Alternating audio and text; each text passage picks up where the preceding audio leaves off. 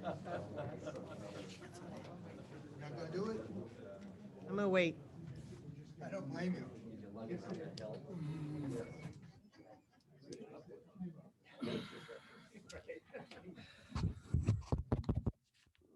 Good evening, everyone. I want to welcome you to the Yarmouth Board of Selectmen meeting for November 16th, 2021.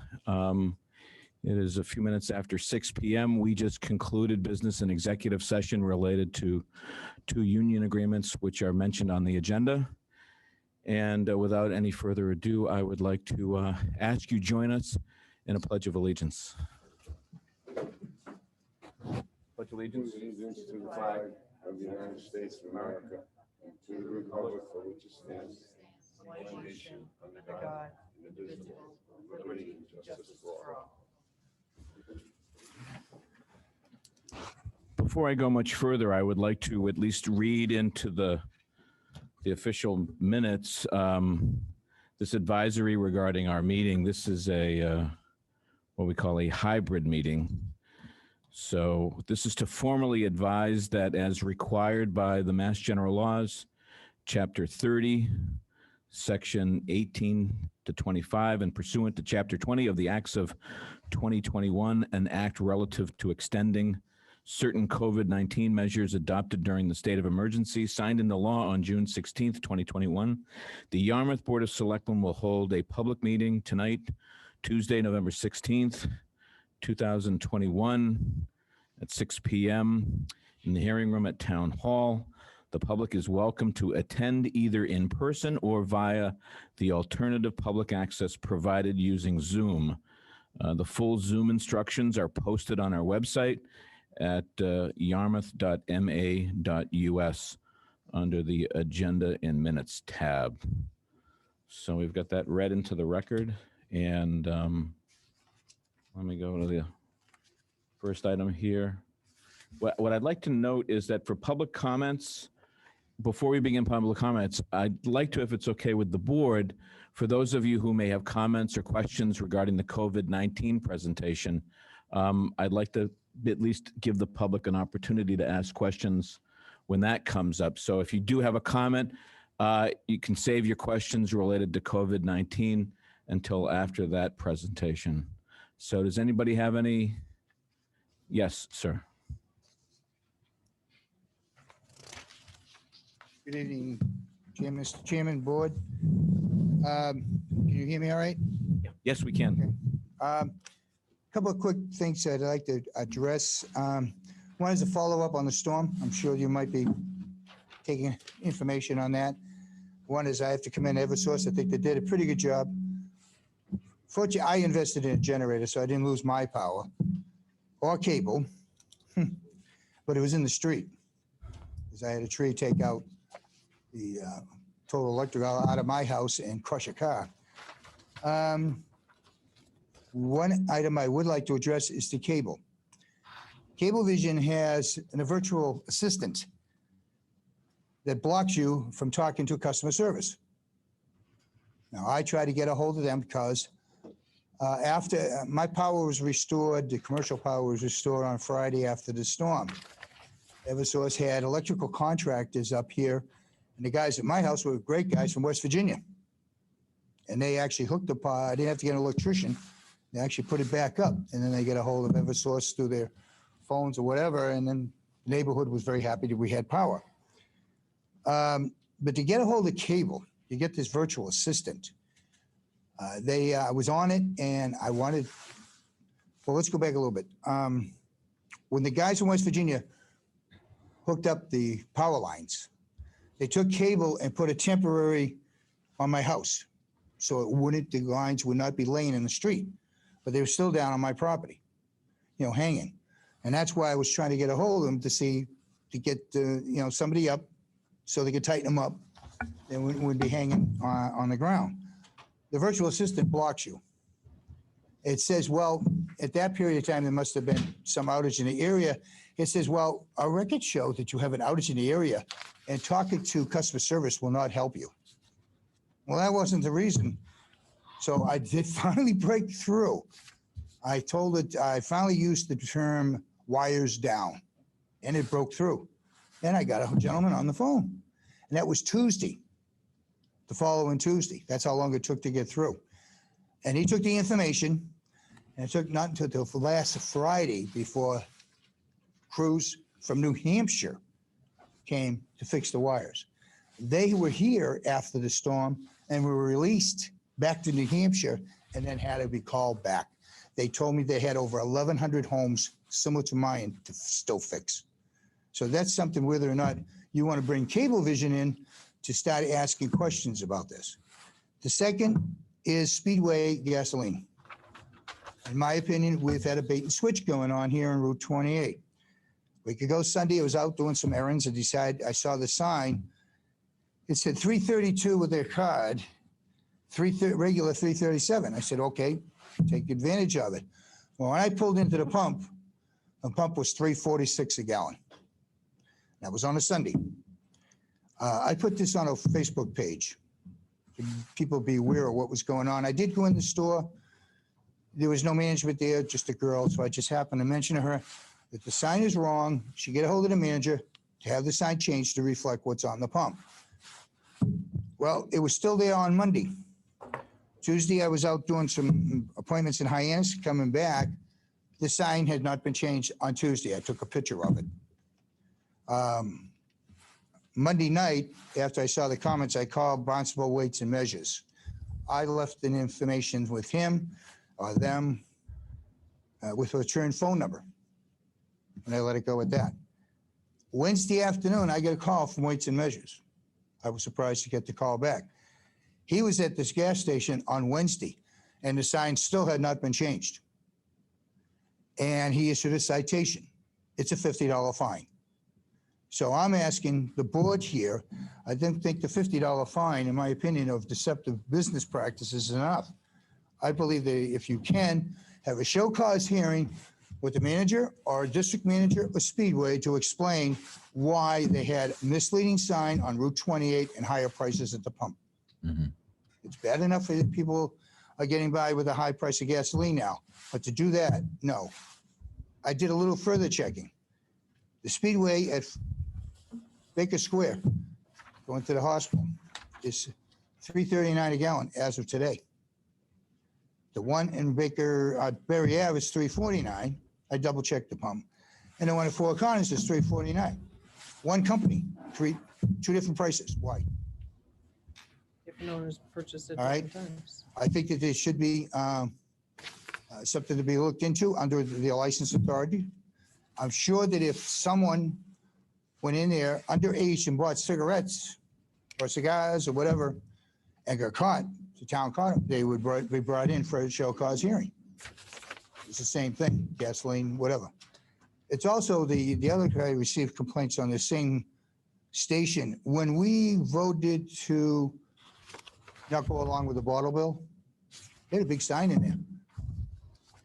No one being sold. Bottle bill bans in Yarmouth. And they were advised that there was no bottle ban in Yarmouth, but they kept the sign there. So that's another thing. So I really think that the board should bring him in for a show cause hearing and have it explained, either get a warning, a written warning, or maybe a 3-day suspension, either way. I think it's deceptive business practices was something I was in business years ago. I worked retail and I know what it's like. It's not good. Okay? Thank you. That's all I have tonight. Thank you. Is there anyone else seeking recognition? Yes, please. I see that you will be discussing the traffic light at the new school Yeah. building. Would you mind just announcing your name for the audience? Sorry. Yeah. Vita Morris. I would like you to, just to repeat what I have said already before. You have to listen very carefully to what Mr. Patera has told you, because he is speaking from experience, not from theories or modeling or anything like that. Mhm. And he's also living right there. So he will be looking out, I think, for the interests of his neighbors also, whereas the school district is looking out for whatever their own interests are. And Bless you. at the very least, I very quickly read through the the letter sent in from the Cape Cod Commission on this subject, and they say one of the possibilities would be to postpone this project and try out for about a year or so, see how it would work after the school is finally built and in operation. And I would say if that might be one of the possibilities. But strictly speaking, I want you to really pay very much attention to what Mr. Patera has to say, because he's speaking from experience, not from theories. Thank you. Thank you. Anybody else seeking recognition? Yes, Mr. Colby. Yes, thank you, Mr. Chairman. Jeff Colby, Public Works Director. And I just want to make a public announcement that this Saturday at 10 o'clock, after a multi-year process to build a new DPW building, we will have a ribbon cutting ceremony and all are welcome. There'll be an open house that'll follow so people can see the facility and walk through if they'd like. And we'll have the big scissors to cut the ribbon and do all the fancy stuff. So we appreciate everyone's attendance. Thank you. That's great. This coming Saturday, 10 a.m., open house at the new DPW building. That's great. Thank you, John. Thank you. I'm going to ask, before I go back to the audience here at Town Hall, we have a couple of folks seeking recognition online on our hybrid setup. Who should, I can't read those names. Bob, can you help me out? Okay, we have right up at the top, Liz Hartsgrove. All right. All right, Liz Hartsgrove. Can we get Liz Hartsgrove into the meeting for public comments? Hi, how are you, everyone? Great, it's good to see you. Hi, Liz Hartsgrove in Yarmouth Port. I had a quick question, Mark. Maybe you can elaborate or define it a little bit. Exactly what is going to be the standard for tonight's agenda item on the training proposal from the fire department? We're getting a presentation from town officials on that project to review. And Discuss it. is the public allowed to comment if there are questions that we have regarding that presentation? Sure. Because the packet was very, very elusive. I mean, it was not very descriptive as to exactly what was being proposed and why it's before you. So that's why I just have questions. Okay. Well, stick around. So we will be able to ask questions? Yep. Wonderful. Thank you. Who's the next person seeking recognition, Bob? Tom Nicanello. Mr. Nicanello from the historic scenic village of Bass River. Is that Tom Nicanello? With the smiley face emoji on the camera? Mr. Nicanello, the floor is yours. Okay. Yes, thank you, Mr. Chairman, and good evening, everyone. Tom Nicanello from the very unique village of Bass River in the very historic town of Yarmouth. And why so historic? Well, Mr. Chairman, let me tell you, it was about 84 years ago today that Ella Fitzgerald came to the Rainbow Ballroom up in West Yarmouth and performed for our residents and our guests. So with that, just a couple of quick comments on our last meeting, our town meeting. I believe we had a great attendance, Mr. Chairman. We had some great debate on some articles, and it went very smooth, and there was some nice, robust information there. So You can't use your word, Tom. Not your word. it's deliberate. With that, I say congratulations to the administration and all the staff and department heads for a wonderful job, and looking forward to springtime. And then just another note on our wastewater, Mr. Chairman. As you know, it's very important for our community of wastewater. Only 3% of the water on Earth is fresh water, and only 1% is available for human consumption. Reclaimed water is recognized as an outstanding proven method of conserving freshwater supplies as the demand for fresh water increases. The challenge is to develop alternative water sources to offset the current and future demands on our potable water resources. By sustaining reclaimed water for potable ground sources used for irrigation, we are considering freshwater resources while utilizing a wastewater treatment byproduct that otherwise would be wasted. Have a nice meeting, Mr. Chairman. Thank you. Is there anybody else here in the audience that would like to speak during public comments? All right, seems like we've pretty much hit everybody. Okay, next item on the agenda is an update from the Board of Health on the COVID-19 situation.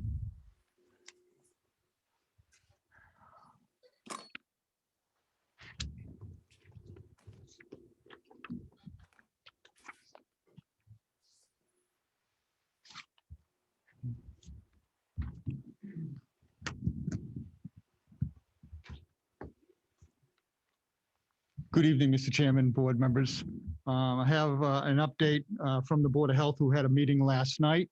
I have about 12 slides I can go through. I'll spend a little time with them, but I know you have a long meeting, so I'll try to move through to get the education part and just give you the highlights that we talked about last night.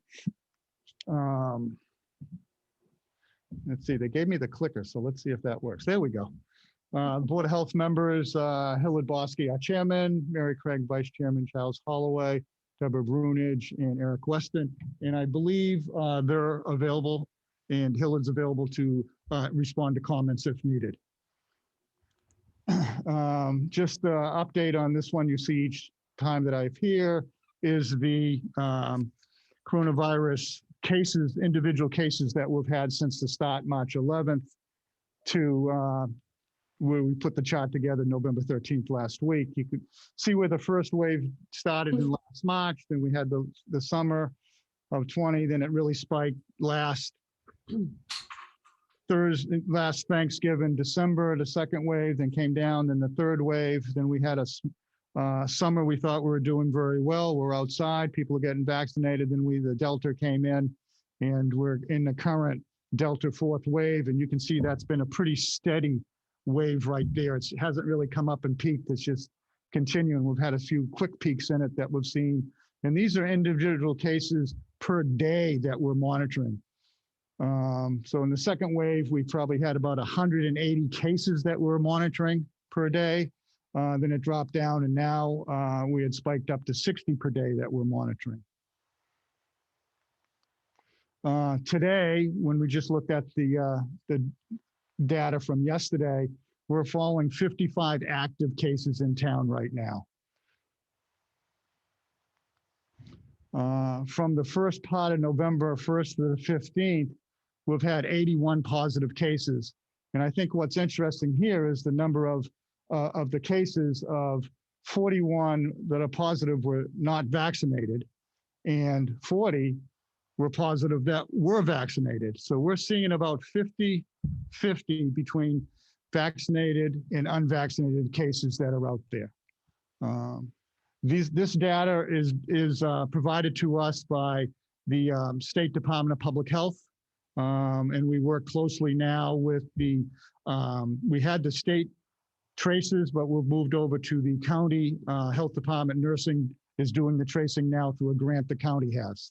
So there's no cost to us on that. So we get this cases every day. They come in. And I think today we've already had 8 cases today. So it keeps changing.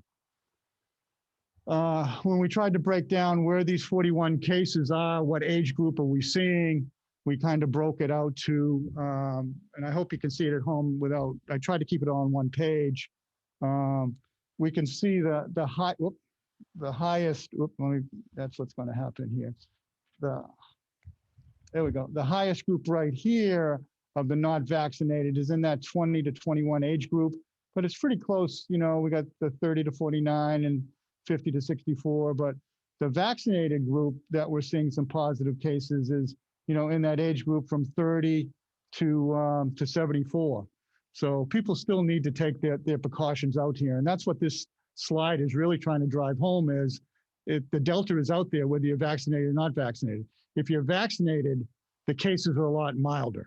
We're not seeing hospitalizations unless there was an underlying condition. However, when we've talked to some of the people the second time, even though they're vaccinated positive, and I've asked them how the symptoms are, and some of them say they're still pretty strong. Current COVID cases that we're working on as of yesterday and today, when I gave this presentation to the Board of Health last night, we really didn't have any active cases going. So you can see how they develop quickly. Youth hockey team, we have two players, one in Dennis and one in Yarmouth. That's always interesting. Ages 11. We have a dinner wine party, 10 people, all vaccinated, all positive from about a week ago. And the vaccination people were both in Yarmouth and Dennis. So it's 10 people, 5 couples.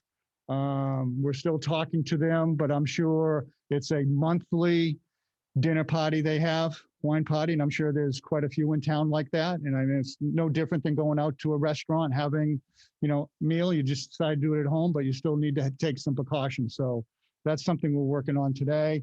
And then we got a nursery school closed with 16 children affected right now. Affected. We're still looking at who's positive in that group. So we can just see it spreading across the community, I would say. We stay updated with our lead school nurse on pretty much a 7-day-a-week notice to see what's happening in schools. We do not have any large clusters in any classrooms or at the school. Yes, we have positives within pretty much all the schools, but no large clusters within the schools at this time. It's not affecting any sports teams or clubs at the high schools or any of the schools that we saw last year.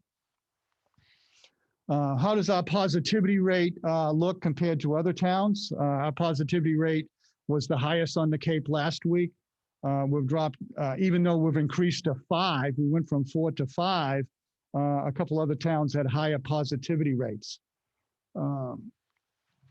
We can see that we're at 5.4. The state is at 1.7. So we're almost twice the state positivity rate and higher than the county positivity rate.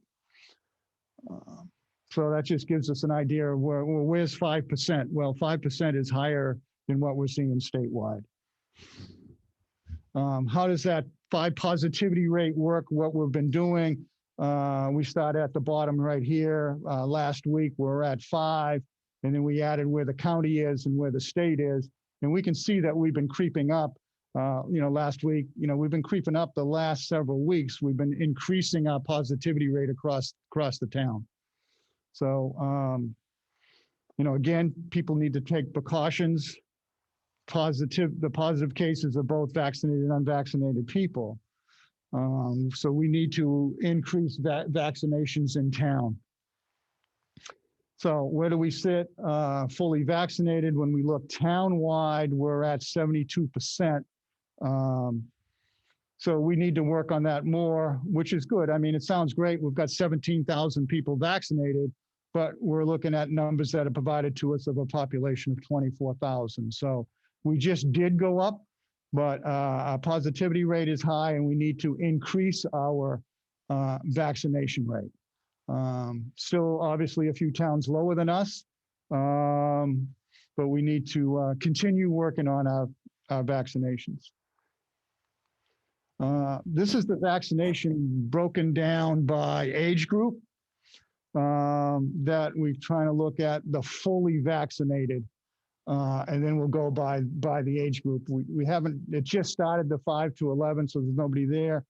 So we're just looking at, we have within the 12 to 15-year-old, 460 vaccinated. We had +1 from last week. -1, the state was looking at it. They probably found out it was a bad address they had. So we've had some more people get vaccinated. The plus, the 30 to 49, 16, 28 vaccinated, fully vaccinated, age 50 to 64. 65 to 74 plus. So we ended up with 164 newly vaccinated people over the last week, and we moved up to 72%. So we're moving good.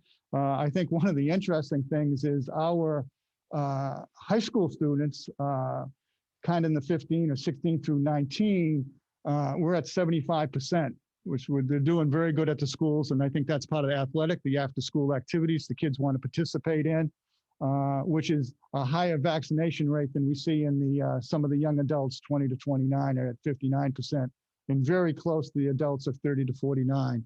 So the schools are doing well, getting their vaccination rates to the high school. We'll continue working with the school about setting up clinics at the end of this month so we can reach that target population of 5 through 11. We'll be getting notices out on that. And we're, again, working closely with the school administration and the lead nurse, Kristen Dwyer. Our health plan for moving forward, our last couple slides right here from the Board of Health, what they discussed last night is the continuing with the indoor mask mandate that the board put in effect in August 16th. Continuing education, increasing the education through town social media, Chamber of Commerce, we've talked to them last night. They attended our meeting. And again, staying in touch with the schools to get as much education we can out there about getting vaccinated. Mask requirement, the board voted on last night, the Board of Health, for meetings within town buildings. The board members, representatives, and audience should all have a mask on. And that's one thing I think maybe the chairman will talk, Board of Health chairman will talk about later, is your support in this as the town goes forward to other committees and boards. Continuing on the health plan, we're going to continue to monitor health plan to our next Board of Health meeting, December 6th. At that time, the board will be looking at what the positivity rates and vaccination rates are each week. And then in 3 weeks from now at that meeting time to see if additional mandates or steps need to be taken. And that will be based on if the positivity rates remains over 5%, if we can get that down, and if we can get the vaccination rate up to 80. I don't think we'll get up to 80%, but we wanted to put that as a goal out there.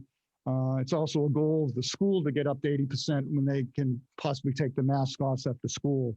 So getting under 5%, I think we have a chance for it. So like I said, I saw 8 cases come in today, and if we keep getting 8 cases a day, I'm not quite sure we'll hit that for a couple of weeks. But that's the goal the Board of Health is looking at before they take additional steps. They really didn't get into what all the additional steps would be if they have to extend the mandate to another area, but that's what they wanted to look at.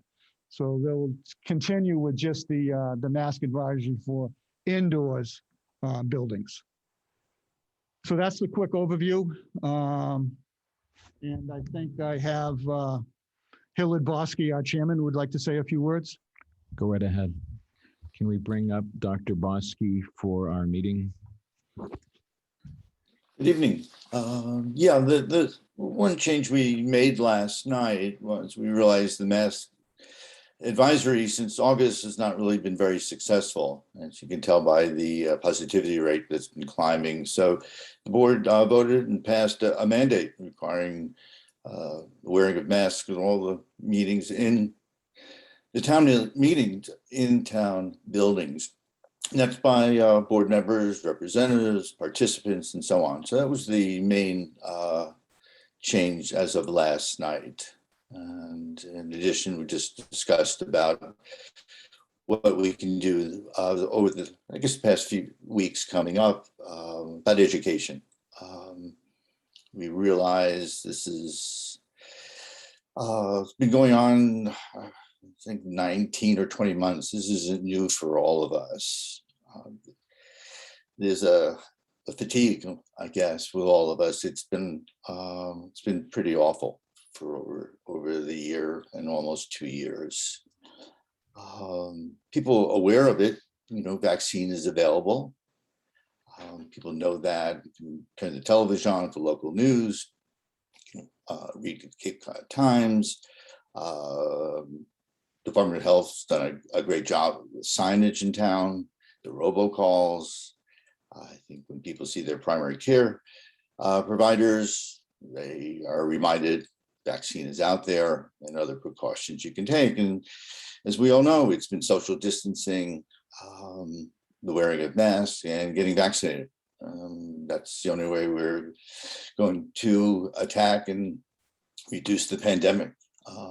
Only remind you all that the first case in town was way back in March 11th, 2020. And I think it's over 40, maybe 44 of our residents have died from COVID-19.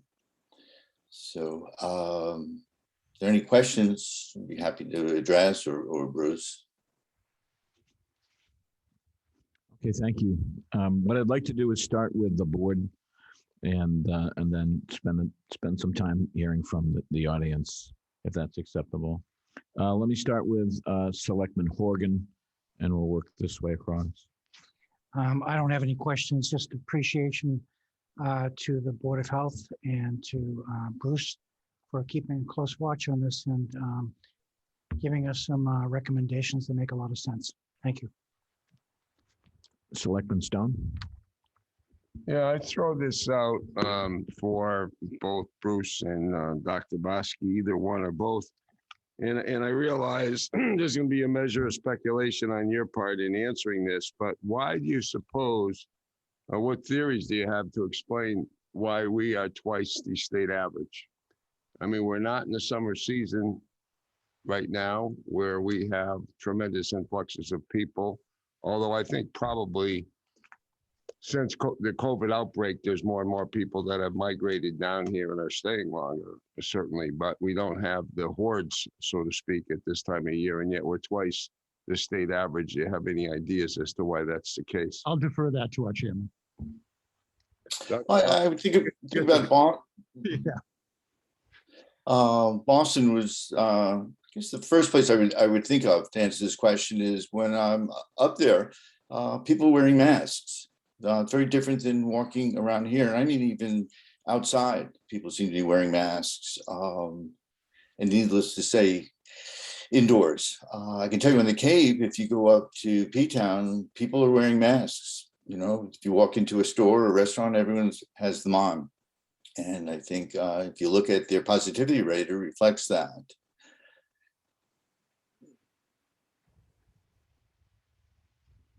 Another question I had is, in terms of the people who are getting COVID that have been vaccinated, I don't suppose they're keeping any individual statistics as to how many shots these people had, whether they had one or two or three.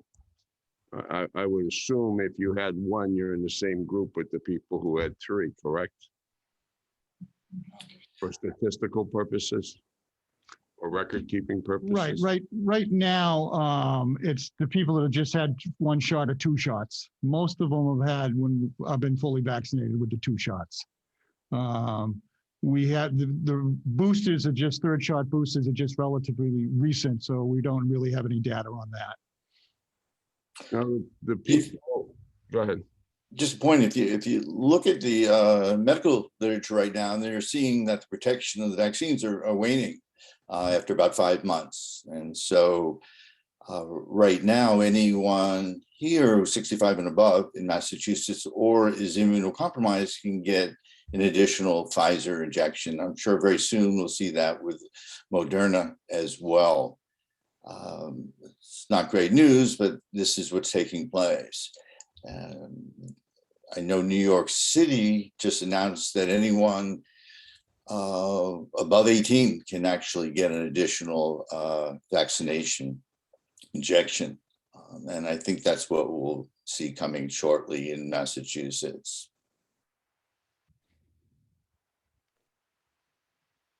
The people that who are getting infected that have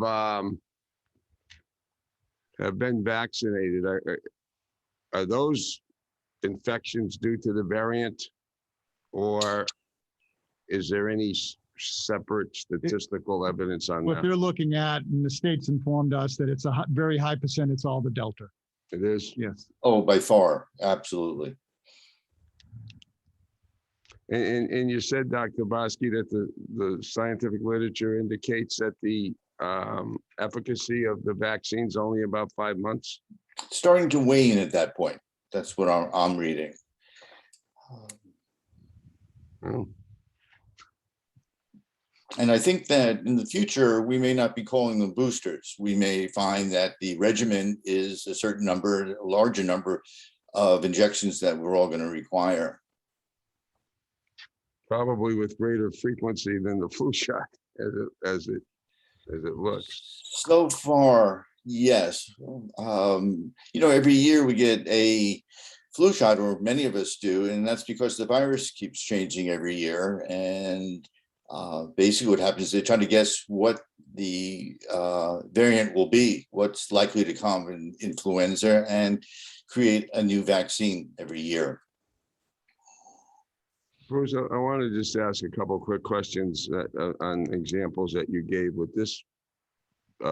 These people of 10, this couple that they all got infected, all 10 of them? That's what we understand right And now. all 10 of them had been previously vaccinated? That's what we understand right now. Do you have any idea as to what the age group of people was? No. Okay. And about that nursery school, you said there were 16 kids in this, is that in the whole school? Yes. And how many of those were infected? We're waiting to get that test back right now. We talked to the school person, the headmaster at the school. They knew they had a couple students out sick. They went to get tested, so they've taken positive steps by closing the school and doing a deep cleaning everywhere and notifying the parents if their children aren't feeling well to get tested. And then to keep any of the students out either the rest of this week unless they get tested, then they could all come back on Monday. So they're just taking some positive steps. And they needed to report it to us. I have one more question for Dr. Vosky. When COVID first broke out, everybody was constantly cleansing their hands and using sanitizers and everything like that. But you don't hear, at least I don't hear much about people picking up the COVID virus through touch. It's mostly through close contact and what's the word, Bruce?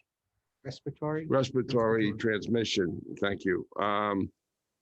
So what's the verdict on that? Is this thing contagious by touch or not? My understanding, it's very limited. That's what we've learned so far. That's not how the virus is getting transmitted. It's through the air is what we're finding. And that seems very clear. Okay, I don't have any more questions. As you use the hand Just sanitizer. in case it's not. Selectmen post. Taking my best. Well, we haven't seen you in a while, which was good. Don't take that personal, but we were trending in a good direction. Mike asked a lot of my questions. I'm going to ask some of the same questions I had asked before. I'm sure you know, as far as the DPH and the data with respect to specific vaccine and that effectiveness. Do we have any more information on those that are falling more ill being vaccinated one over the other? That data is coming in. We know when which ones are positive, what they're taking for the vaccine, but it's hard to say what percent it is because Pfizer came out so early. Most of the people have Pfizer, so it's hard to say, did you get Pfizer, Moderna, or Johnson & Johnson? It's really hard to determine right now. They all seem to be effective. What's interesting is you say the 5 months, because, this is where the government doesn't help much because here we are, many of us sitting here past that mark and we're not even eligible for an additional vaccine. So that has a lot to do with, the numbers that you see there. But I'm always interested in data and I'm hopeful at some point in time we'll be able to get our arms around that. One thing I could point out, if you're interested in some of the statistics, initially, they're comparing the initial, protection of the different vaccines, and now they are looking at what is the protection 5 months from the injection date, which is another marker. So you can keep your eye on that as well. So the vaccines may work differently that way, but I'm sure if you just tell the public, if you can get any vaccine, I think you're fine. And I think that's probably why they've been hesitant to put that information out, because I think that they want people to get vaccinated, and I get that. But at some point in time, we should be looking towards the most effective vaccination, and that information should be given to us because, I mean, you know, that you have the whole mix match thing that's still up in the air, and some of that gets confusing too, as far as people who have one, whether or not they're eligible for another for the booster. I think in terms of education, that's extremely important.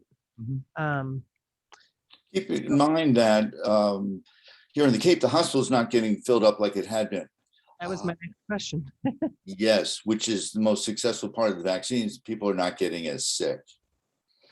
Well, and that's great. And that's the thing that we need to focus on, is that people need to understand that they can take precautions, but you know, you still may get the virus. It's not a vaccine like many. However, you're not going to end up as extreme, or you have a better chance of not being as sick. But I was curious how the numbers in the hospital were for those that are non-vaccinated. I mean, are we getting to a capacity level at this point? No, the hospital is not seeing a large increase right now. I think they only might have had 8 people on the COVID floor and nobody in ICU last week over the last few days. So that it's been very good. And I don't think Falmouth had anybody in the hospital or ICU. So that's come down from what we've seen earlier. Do you know what the biggest hesitation is for some of the people with the vaccine at this point? Do you know, is there a common theme behind the hesitancy? Because, you know, clearly some of the data is out there already. I'm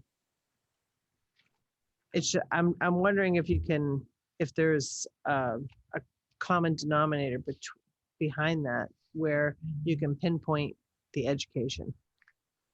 Well, I think that's that's a great question. One we keep asking is, some people just, depending on the age group, say, you know, I just want to see it, how effective it's going to be. And we keep saying there's millions and millions of people getting the vaccine. You don't need to keep waiting. And then you have a group that says, you know, just don't tell me to get the shot, and I just want to take my own responsibility. Interesting.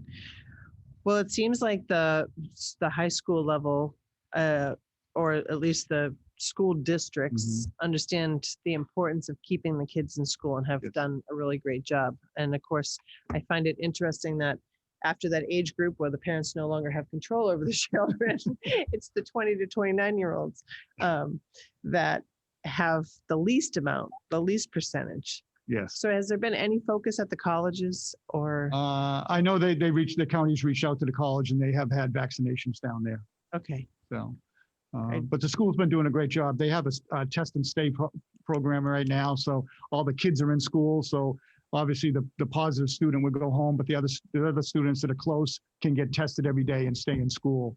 So that's a great asset the school's doing. It's busy at the nurse's office in the morning, and if they have 10 or 15 kids coming down, get tested with the other duties that they're doing for dispensing, you know, medicine and so forth. So it's very busy in the morning at the schools. It's just amazing that we're at this point in time in our world. You know, it's to the younger kids especially. They've not gone to school without masks. It's what they know. They grab it. Like, I have a coworker who has a basket of masks. It's the first thing they do. They put it on before they leave the house, and it's just really amazing. But the other part of that is they've been a year without being in person and without being with their friends, and it's really important to them to stay in school, that they don't mind getting tested every day. Right. To the kids, it's nothing. So Hopefully at the schools, when we are vaccinating some of the younger students, we'll be able to convince the parents as well. It may be a good day if they haven't gotten that vaccinated. I'm going to send them to debate class.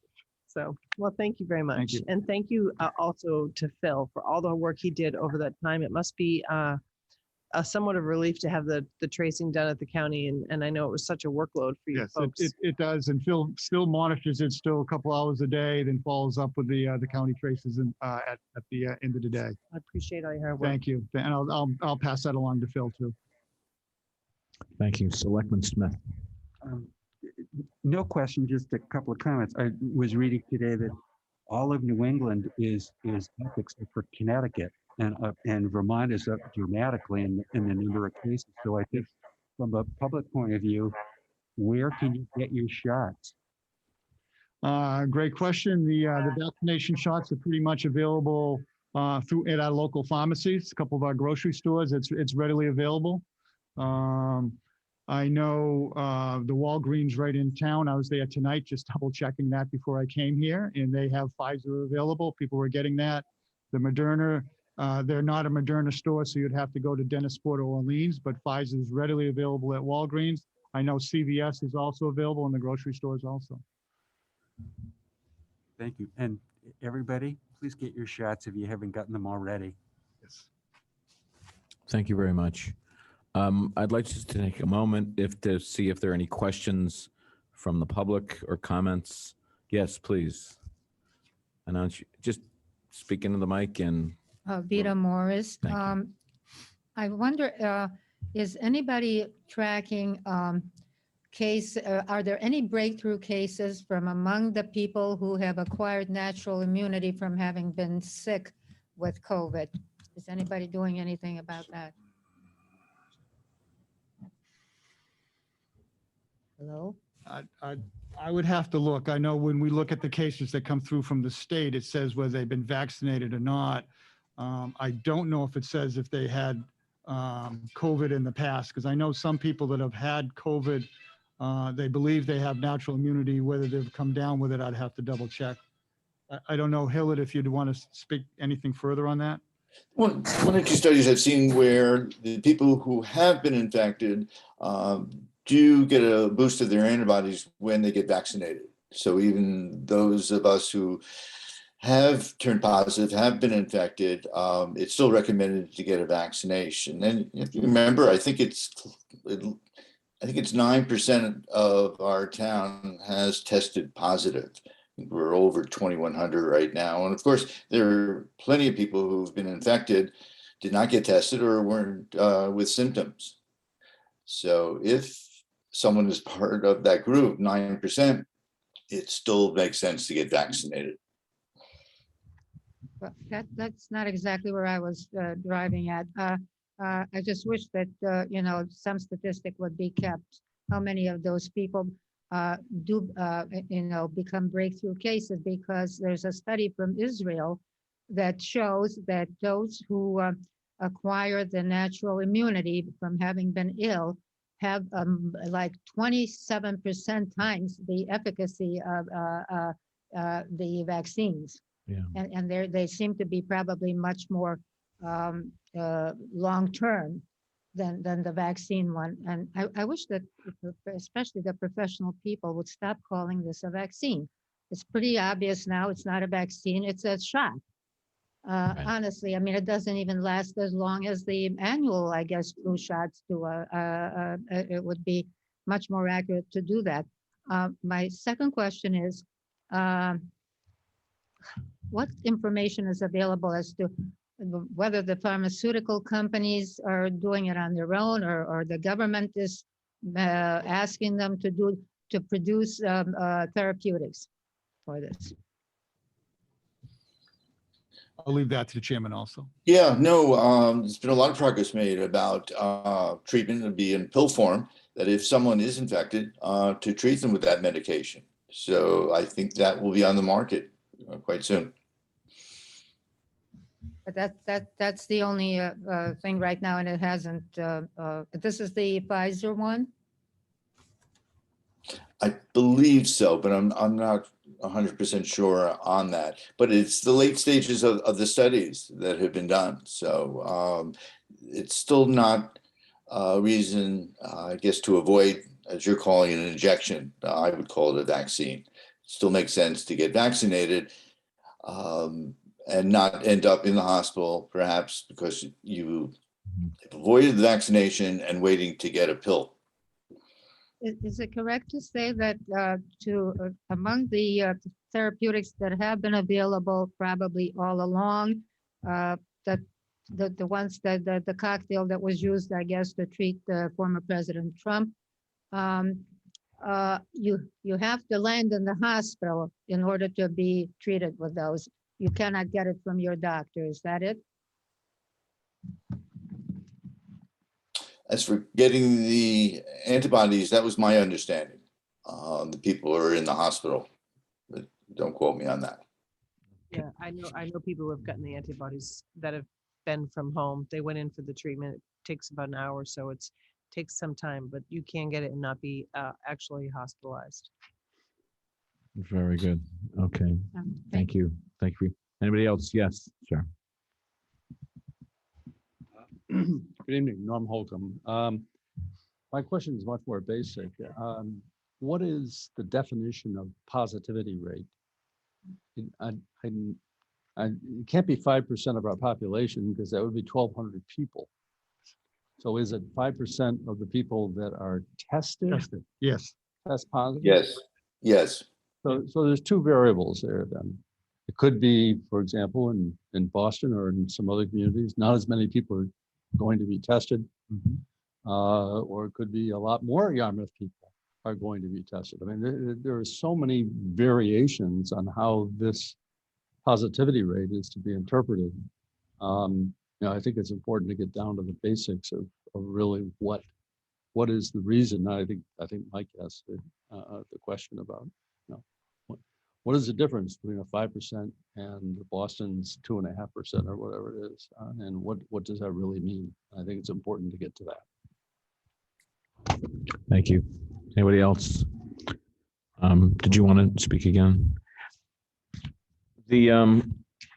So the Board of Health has made a recommendation and sort of laid out a recommendation for a mask advisory to be worn indoors and at public meetings. I know there's been some internal discussion. I just want to get a sense from the board. Does the board have any issue or concerns regarding the advisory? Would you like to weigh in as a board to endorse the recommendations? I just have a question if there's exemptions made for some people who, while they're speaking, or because it's very difficult. I can hear you fine, but I couldn't hear you at all. So I think for some people it's difficult to speak. And then there's health issues that are related to that. And so I think we should make accommodations of spacing from people, that if, they need to be in close contact, but some people feel suffocated. What my concern is driving. We have some amazing volunteers, and I would hate for something like that because they feel like they can't be comfortable. I think we should make every accommodation possible to them to make sure that everybody's safe, and including the people who may have some issues wearing it. And here's another thing that I have an issue with. There are a lot of people that are hard of hearing. My mother has lost her hearing. And every time she goes out in public, she is increasingly frustrated because she cannot see and read lips. She goes into the grocery store. She doesn't even want to go to the grocery store because she can't understand what the people are saying to her. So I think we need to be careful about allowing somebody to feel comfortable. Those types of restrictions. I mean, generally speaking, I support it because I think, people should do what they feel is comfortable. However, I think we need to make sure that our volunteers, all of them, have some accommodation where they don't feel, perhaps they need to Zoom. I don't know. That as long as the board members have those opportunities, that would be good. Thank you. But again, my biggest problem with the no, not with the masks, because I support that. I understand it. I just feel like the spacing, I don't know about the plexiglass. We don't have that anymore in here. But the comfort spacing, if you have that type of space, then I think that still, even in public, when you go to a restaurant, you sit down, if you're not moving around and you're not facing somebody, you're not within that amount of space, I think that there should be some accommodations made for that. That's just. And I think the other point is, at town hall, we also have some very small meeting rooms here that all of a sudden we put 10 or 15 people in it, and they really should have a mask also. This room is probably a little bit more easy to have if somebody wanted to speak right here without a mask. But when we have put, 10, 12 people into one of these small conference rooms, they should all have a mask. See, those are the things I think we should be rethinking.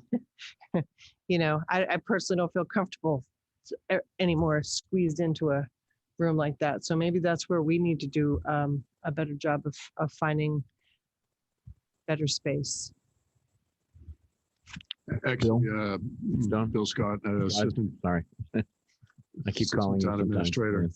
I've been moving some meetings to the senior center, which have a much bigger space in their training rooms or this classroom there. So there's an opportunity there when we have too much of a audience or crowd for the rooms in this building. I think that's So that fits your definition of finding accommodations, finding some way to at least create work environments where there's sufficient spacing. So have you had a chance to talk about that or think about that at the Board of Health? For example, in this room as an alternative to masking, going back to pushing for spacing, putting the plexiglass back up, doing other measures.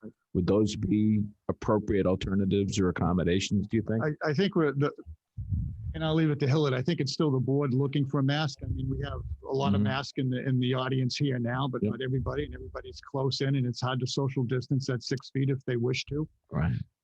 If they're sitting up here like myself and wanted to take the mask down as they talk so you could hear better, that's one thing. But I think the idea is trying to make sure that you can get a social distance in there to feel comfortable. Mhm. And if you put out the option, for zooming in, makes sense. I can tell you the different hospitals, I'm on boards there, they're all virtual. So there are people I haven't seen in a year and a half. So that should be an option for people, and that may help with the spacing, because it's tight in the rooms, and it had to stay the 6 feet away, very difficult. you know, if 6 feet still the I think it is. threshold. I'm not sure, Yes. it's kind of been a moving mark. Yes. I mean, one of the reasons why we went to this sort of hybrid approach for meetings is to make, that's an accommodation in and of itself. For those that may not be, maybe concerned in many respects, that accommodation is available for people who don't come to a meeting masked. But it's not always the case. There are going to be meetings where that option is not available. Selectman Smith, did you want to? I've been wearing my mask at all the meetings, and I highly recommend that everybody wear their mask, and I wear them on the street. And I work in Provincetown oftentimes, and I'd say better than half the people on the street have masks on, and in all the stores they have masks on, and their positivity rate is extremely low. Selectman Horgan? Well, first off, I mean, with the vocal issue, I think it's common sense that when you're talking, you take your mask down so that people can read your lips and that you can speak more clearly. But I do think it's important that as a board that we endorse and promote what our Board of Health is asking us to adopt here tonight. They're the ones with expert knowledge. They're the ones that are charged with trying to protect our citizens and our staff. And so, I think as leaders of the town, we have a responsibility incumbent on us to adopt solid information that we're getting and exemplify it ourselves, and also ask others to follow our lead. So I think it's well within bounds for us to endorse and to follow the mask mandate that the board is asking us to. Okay, thank you. So, Are they asking us to? I think no, I'm asking the board if there's a desire, there's an issue. Nobody's really asking us to do that, other than.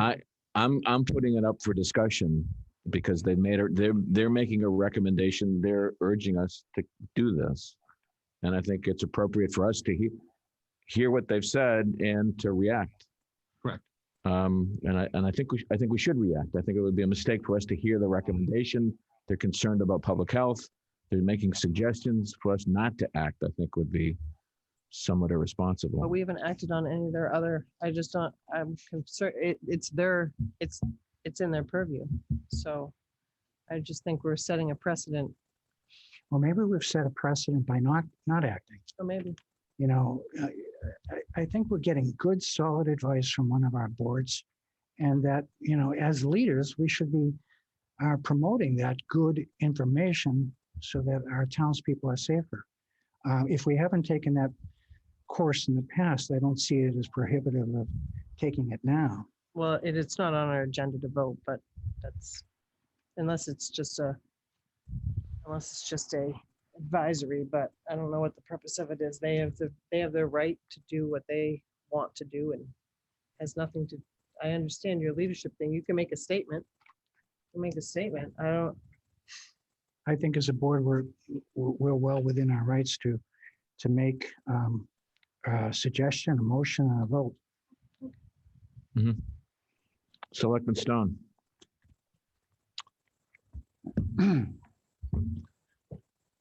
Well, I support any measure that's directed to public safety. I think it's probably a multifaceted approach, doing things like Bill said, directing meetings to more open rooms, more spacious rooms. I'd seriously consider if this infection rate stays the way it is or increases, that we get the plexiglass back. In terms of the point Tracy raised, in terms of inside facilities and things like that, I think it is within the purview of the Board of Health. I think you can let them and the public know that you support what they're doing. I think the actual implementation of the measure is their call, clearly. And just speaking in general terms, I would support whatever they think is a prudent thing to do at this point in time, with the rate of infection the way it is. I'd feel maybe a little differently if it was down to 2% or something like that, but it's getting dangerously high again. As Norm pointed out, there's variables in terms of how you interpret this, but that's been the rough measure going along, is the rate of infection based on the total number of people tested. And it's, even though it's not perfect and it's somewhat general, it's still an indication that we still have a problem with this virus. So those are my thoughts. I'm not sure that any formal action is required other than voicing your support, but whatever makes people feel good, I guess. can I just ask one question of Bruce? Last night, were there people in the public that commented on your proposed?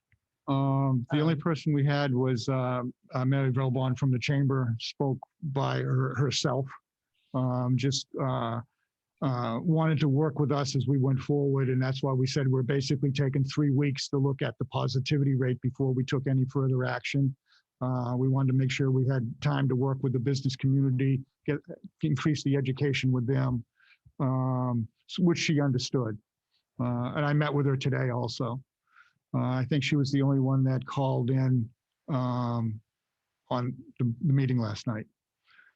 But I think if I can just jump in for a second, Hillard, I know the board had a discussion on wearing masks at town buildings indoors and trying to get that message out to all the committees that if they go into a small room, they should have a mask on.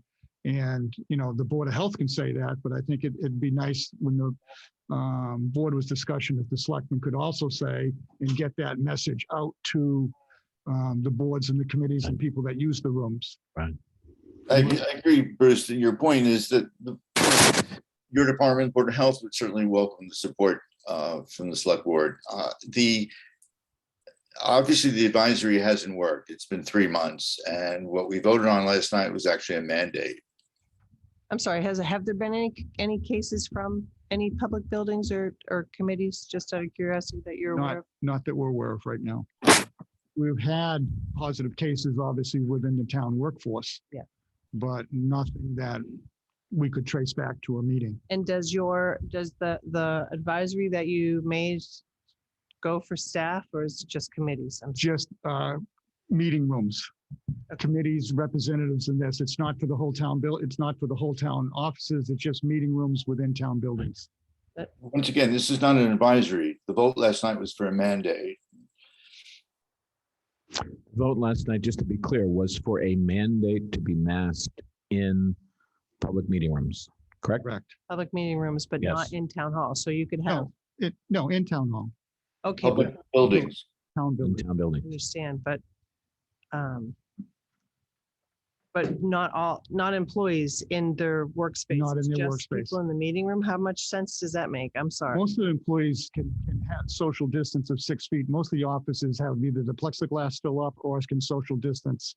So the board didn't want to take that step right now. I Right. mean, that's something that the board will consider at the next step in 3 weeks. Do they have to say everybody in town hall should wear a mask?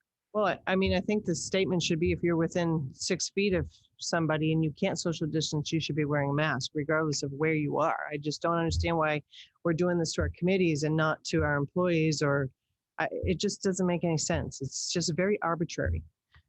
I think we're looking at trying to, most, like I said, most of the offices can meet the social distance of those 6 feet. So we thought that would be a first step. Well, I think people should wear the mask. My problem's not like that with that, but I do think that we should put it on the agenda so the public knows we're going to make a vote and they have the opportunity to weigh in. So you're suggesting that we put it on the agenda for our next meeting and give the public I a would chance? support that. All right, is that the sentiment of the rest of the board? That makes sense. Okay, anybody I else? would like to, I would like to, hopefully you get the public sentiment behind this as well. I think that would be meaningful. Okay. Anybody else want to be heard on putting this on the agenda for the next meeting? I think putting it on the agenda makes good sense. Okay. Dan, did you want to weigh in? I just think common sense is common sense, but So those of us that disagree with you don't have common sense? did I say that? Well, pretty much, that's No, what you I said. think Okay. it's common sense to try to protect citizens in this town Yep. is incumbent on all of us. I think that the Board of Health is giving us good advice.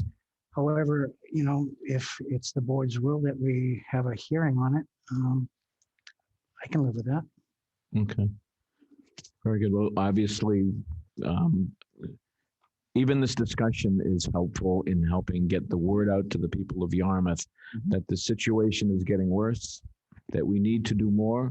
The thing that I want to avoid is a discussion of masks being mandated throughout the town or through even a larger number of establishments. I honestly believe anything we can do today, now, soon, to help bring this number in the other direction makes a great deal of sense, because I am concerned about having to take even more drastic measures. So, And the problem you have, Mr. Chairman, is you have the holidays coming up. right, that's exactly it. Your next meeting is when? When's our next 2 meeting? weeks from now. Number 30? Yeah, Yeah, because next week is the Thanksgiving week, Yeah. and then the following week we have. well, I think what we can do in the meantime is encourage strongly that people wear masks when they come into this building. And meantime, we can, Publicize the vote of the Board of Health. I mean, put it Sure. on Channel 19, Right. put it on the, and I think we should do whatever we can to make that known within our own system, communication system, of that recommendation and those suggestions.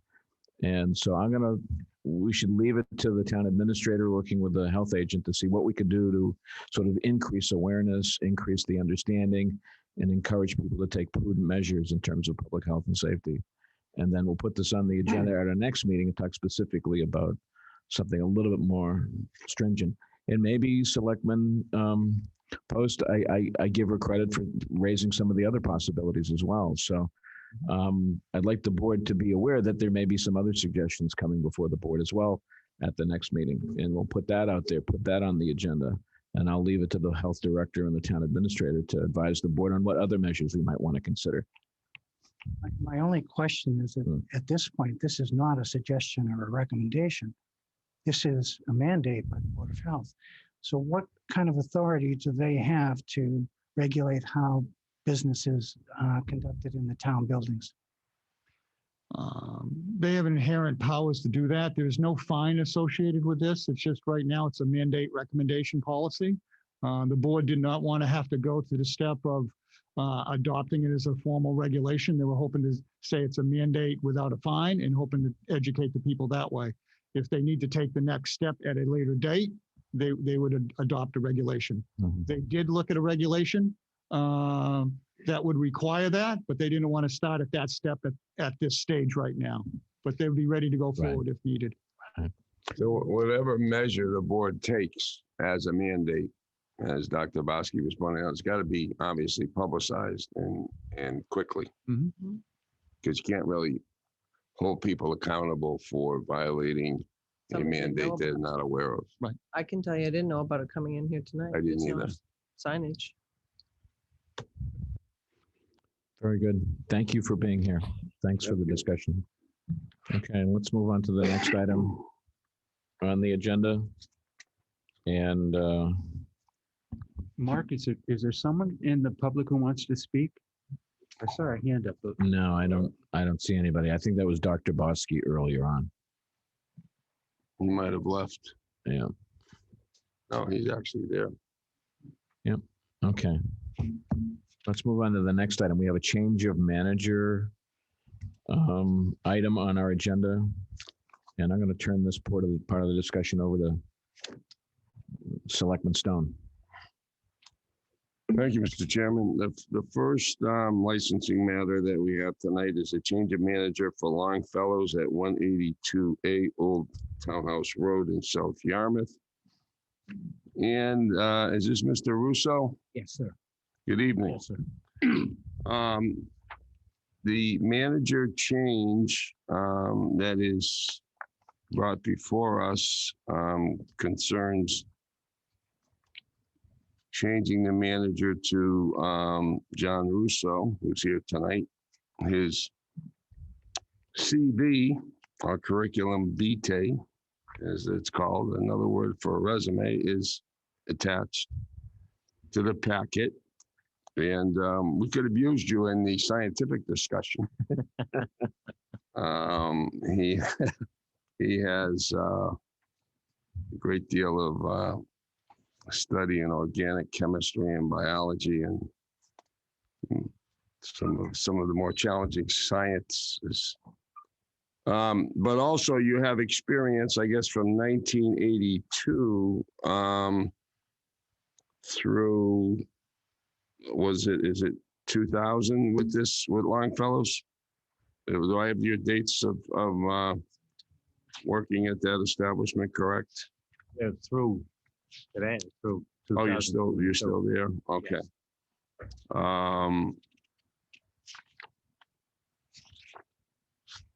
Because I saw 82, okay, 82 to present. All right, I'm sorry, I misread that. Most of your experience, though, has been in the financial operations, correct?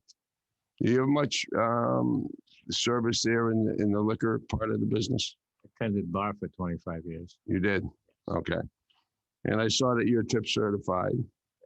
Did you meet with Sergeant Hennessy to go over the, Actually, I met with Officer Magnuson. sorry, I can't hear you. You got to speak up. Sorry, it was Phil Magnuson. You met with last Phil? time. Yes, When did you meet with Phil? Did you? the last seminar that they had. You went to his seminar this year? Yeah. Okay, good. So that's pretty recent. Right. All right, so you'll be, if you paid attention to that, and I'm sure you have, you'd be well acquainted with all of the liquor laws, the Could probably- local and I could state. probably teach it now. Okay, good. All right, does anyone on the board have any questions? This does not require any input from the public.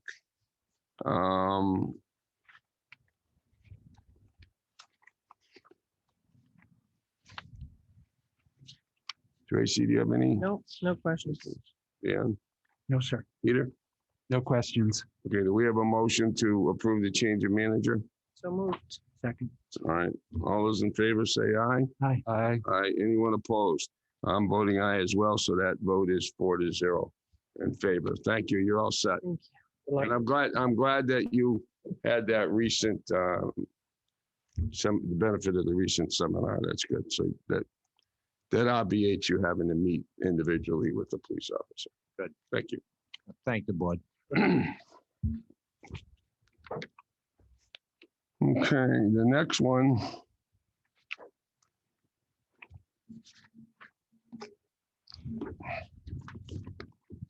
I do have a legal ad for.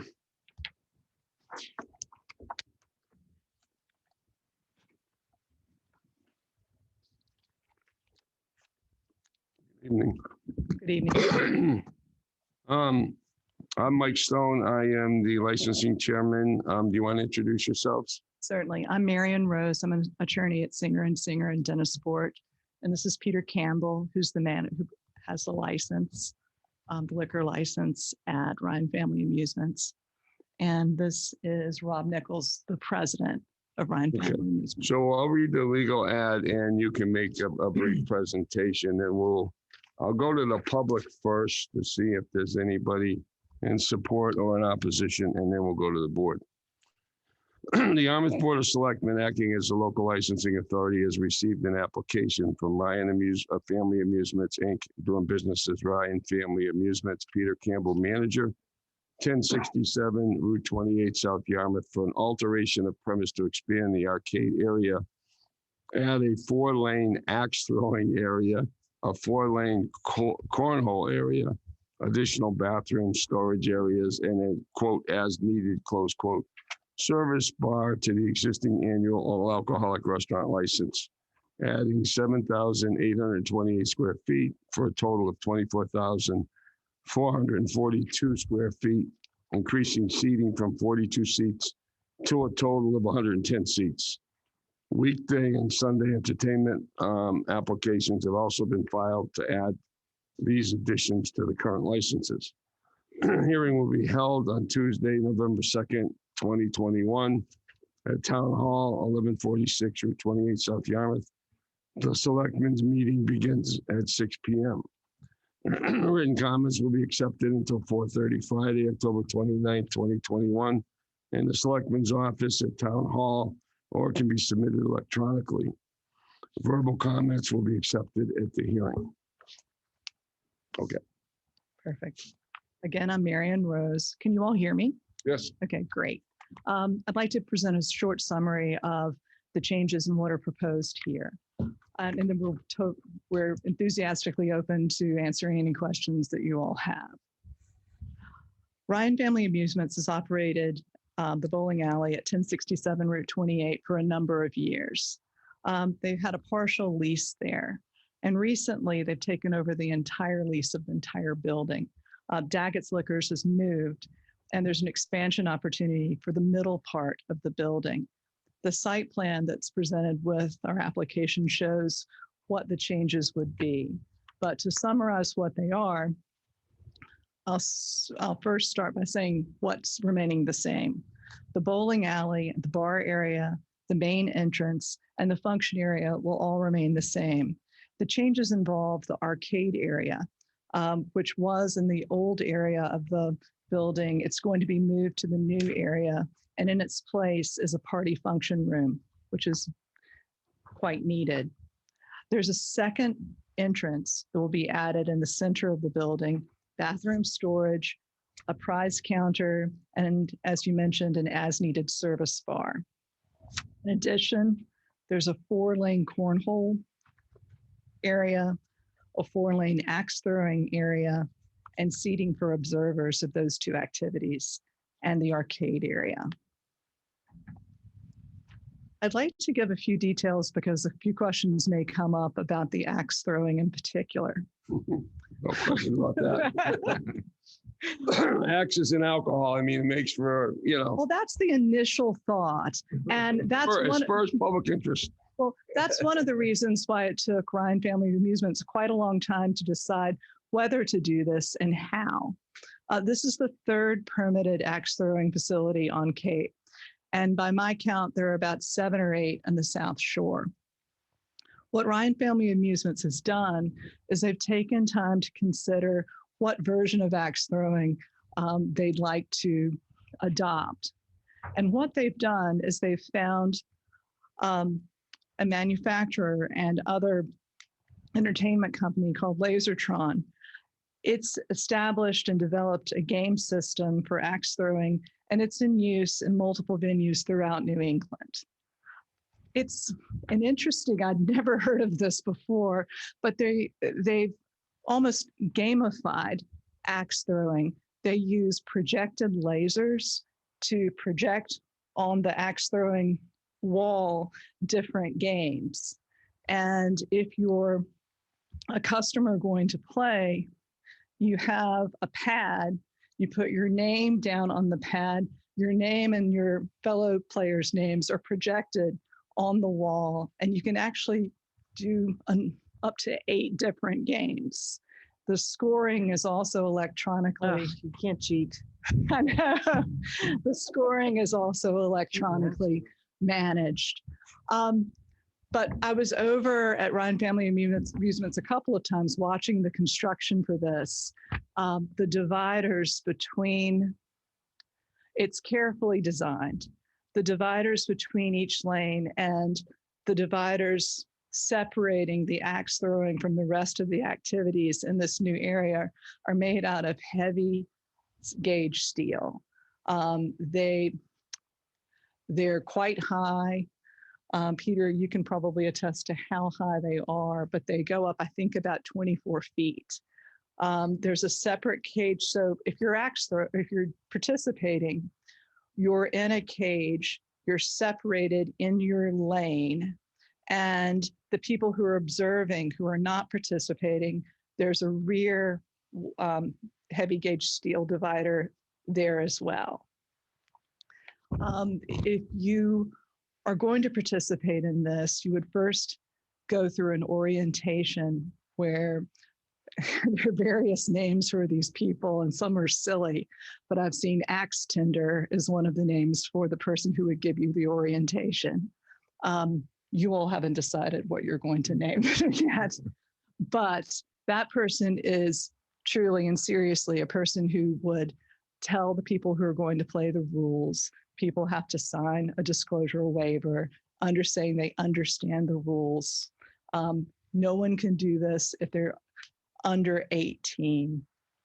No one can have, to your point, alcohol as they're throwing in the lane. There is, as there is in the bowling and as there is in the arcade, if you are a legal adult, you might be drinking, but not as you're playing, as you're actually throwing your axe.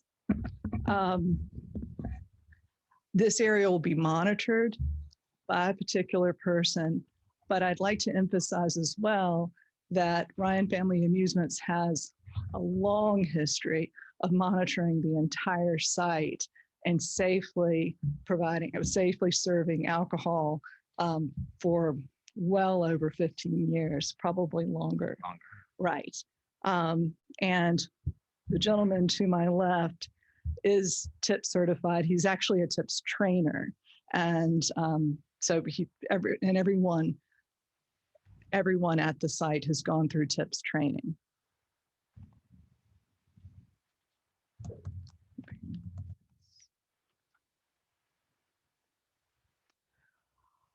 I think what they are trying to do here is provide, honestly, a new kind of a game,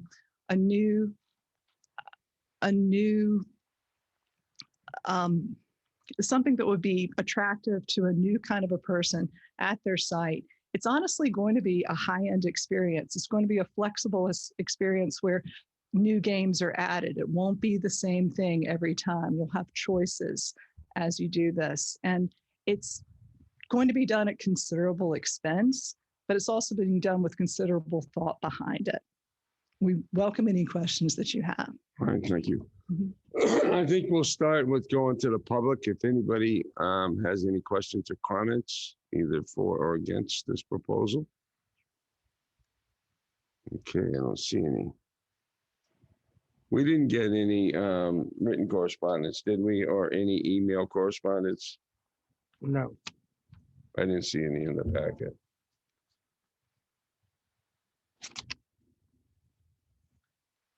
We will Okay. be going before the ZBA. We do need to expand our use into this new area. You have So- or have not gone? We yet? have applied, Okay, but you haven't had a hearing yet? we have not had the hearing yet. We don't anticipate there'll be an issue with that, given that it's relatively the same Okay. entertainment use. So we'll start with questions. Now, we do have an axe thrower on the board. I know that because I've seen photographs. We'll have to guess. But I don't know if I'm going to start with her. I might save her for last. Peter, do you have any questions or comments? We have questions online. What? Okay, We have thanks. a There's que- people where? online. Questions online. Somebody. from We the have public. somebody online? Yep. Who is it? Tenant, Who is it? just says tenant. Oh, What does it say? T-E-N-I-C-K. TMICK? T-E-N-I-C-K. And they appear to be gone now. Oh, no, he's bringing them in, Okay, there we go. or her, he or she. Tom Hello, Nicanelli. good evening. Ah, T-E. Is this somebody from the wonderful historic Bass River area? Yes, good evening. Tom Nicanello from the very historic town of Yarmouth. And thank you very much, Mr. Chairman. As you know, I'm involved with a family entertainment facility myself, and we completely are on board with our fellow Family Fun Activity Center, Yarmouth, Ryan Family Amusements on their expansion. And if you're really thinking about it, Mr. Chairman, axe throwing was demonstrated and taught about 400 years ago here in Yarmouth. And it's nice to see that they're bringing it back. So with that, we endorse their modification and wish them best of luck. Thank you. It's a rainbow. I don't remember where the Rainbow Room was. Was that Dorsey's? The old Dorsey's? Just curious. Not sure. It's our topic for another night. Peter? I have no questions because I'm not really sure what it is. You're not sure what it is? You actually throw a hatchet against a wall? You actually throw a hatchet against a wall. How It large could is the be- hatchet? What is the weight? What are you throwing it into? You're throwing it into an engineered wooden wall that's engineered so to limit the bounce, any kind of a danger of bouncing back. The hatchet does not have a rubber handle. And I'm sorry, but I don't remember the weight of the hatchet. I don't know the weight of that. If they're similar to the ones in Hyannis, they're probably about 3 to 5 pounds. Probably maybe about 5 pounds, yeah. Yeah, 2 different sizes. And they must be balanced, right? Yes. And some places have simply a bullseye, and you're trying to hit the bullseye. The difference with this sort of gamified game is that you could do tic-tac-toe. There's some kind of Viking game. There are all of these different games that you can do that are projected onto that wooden wall. I've often used your facilities at Ryan's, and I, again, not knowing what it is, I think this is a nice addition. I can't see myself playing it, but I can see the other folks playing it, and I wish you all the luck, and I've enjoyed using your facility in the past. Thank you. Thank you. I'll change my mind. I'm gonna go to the actual member of the board. Tracy? No, I've done it before. We've gone a few nights to the new facility at it's called the House of Hatches in Hyannis, and it's fun. It's something different to do. It's Did you kill anybody? Nope, Oh. no, I would just stand behind me, but Were you thinking of it? I liked that it said that there's a thing behind Yes. where the throwers are before the people who view, because that's not how they do it in Hyannis. These are manufactured lanes, and some of the places have, modified their own version. But this place in Hyannis, they do leaks. It's very much, it's very popular for people. It's more or less like golf, it's a self-skill that people just try to hone their skills. And I don't know where you would use it elsewhere, but it seems to be a trendy thing, and it's something different and fun to do. So I like the way you have it set up. It's not dangerous to other patrons that aren't participating. Like I said, even in Hyannis, they don't have anything behind you. So people who are watching, it may bounce back, but it doesn't bounce back. It's not going to go unless you're, I've had it bounce back, but it doesn't come all the way to hit me. Clearly, I'm not very good, but maybe when it's here in Yarmouth, I'll do it more and get better. So, no, I really don't have any questions about the proposal. Obviously, the Campbells and Ryan Family Amusements has been a long time business here that we've never had any issues with the establishment, and I'd love to see business grow. Mark? I don't have any comments or questions. And I thought the material was very good. And if you, for me, my curiosity was satisfied by just going online and Googling axe throwing. And then you'd see all these other terms come up like beer drinking and axe throwing, axe throwing league. But you can't find anything about fatalities or accidents. No, it seems like it's been pretty well organized and set up so that safety is definitely a very important part of it as well. So yeah. I'm very pleased that you're moving into the old Daggett's building. That place has been underutilized for such a long time. And I am also appreciative of your business. You've been a long time Yarmouth partners. I do have a couple questions. Are you aware of any kind of incidents that have happened with this type of operation in other locales? There is, if you do your Googling search, there is one YouTube video of a bounce back that did not hurt someone, but it was frankly scary. Okay. And then I did a little more sleuthing because I thought that might come up, in this meeting.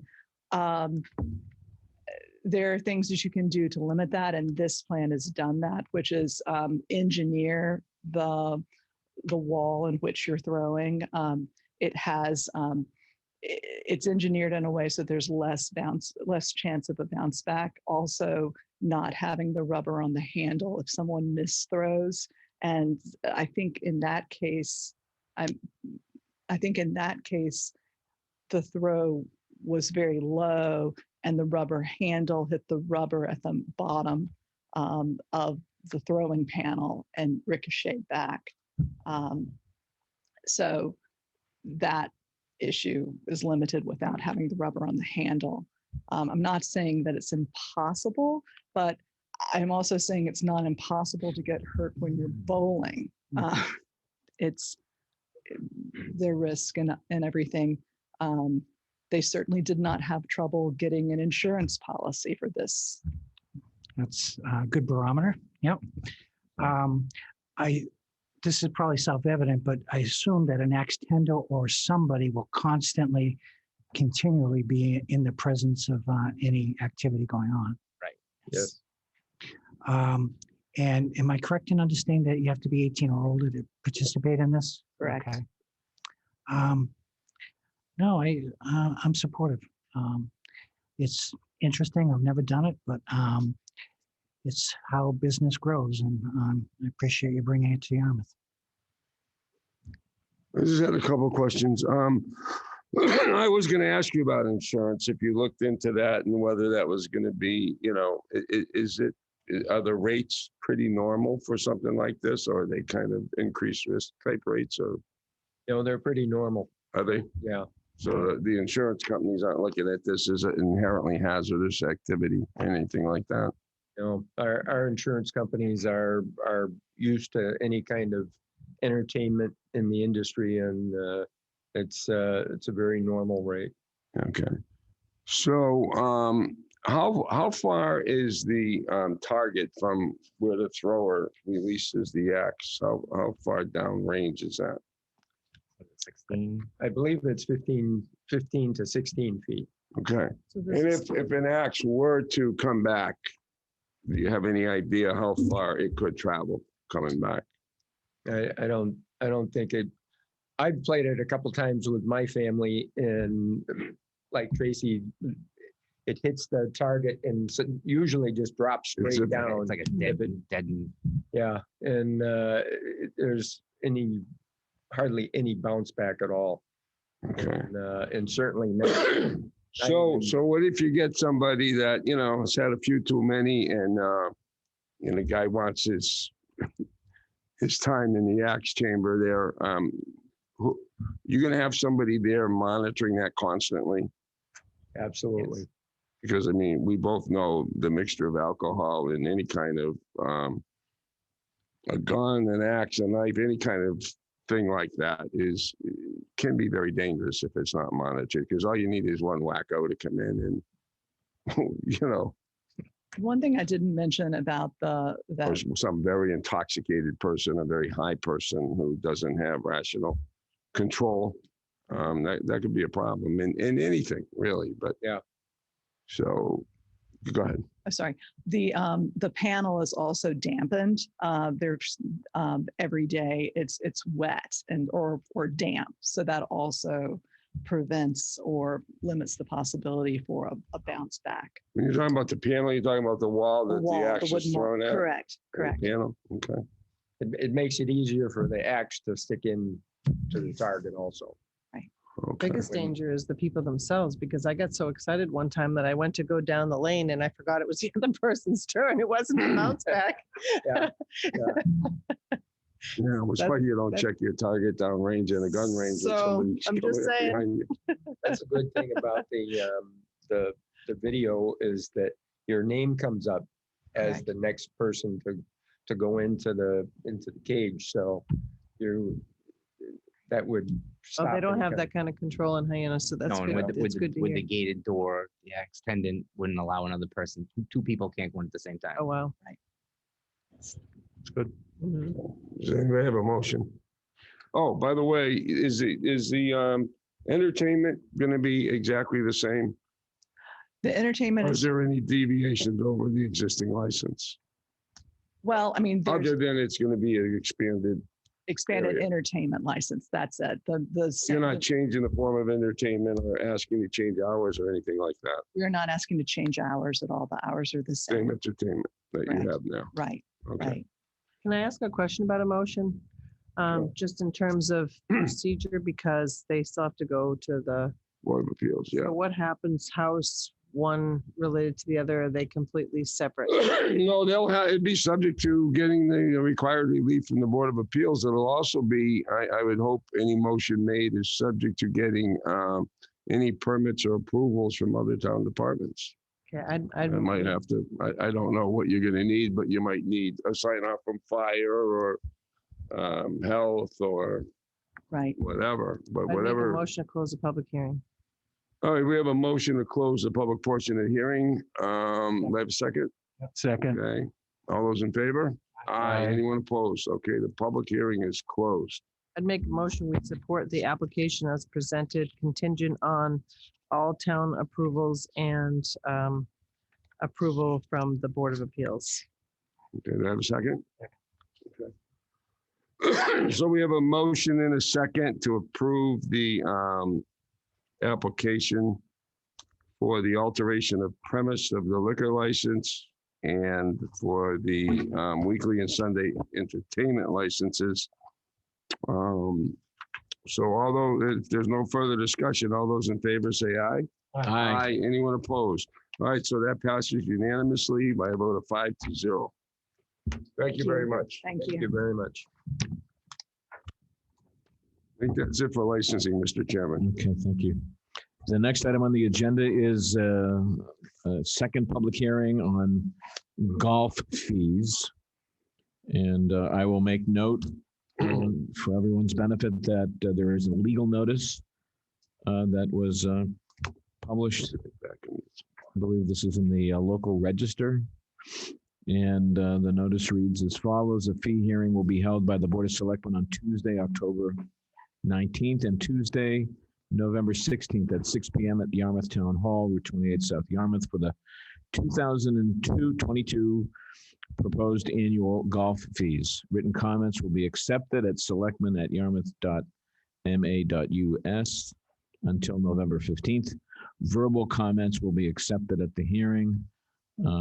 Within this legal notice is a listing of all of the fees that are existing as well as the proposed fees. And out of an abundance of caution, I'm just going to go through quickly and read the fees.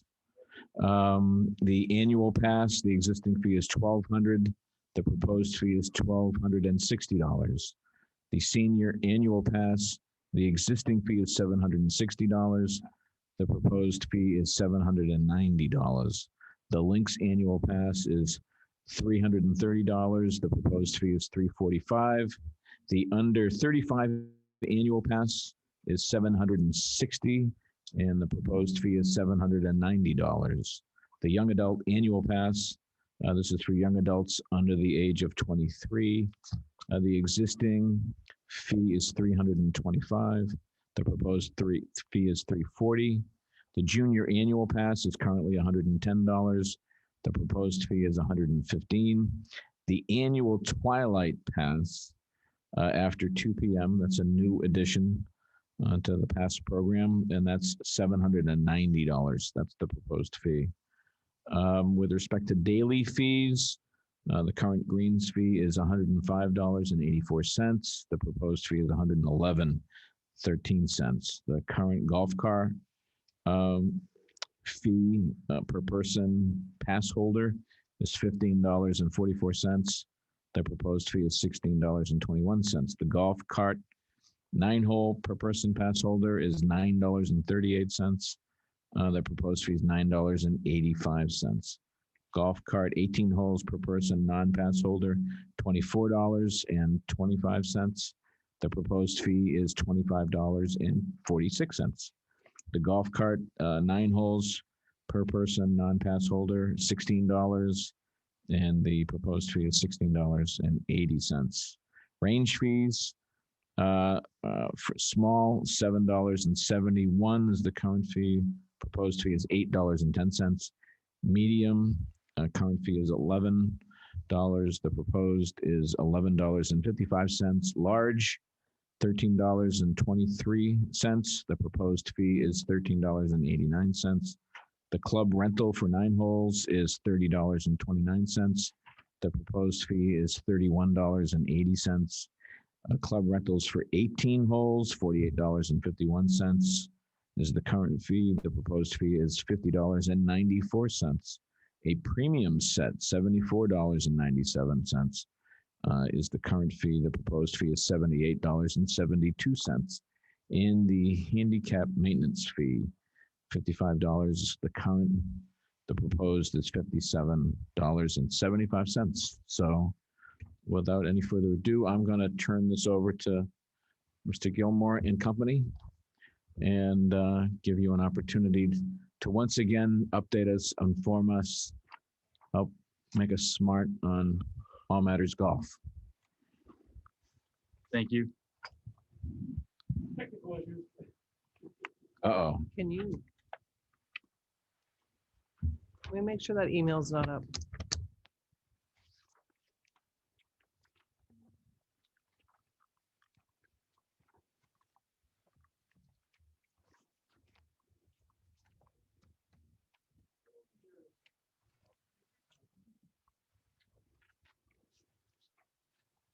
So the folks watching at home, we're having some technical difficulties. Just bear with us.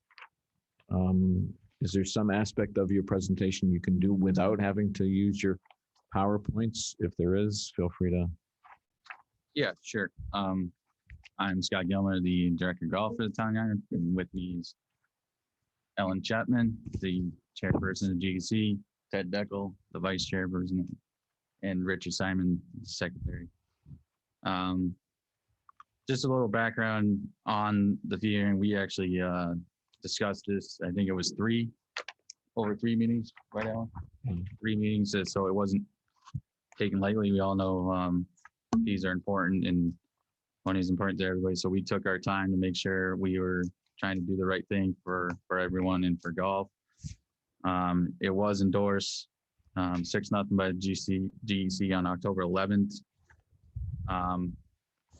It's actually a 2% increase on average with all the fees because we did institute a new twilight pass to help encourage people to play in the afternoon. I'm sure you guys get some emails here and there from tee times. It's a lot of people like to play in the morning, and most of the times are taken. It's a very popular time. We are trying to encourage people to play in the afternoon at a discounted price. We did publish the first legal notice on October 15th.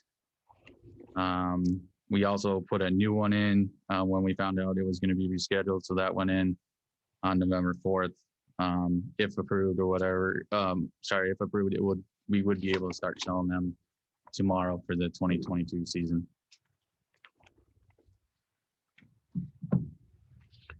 What I'm going to do, just because we're running late, I'd ask everybody to just indulge us while they're working on that. I think it might be of some value for the board, at least. If you would like to, everybody on the board would at least get their handout, their PowerPoint handout on this.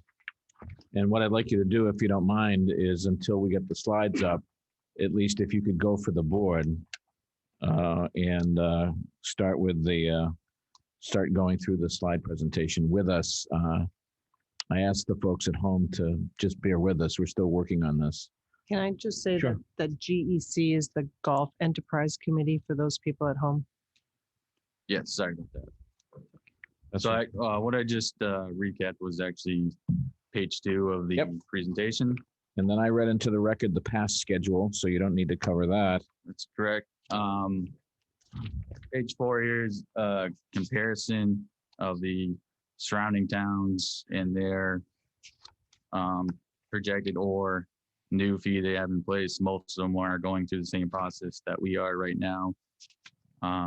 So you see aggregate numbers. You do see here that we are the highest. It's kind of hard for us not to be the highest, being a 45-hole course. You can see the comparison. Harwich is only 18 holes and $810. Barnstable, Brewster are both 36 holes, a little bit below us, and Dennis is also 36 holes in a very different operation than we run. Below that, in the average annual fee, you can see that we're basing on in 2022, if approved, we're roughly around $925 for the average based on all our fee structure. Because like I said, that Twilight Pass is helping that out. So we are trying to do our best to make it affordable for everybody. We do have a senior rate, young adult. We're doing our very best in all those facets. You flip the page to page 5, you can see a history of how we've fared. Scott, I'm just going to ask you to just hold right there. And while we're on let's go back to the previous slide for just a second. This is the cost comparison sheet with fees from our courses around the Cape. Do any board members have any questions for our presenters tonight? Quick one. On this one? Yes. You include Kingsway. I'm not a golfer, but isn't Kingsway private? It's not. I don't believe it's actually private. You can join as a non-resident for between $1,200 and $2,500. If you do live in that area, it's $1,100. By the way, the definition of non-resident is live in Kingsway.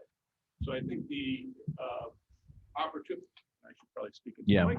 That would be helpful. The Kingsway, by the way, has a course that is operated for the residents of Kingsway. And so what we were doing is showing that for any other town resident, so including Yarmouth or any place else, they do allow the public to join that course for around the same price as what the Yarmouth courses do charge.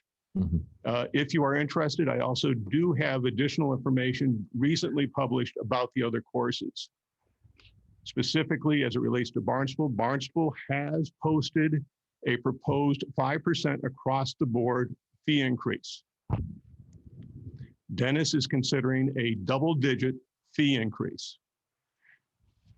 Brewster is perhaps going to be the most aggressive. They are talking about raising their resident fee from the current $1,053 to $1,350. Mm-hmm. So that's the latest information that we have, and that was discussed at one of their golf advisory meetings on October 26th. Thank you. Any other board members have questions on this sheet? Okay, let's move on to the next one. This is for those again who are watching our meeting from home, this has the revenues from the golf course. This is always an interesting chart to look at. Yeah, so this is a brief recap on how we fared.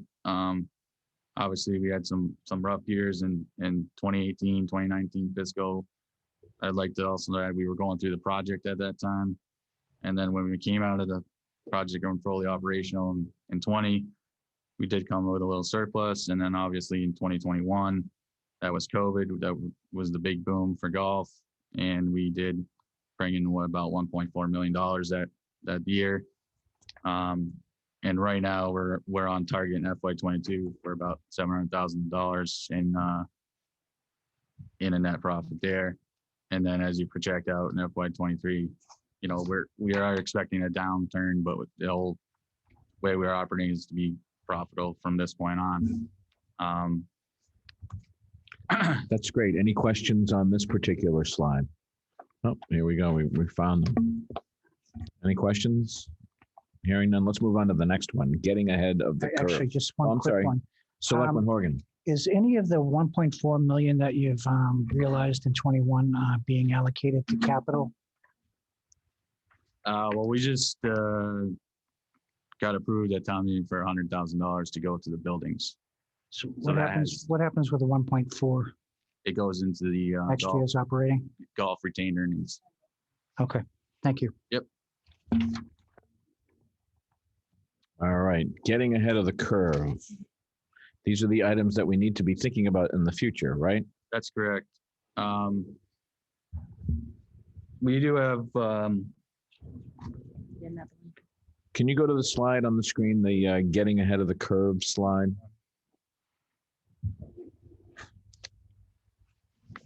You can keep talking.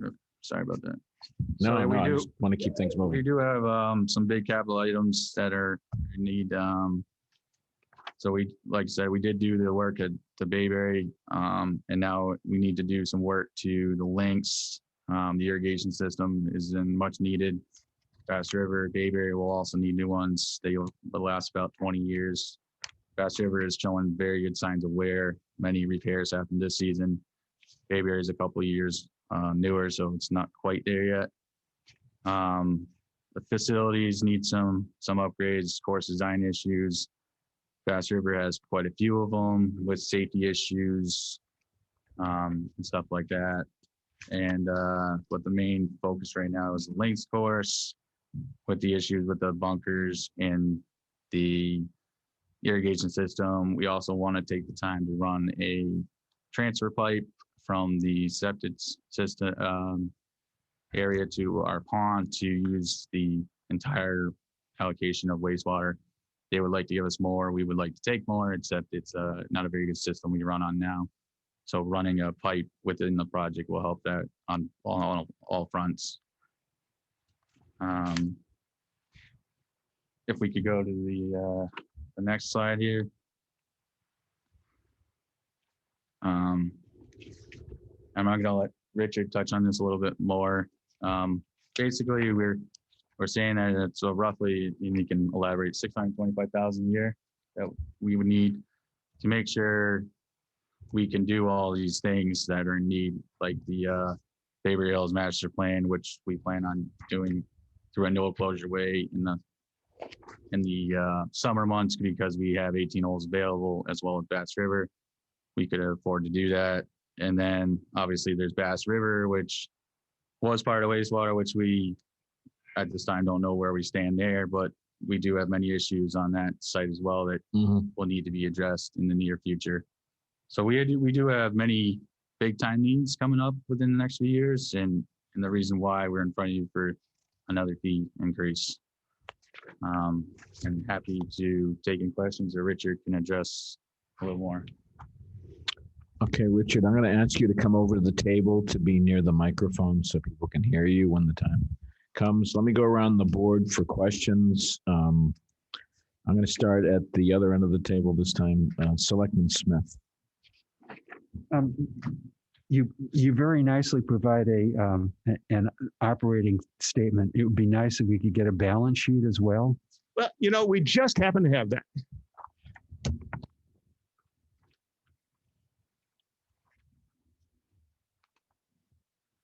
So every year, oh, that's the wrong slide.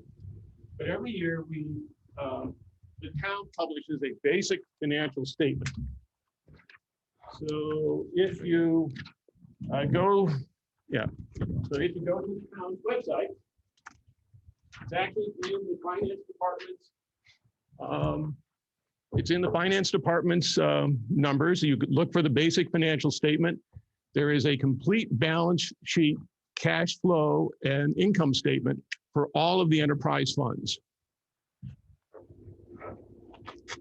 And that is published every year. The current, those are typically published in December. And so in another few weeks, we should have the audited financial statements for the enterprise.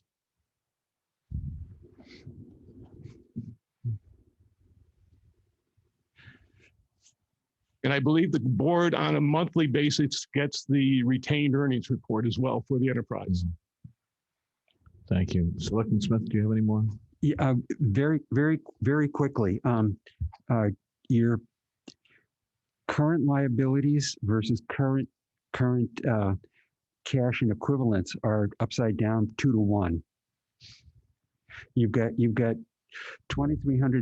$2.3 million in current liabilities, and you show you've got $1 million in current assets. So when you say assets, okay, so there's you got cash.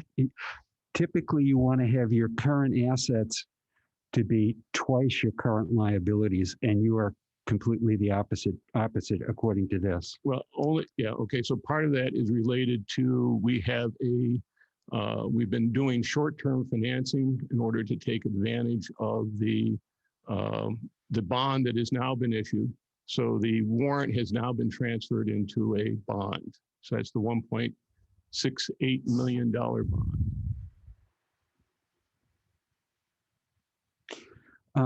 Looking closely here, you got notes. I'm a banker, so I'm looking at this from a banker's perspective. So hopefully I'm not going I'm a banker too, so yeah. Right, okay. You got notes payable. Is that an actual current liability? Notes payable is the money that was put aside or was used for the bunker repairs and cart path renovations for Bayberry Hills back in 2019. So that has since been converted into a 10-year bond. You can't have it in both places. But this is last year's. We do not have this year's yet. Okay, this is as of June 30th. We don't get the audited financial statements for the past fiscal year until December. So this is the last one that we had available.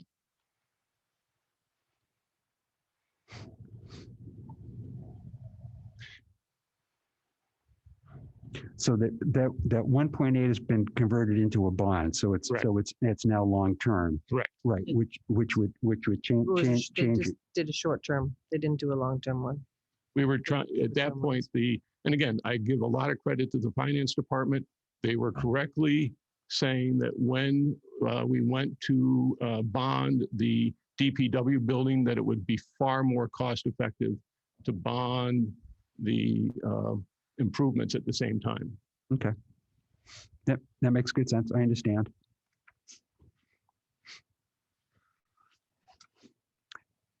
Again, it would be nice to have a complete balance sheet. Again, I only included this as a backup just to make the point that it is available. The complete balance sheet is available online. Online. Okay. Thank you. No further questions then. Selectman Post. So your fee increases are to generate how much per year? Estimated. The actual fee increase will generate probably about $50,000. Okay. And so I still don't understand what you're trying to accomplish with this fee increase in terms of capital. So is it the 600? The major thing that we're trying to accomplish has to do with the primarily the new fee, the 790 twilight fee.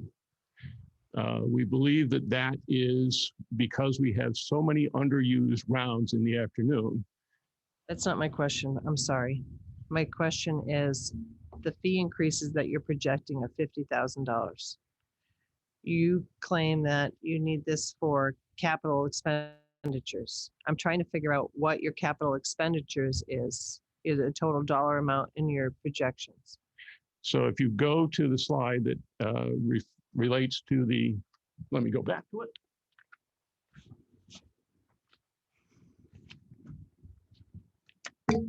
You went past it. No. Oh, next one. Oh, Be 7. One more down. One more. That's what I'm trying to figure out here. Okay, so.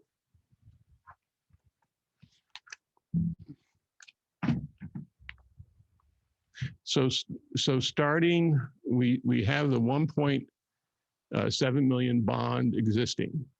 We have. But that's already taken care of with. That's already fees that taken we care have of. in place now, Right. correct? So moving ahead, 2 years ago, we've already exceeded the useful life of the Lynx irrigation system. So the current plan, which is the master plan, calls for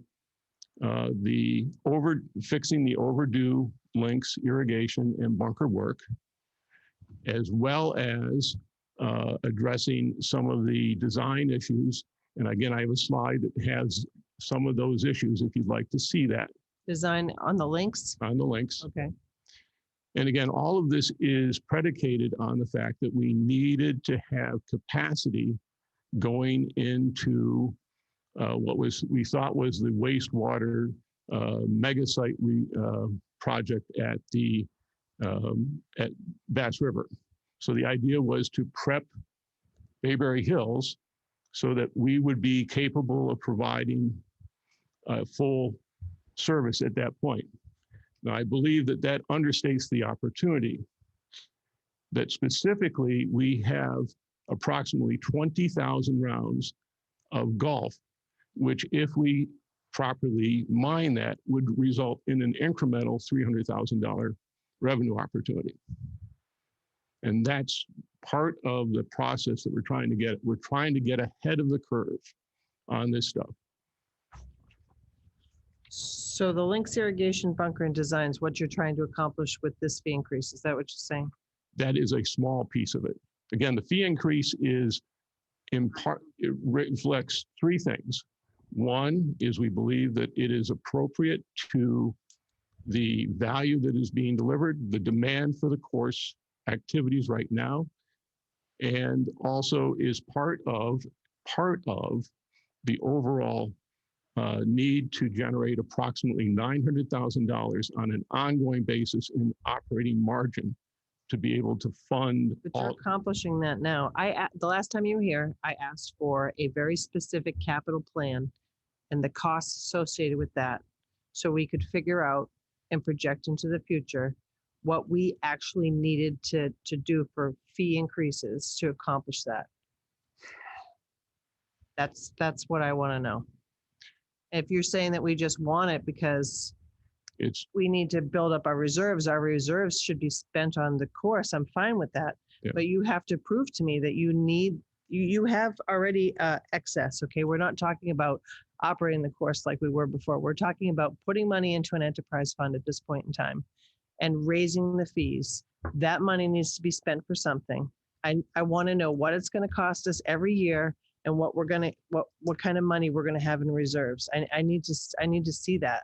We have provided that information to the town, and we have the town. Well, sorry, the town administrators and we've asked them to validate our long-term projections because it is not a 1-year projection; it is a 20-year projection. I understand that, but in terms of the capital planning, it's not a 1-year capital plan either. We have a multi-year capital plan. I would just like to see what that is, what the cost of it is, how the fees associate with that, and how we're going to stay ahead of it and make sure that we have what we need. I just don't have the information to be able to do that at this point. So Sorry. I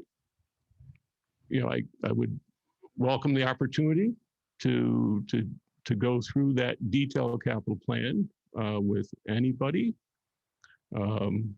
at your convenience. I'm all set. Selectman Stone. So the fiscal year for which you had the, what was it, $1.4 million surplus? Yes, that was the Was COVID that, year. was that, what fiscal year was that? That was 2021. FY 2021, okay. So what was, and that was 1.4. Correct. What was the cumulative surplus? Wasn't it closer to 2 million? Right, because we had a previous year, if you go back, we had a previous surplus in 2020. So you're combining those, from 2020, 2021, and we expect that to continue to grow into the next fiscal year. So based on the net revenues for the last season, I know the year isn't over, but it's almost over, the calendar year. How much more surplus funds are we carrying on top of that 2 million? Another what? How many 100,000? Are you talking about the first half of this season? Excuse me? From July on, like Mr. Stone? Yeah, that's fine. Yeah, so we're running at about $500,000 in. All right, so we got about $2.5 million in surplus revenues, correct? Correct. And again, the capital plan. And you're saying, wait a minute, and you're saying in FY 22, you're projecting a surplus, correct? Correct. And in FY 23, you're saying you're not projecting a surplus. Am I correct on that? Incorrect. We are projecting. What are you projecting for FY? I can't really read that from here. What are you projecting for FY 23? Be about another 400,000 if everything happens the way we hope it would happen. Okay, which will put you up close to 3 million. Right. At that point. Now, at that point, we also then have the $3 million capital costs. So it's, what we're trying to do is balance the capital needs. So, and again, all of this is assuming that we don't have any major problems, that we don't have a nor'easter that knocks down the trees, or irrigation system that fails because of a blowout from a lightning strike. So what we're also trying to do is say that we don't want to run on the edge all the time. We'd like to start running ahead of the game.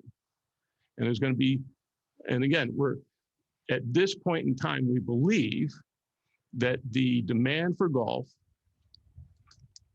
based on the number of rounds that are being played and the high rate of interest in applications at this point, we are hoping that the board approves these fees tonight, because we expect to start booking people right away.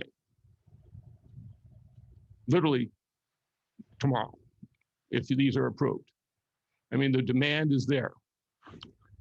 Well, as Tracy said, I don't believe that there was a detailed capital plan that was formulated when these fees were proposed. In fact, I always look leery at when somebody comes before us with a proposal, and hearing number one, they really don't have a justification or a concrete explanation for what the fees are.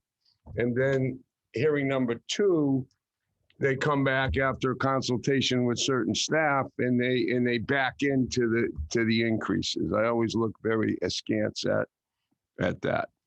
But I think, and for you to say to increase user fees because you think that the inherent value warrants an increase, that's not what user fees are all about. User fees are supposed to offset actual operating costs, not what somebody subjectively feels that the value is of what somebody's going to get. Somebody should get a good deal if it's a municipal operation, as opposed to a private operation. It was before us in the past to possibly privatize golf, and we didn't do that. And one of the reasons that we were against that was because we felt our golfers, our citizens, our residents deserve better than that. But they did deserve a reasonably good deal for golf. I understand golf costs money, and by the way, just for sake of disclosure, I do not golf. That's fine. We'll convince you soon. But I do care about the people who do, and I do care about the people who have to pay these increases, and I want to make sure that there's an actual need and justification. And at this point, I don't see it. Anything else? No, that's it. Yeah. Selectman Horgan. I too had some questions about the capital plan. I would have liked to have seen that. I know you have it. I just haven't seen it recently, if I ever saw it. But really detailing, what the plan is going forward and what the costs are, so that people can appreciate why it is that you're asking for increases. I'm curious, in 22, you're projecting only a 0.7 surplus, half of what we experienced this year. Is there a reason for that? We already started. It's related to the market demand. So COVID, we believe, is a unique situation. It literally was a spike that we have never seen before. Cannot anticipate that it's going to continue. We've already seen revenues declining. Okay. And so what we do anticipate, conservatively, we are anticipating that it will be slightly better than what it was in the past, but we are not assuming a continuation of the peak. So we are trying to be realistic and responsible in this matter. And forgive me, I may have zoned out at this point, but the 1.68 million bond, what's being done with that money? No, it was expenses that were incurred in 2018. And so that now it's gone, and it now becomes part of our capital cost. Okay, all right. No further questions. Thank you. Okay. Anybody else? I'd like to hear the public. Yeah, before I go to the public, I just want to make sure that there are no board members with any more questions, at least right now. Okay. Okay, let's go to the public hearing. Mr. Holcomb, yes, please. Thank you. Norm Holcomb, thank you to the board for raising the points you have raised. They are. Put that mic up, Norm. Thank you to the board for raising the points you have raised. They're right at the core of the issues here. The horse is not just in front of the cart, it's running way in front of this whole process. Please, this is not a criticism of the Golf Enterprise Committee or of Scott Gilmore. We have a very talented group of people. Scott is one of the most talented people that I've ever seen operating a golf course, and I'd have full support for the operations. But let's go back to process. A capital plan, the charter of the town requires public hearings on capital plans, on all capital plans. It's not just the ones that are outside of enterprise committees, it's all capital plans. Section 7, I believe it is, 6 or 7, is very explicit on that process, and it needs to be followed. With that, before that happens, it's important that the Board of Selectmen create, in concert with the Golf Enterprise Committee and the course management, a mission statement as to what our courses are expected to do. I think it's fairly simple. We want to provide high quality golf to the general public. But the devil is in the details there. Do we want a facility, the restaurants and so forth, like a private club? Or do we want a much more modest municipal facility supporting a golf course? Those are kinds of decisions are important to make and are part of the capital plan. So there needs to be some real thought given, and the public needs to be involved in deciding and in hearing out what the capital plan should be and whether it represents what the community wants to do. So I think that that is a key part of the process that needs to happen before anything should be done on fees, which are based upon a capital plan, which has not gone through that public process. You heard the statements. Clearly, the fees are tied to the capital plan.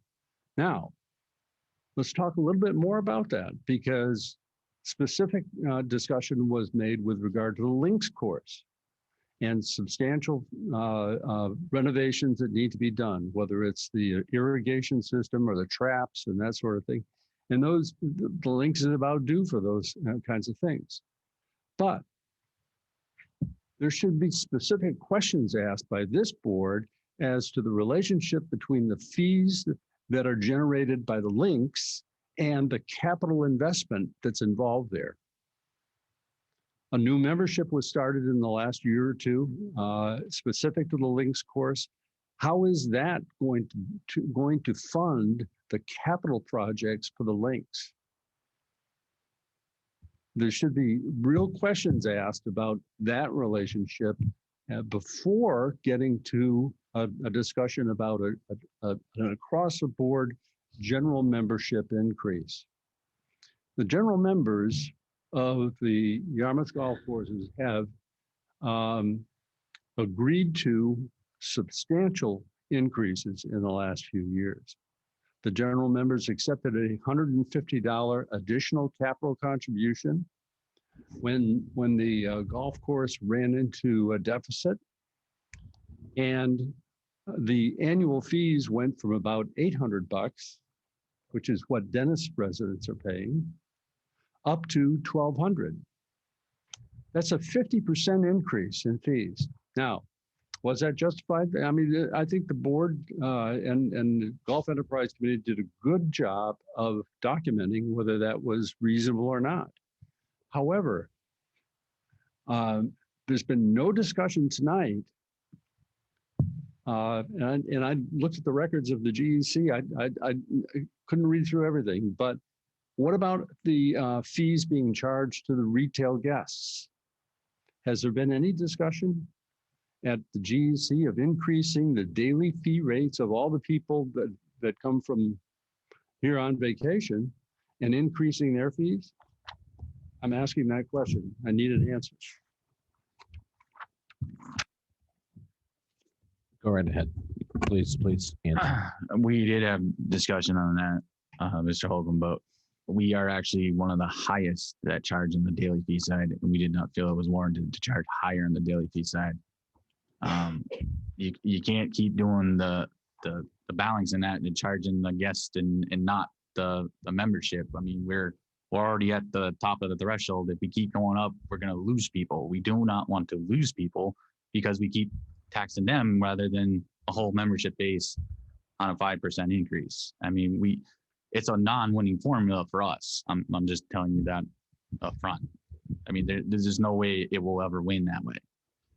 And we are asking this to be used for capital because, as you can see in the master plan, it's a $3 million project. I mean, that is an estimate at this time, and we are going through the motions of the whole capital process, but we need to do the work. It's not just associated with the links membership. The links is intertwined with Bayberry. We use it as a composite course. We use it as a standalone course. And I believe it does around $300,000 in revenue when we last figured that out. So it is a profitable part of it, and we want to make it better. We want to open it more than the 3 days a weekend we have it now. I mean, we can't not keep just going up on daily side. We will start losing people. We are already at the top of everybody else.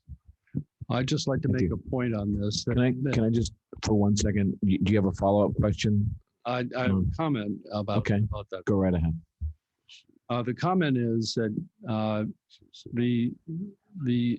it's obvious from the revenue numbers that there has been substantial amount of additional retail play. And I don't know how many rounds that represents, but what has happened is the guests coming to the Cape have significantly taken over the courses to the detriment of the members. Members are unable to get the tee times that they wanted or had in the past.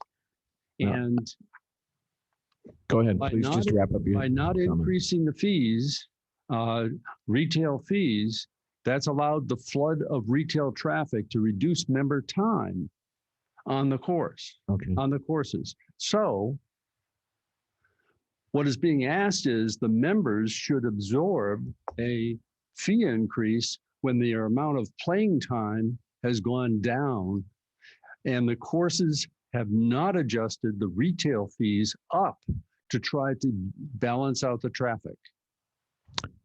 Point. We got you. We got your point. Thank you. Thank you. I'd like to make a few If comments. you'd like to respond to that, go right ahead.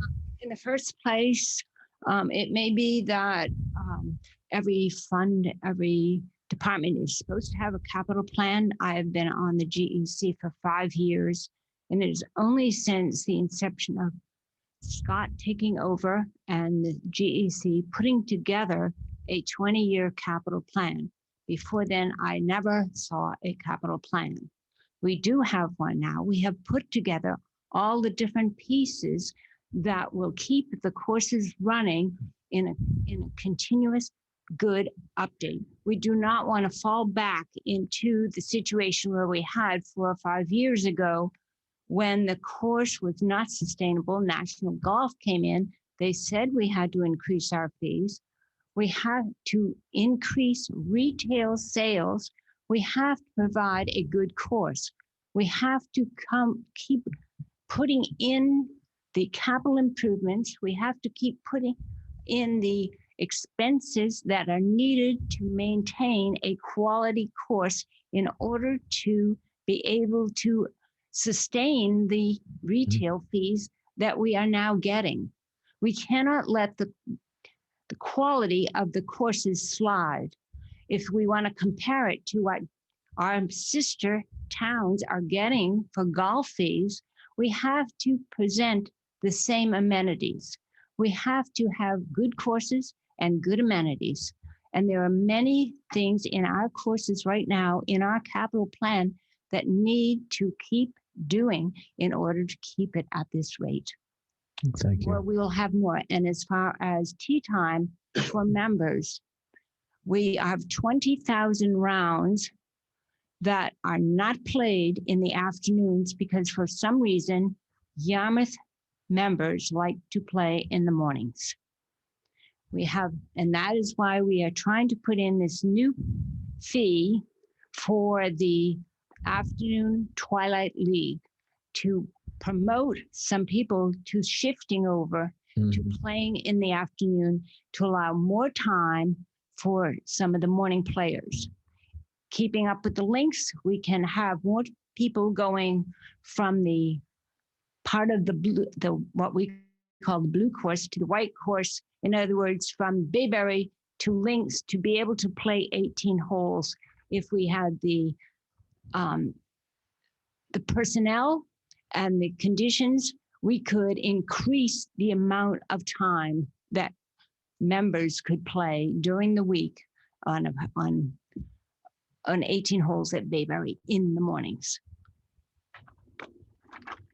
Thank you. Is there anybody else in the public that would like to speak? Anybody on our Zoom? Bob, do you see anybody seeking recognition? Does not look like, I don't see any hands raised. So at this point. I have something else I'd like to say. Real quick, because we're way behind schedule tonight. Well, the fact that you're behind schedule is is related to the things you did previously and the time you took with those, not with the fairness of this hearing. I'm not trying to be critical. I'm just saying if You're forcing please forcing Norm, us to rush. Let's not get engaged in a debate. Go right ahead. You've got the floor. Please, one more. There's 20,000 rounds, unused rounds in the afternoons in our golf courses. That's where the focus should be. A $790 membership is not going to do the trick. But if you could sell those 20,000 rounds at $20 a piece, it'd be $400,000. Now you're not going to sell them all. Can't do that. It's just not physically possible. But maybe you could sell half of them. That's another $200,000 just at $20 a piece. But let's talk about the 790. Why would I agree to pay $790 to play after 2 o'clock every day? That's ridiculous. Half the year, I wouldn't be able to get in 9 holes. So, I think that offering is not a very well thought out alternative to using the 20,000 unused rounds. We need thoughtful way of generating incremental revenues. Doesn't have to be an awful lot per round. It could be, offer the people $20 a round, a lunch, give for another $10, and give them something of great value to come after 2 o'clock. But $790 membership for 2 o'clock and after, not going to work. Okay.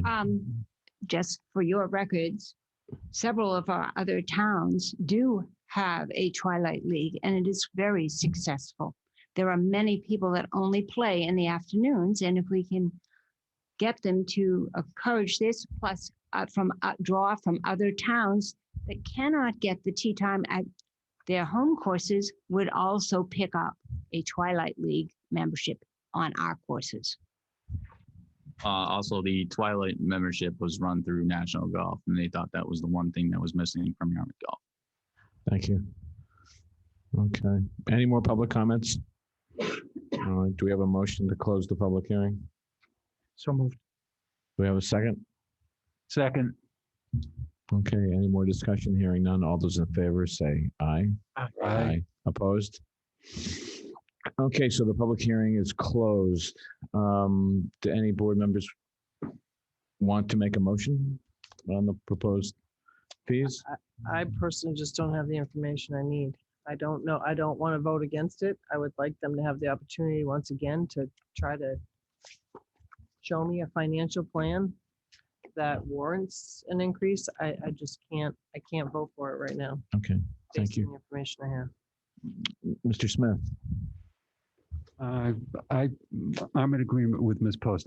I need to see a complete business plan, and complete financial statements. And I realize they're on the town website, but it would be nice if I could see them and see where your surplus is. You talk about on the front, which it says you need 900,000 each year, and you're projecting an income of 700,000 and 400,000. So I'm confused at what those numbers mean.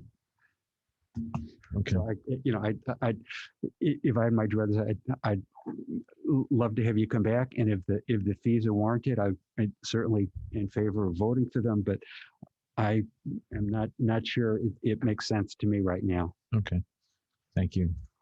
Selectman Horgan. I have to admit, I do have some questions about the capital plan justification for the increase. I know it's there. It's just not in front of us right now. The first question I have is, do we have to decide this tonight? Can we give them one more opportunity to go and collect the data that we're asking for so that we can deal with this and hopefully do it in such a way that's helpful both to the golf operation, but also fair to the membership? Well, that really depends on the board's desire. I know why they're anxious to get the fees resolved is because the holidays are coming and they're looking to get the revenue stream going. My fear is that if we're not in a place right now to approve the increase, then there's no increase. And that doesn't serve anybody, I don't believe. I might suggest that we consider a 2.5% increase just to cover expected increases in operation, and then, ask the Golf Enterprise Committee to come back with a more comprehensive presentation, perhaps next year, with a capital plan that's been vetted and scheduled, with dates and amounts that are anticipated. But it's difficult right now with the information that we have to go forward with the 5%. I want to, because I think it's good planning to make sure that we have a fund for capital. We know they're coming. We know these expenses are coming, and they're expensive. But at the same time, I think the membership has a point, and we need to be able to fully vet this before we say yes to increases. Okay, thank you. Selectman Stone. I do not support it. I think Mr. Holcomb has raised a lot of very good thought-provoking points that should be considered. In the presentation, it was made clearly evident that one of the moving forces behind this increase was that, well, we think we can get more money. We think the value is greater. That's not what a fee increase is supposed to be. That's not what a user fee is supposed to be. You could say that about any service in town. We think, our summer recreational programs are better than what we're charging. Let's charge a fee. I mean, that's pretty arbitrary. And I have great respect for Scott and the people in the GEC, and I don't want them to take my comments personally, but I don't have the same level of respect for the proposal that I do for the people that are making it. Okay, so I think you've pretty much heard the consensus of the board that the board's not yet ready to adopt these fees or act on these fees.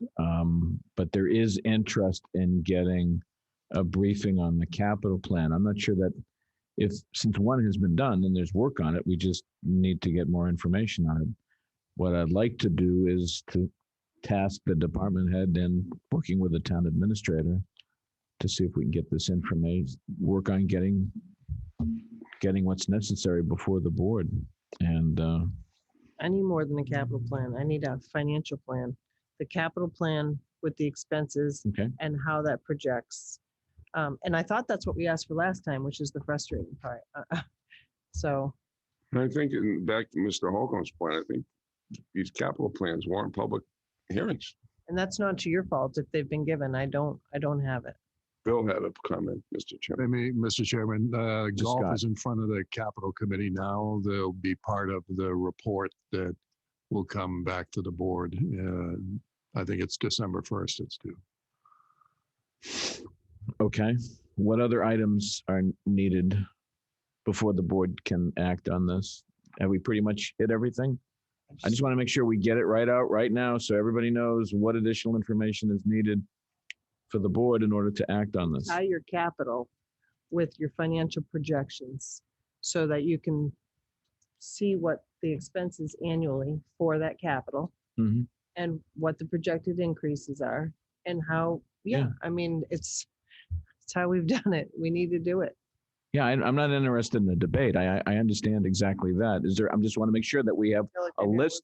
No, I'm trying to get out what other items we've had meetings before where all of a sudden there's another thing, there's another item. I want to make sure that there's a clear understanding on what the board is going to be looking for when this group comes back before it. So I'm hearing that, Selectman Smith has made it very, very clear. He's looking to see the financials.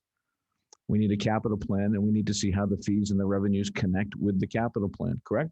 Right. And what else? And Tracy's very nicely laid out projections of income and projections of expense and timing. Okay. When I say timing, you're going to start the irrigation in 18 months. You're going to start the irrigation 3 years. Whatever the timing is. So we can see how it's going to go, and then the income that's going to be generated by current fees and then new fees, just more detail Selectman Horgan, do you need anything else? Is that covered for you? No, that will cover it. Selectman Stone? I have to see that as a minimum plus, you know, I'm still a little bit stuck with the large reserves that we have and whether that justifies increases at this point in time. So as a minimum. Before we move on from this topic, let me ask the town administrator and Mr. Scott if there are any comments that you would like to add to this discussion. Very worthwhile to consider the afternoon fee. I think everyone agrees, even if we disagree about how we agree that there's not enough play in the afternoon. And if there's a recommendation from the Golf Foundation to have a special lower rate for the afternoon, I think that would be smart. It would help take the pressure off the people that play in the morning. And as Mr. Scott indicated, I know there was a draft plan that is in front of Capital. It wasn't published in the Capital Budget Committee's budget last year, but it's going to be this year, and we're going to have a lot more detail on that. And I think that will provide a lot of the information we're looking for. Okay. So that's where we stand. So as you can see, there's not a consensus from the board to move forward on the fees, to take them up right now until some of this additional work is done. So I wish I could provide any other comment. Mr. Scott, you seem to jump up out of your seat there. Is there something else we need to? No. I mean, as I said, they're in front of Capital Committee. They'll be part of that plan. We are working with golf and getting a proposal from a consultant to work through procurement issues. It's difficult to run a commercial operation within the context of a governmental accounting system and create books through Munis and all those other things. So I think it's part of the challenge. Yeah, it's part of the challenge, and we're looking at hiring a consultant to sort of create that connectivity so you can get the reports you need that might not be as easily decipherable from some of the government reports as it relates to commercial operation.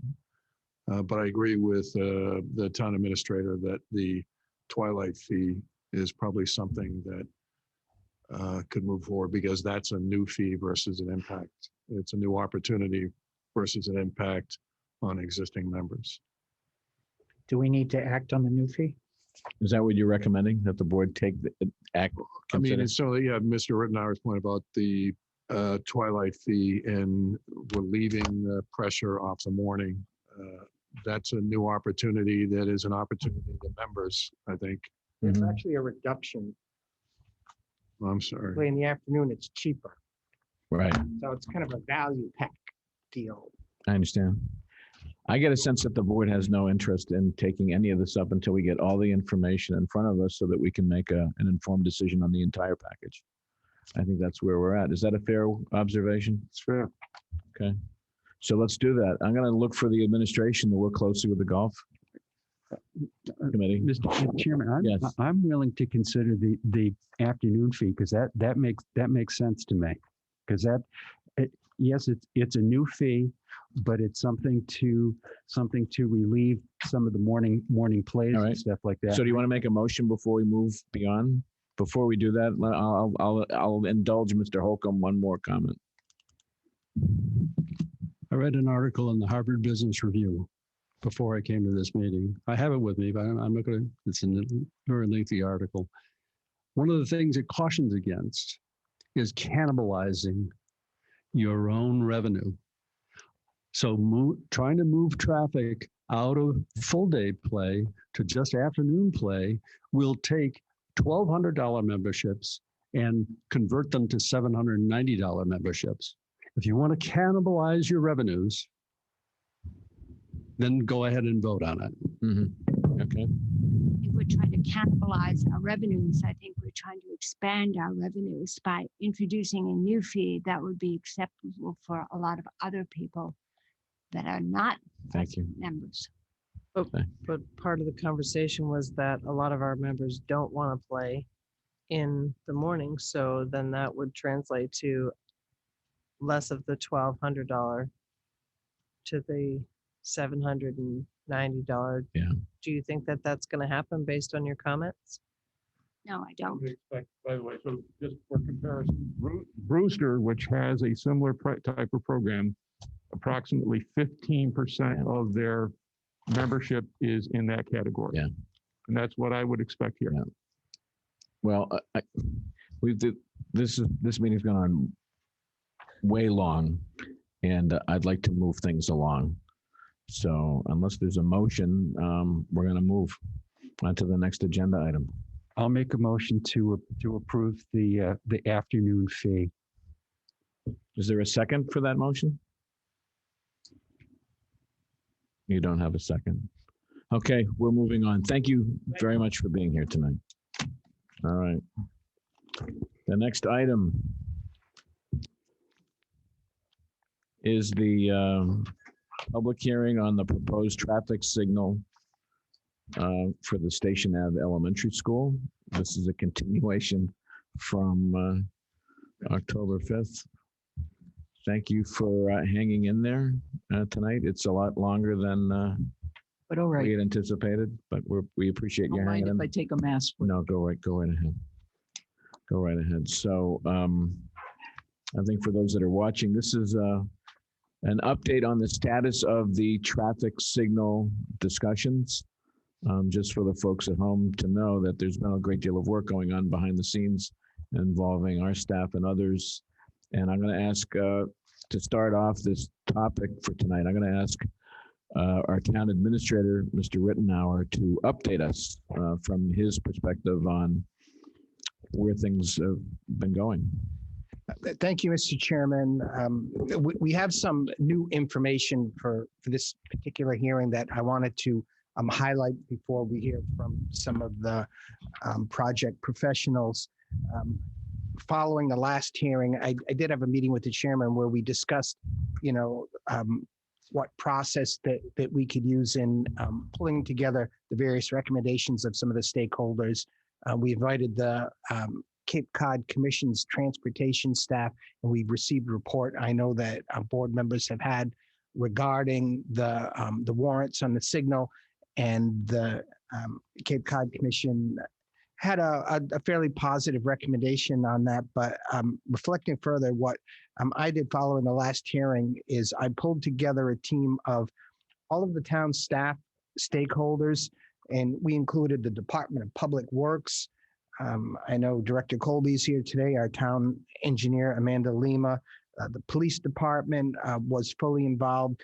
The Cape Cod Commission Transportation manager, Steve Tupper, was there, and he detailed a lot of what went into his report. We also included the project design and management staff, our town administration staff, superintendent of schools, Woodbury, and all of our staff-related stakeholders. And our goal was to meet outside of the public process to evaluate some of the technical issues that are associated with this traffic signal, to determine if it was possible to develop a joint recommendation among the various town folks that would be able to at least provide more information to the Board of Selectmen in kind of a coordinated way, recognizing it's a difficult choice that you have. So our group got together and we met on November 10. And there, I think it was 15 or 16 or so of the stakeholders.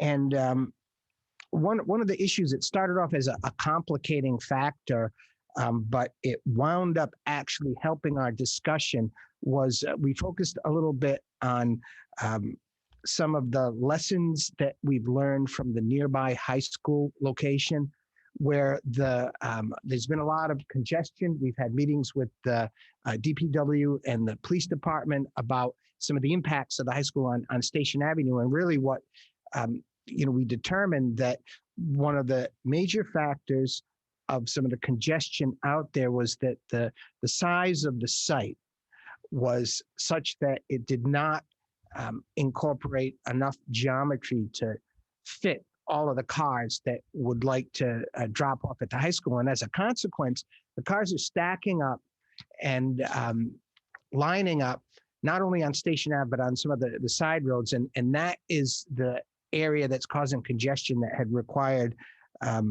some of the law enforcement participation in order to just manage that flow of traffic. So in the final analysis, as we began to look at the issues associated with that traffic light at the proposed new middle school, we highlighted that most critical issue is in avoiding the type of stacking of vehicles on Station Avenue that would impact the through traffic, cause congestion, and require a law enforcement presence. We felt if that cause of congestion was eliminated and more positive traffic flow was out on the site, that the signal could be able to actually assist vehicles from entering and exiting the site in a more orderly fashion in some of the peak times. And that would help avoid unnecessary delays as opposed to, making congestion happen. So the key condition to making a traffic light a positive feature of the traffic flow in that area is to guarantee adequate space on the school site to accommodate 100% of the traffic associated with the pickups and the drop-offs.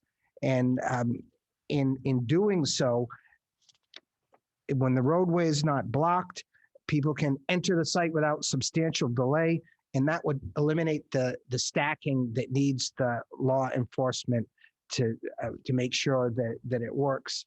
Now, at our meeting, and we're going to hear a little bit about this evening, some of the school officials, Superintendent Woodbury presented some, and this is more new information that we haven't had at the earlier hearings, some current and accurate traffic counts of vehicles currently dropping off students and picking them up at the Wixon School, the Mattakey School, and at the Station Avenue Elementary School.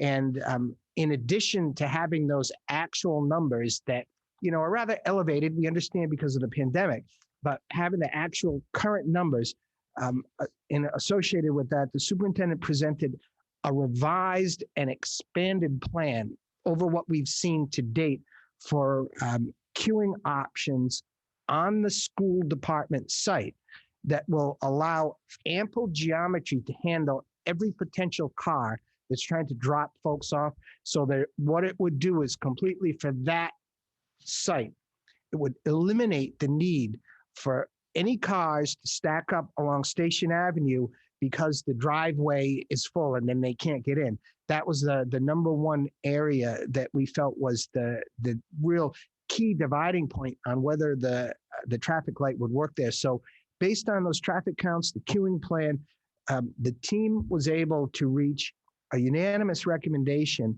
that the traffic signal would be warranted and should have a positive impact on the flow of traffic in that area based on a series of conditions that would impact how it operates. And if you can indulge me, I'll just read through what the proposed conditions are that would make the traffic light a favorable option. First, that the school plan provide expanded queuing on site to accommodate the peak load of vehicles dropping off or picking up so as to avoid any stacking of vehicles on Station Avenue as a result of the entryway being blocked or full. And under A for that one is that the monitoring and management of the on-site queuing system shall include signage and pavement markings and shall be managed by the school staff so that we can try to avoid the requirement of law enforcement personnel, our officers that are on duty that day to manage the program. We also felt that the camera sensors, and this is a little bit different from the original discussion, should be incorporated in the design of the signal rather than the initially proposed in-ground sensors. And one of the reasons for that is that these camera sensors, number one, they do a much better job in terms of recognizing when traffic is there. They're much less fallible than the in-ground sensors. And also they have a better data capacity to show traffic counts at the intersection that can be used for future planning and traffic management. And the third condition was that we conduct a post-construction review at both the 3-month and 6-month intervals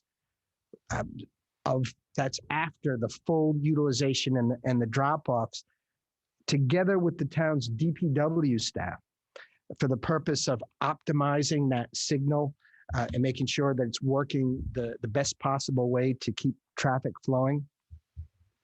Number 4, the school department will be responsible for traffic light maintenance to ensure the proper operation of the equipment. And number 5 is, I think, another key point that it's not new information. We've discussed this a couple of times, but as we got into the detail of it, I think it turned out to be a critical element, is that the through traffic on Station Avenue shall be given priority from the signal when cars are not actively exiting the school site. In other words, the purpose of the signal is to enable cars to leave the site so that other cars can come in and it keeps everything flowing smooth, and then it keeps the through traffic flowing smooth. But when there are not cars exiting the site, the light remains green and it stimulates the through traffic and it doesn't impede it. So people all day long aren't stopping at it. And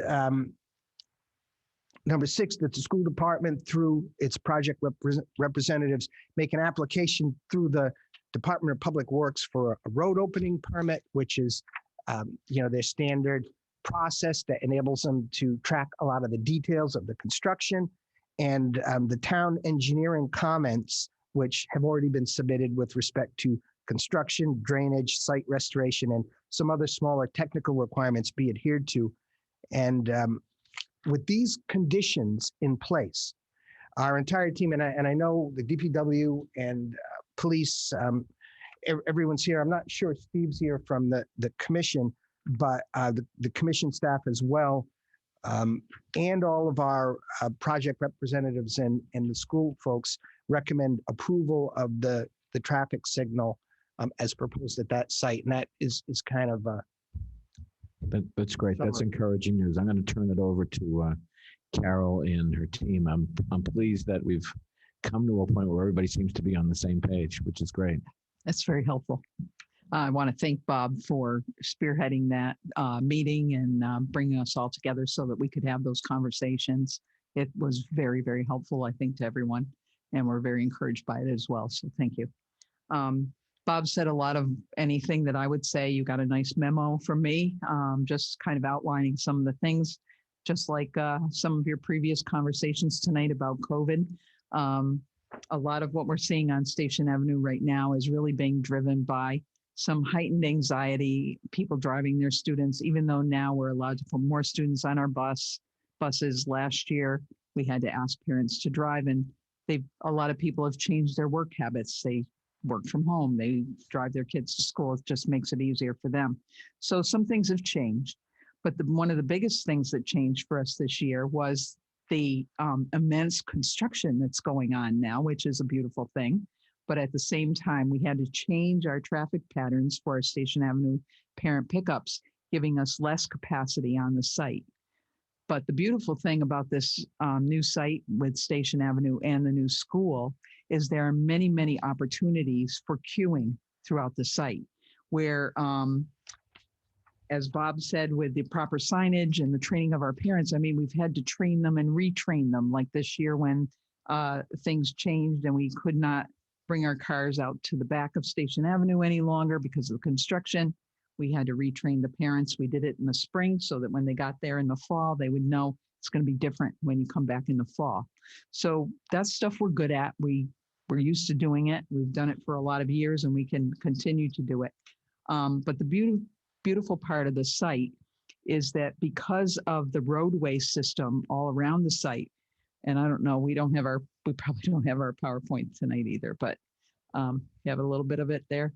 So we have a lot of options about where we can queue the cars. This was kind of our favorite option. I believe it has 80 is it 80 car queuing? But the other beautiful thing about this, if we wanted to continue to use this pattern, we could actually double stack the cars coming in because it is a 2-lane roadway. And so there were a number of options all the way up to a point where if we needed to double stack, we could get as many as 180 cars off the road. And as you could see from the data that was provided in the memo, at any given time, the maximum amount of cars that we would have between Wixon and Mattakees, which would be the new school now, is 120 cars. And that is in the AM on Wednesdays sometime. We did our study. And at the Station Avenue School, 127 cars we got. So this is option 2, showing a little more, 104 car stacking in a single line. This was 140, I believe. In this particular thing, this wasn't our favorite because we don't want to cross our buses if we don't have to. But I think you've got through your packet, and I don't want to belabor the point. I know you've had a long night, but I'm happy to answer questions. And again, thank Bob and Bill for spearheading this, and our town partners for meeting with us and trying to work through the details of this. But everything that Bob said tonight, we all agree with. That's great. Thank you very much. Let me just check. Is there anybody else that you think we need to hear from before we go to the board? I just want to make sure that, we've got the, Jeff's here from the DPW and the police department. And so just to, they can indicate that. Yeah.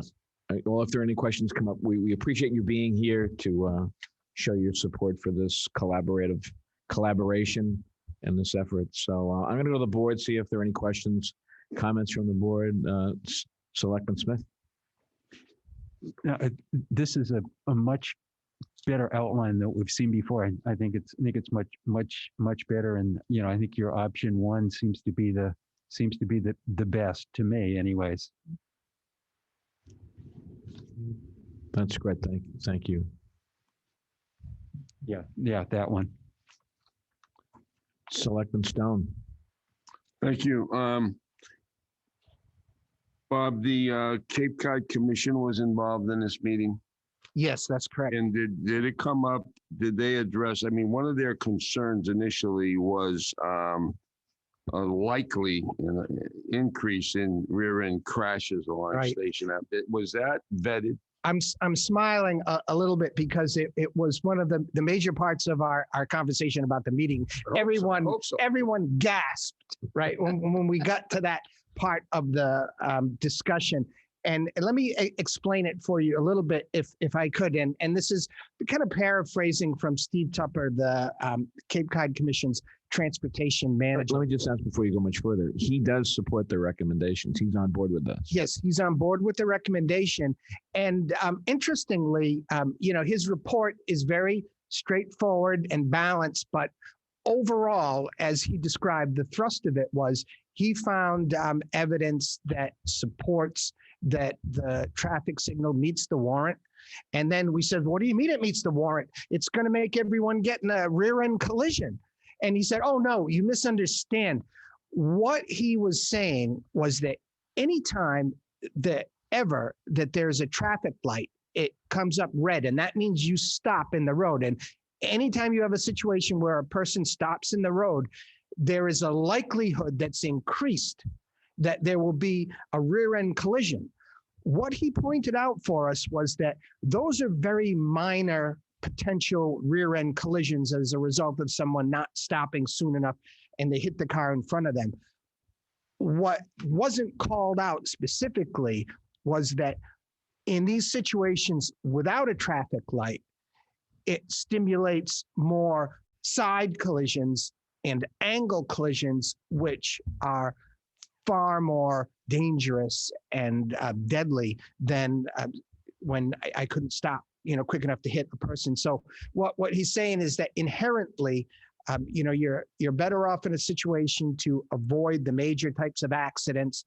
And but anytime a traffic signal goes in, there is a somewhat elevated risk that there may be a rear end collision. And I thought that was interesting, the way he couched that, because the report wasn't that clear that it was replacing all of these very dangerous potential accidents. Very good.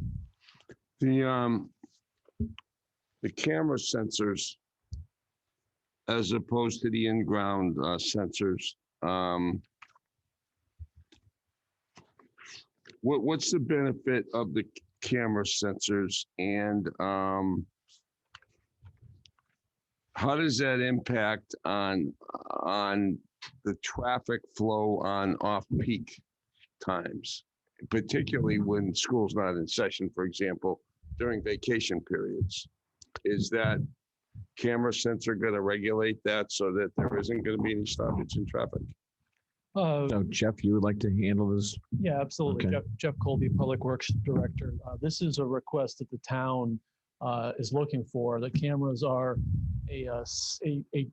serve a similar function to the loop detectors in a road, but they're a more advanced form of detection, and they do detect the size of vehicles better. Some of the loop detectors won't detect some of the smaller vehicles, motorcycle, other smaller vehicles, and the cameras do a better job of that. It is a technological advance over the loop detectors. They're better to control, and it is something we're seeing in a lot of new installations of traffic signals. We don't have any on the other town signals in town because they're all typically older, but for newer installations of traffic signals, this is something that's very common these days. The cameras, again, they serve a very similar function of detecting vehicles and determining how to instruct the signals as to how to perform, whether it's a green in a particular direction or where to allow the traffic to flow through. So it serves a similar function to those loop detectors, just in a different way with a camera. So are these sensors going to be in operation 365 days a year? Yes. So that light will be there even during the summer when school's not in session? Correct. And those cameras will help detect the presence of vehicles. When there's no vehicles looking to exit, then it will be green along Station Avenue.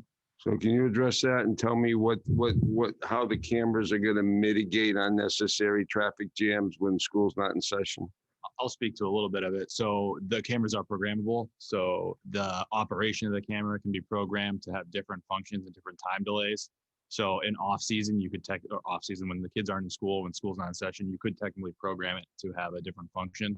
So it stays green longer on Station Ave. Right, Todd? Yes, that's correct. So it can be programmed. So when you say it could, you kind of seem a little reluctant as to whether that would be a good thing to do. No, I didn't mean. Not you. Oh, so, I'm sorry. I'm not reluctant. They can be.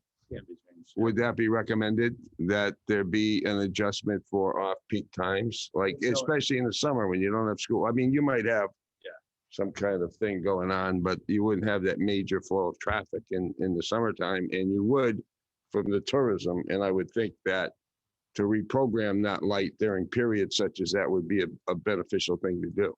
Yeah, and especially since what the town administrator said too is we have a 3-month and a 6-month that we're going to check in the status of the light. So the program can be adjusted after that status report based on any needs. I think it's a similar kind of thing too, to the fact that when school's not in session, we don't have those flashing lights flashing there's those flashing 20-mile-an-hour lights on Station Ave. Obviously in the summer, we turn them off. And so it's that same kind of thing. I mean, I think we've been talking about this quite a bit, and we know the need of the town to have that roadway smooth running during the summer. It makes perfect sense to us to reprogramming it for the summer, similar to all of the other kinds of things like our school zone signs. I think the whole focus is really a mutual accommodation, one for the school and one for the other traffic that we're going to get, particularly the summer traffic. Thank you. Very good. Selectman Horgan. First of all, I think this most recent iteration of this plan with the town staff and the school staff working together is the role model, hopefully going forward in the future. It really has worked and given us a workable plan, I think, to agree upon. I have a couple questions. The maintenance of the light is being delegated to the school, and I'm curious why. Do we have any other instance where that is done in town? Well, we don't own any other lights, but we do maintain those flashing lights that you see in all the school zones. So you have it over at Matakees and Emmy Small, as well as on Station Avenue. In I wasn't Yarmouth. aware of that. That's Yes. all right. That's helpful.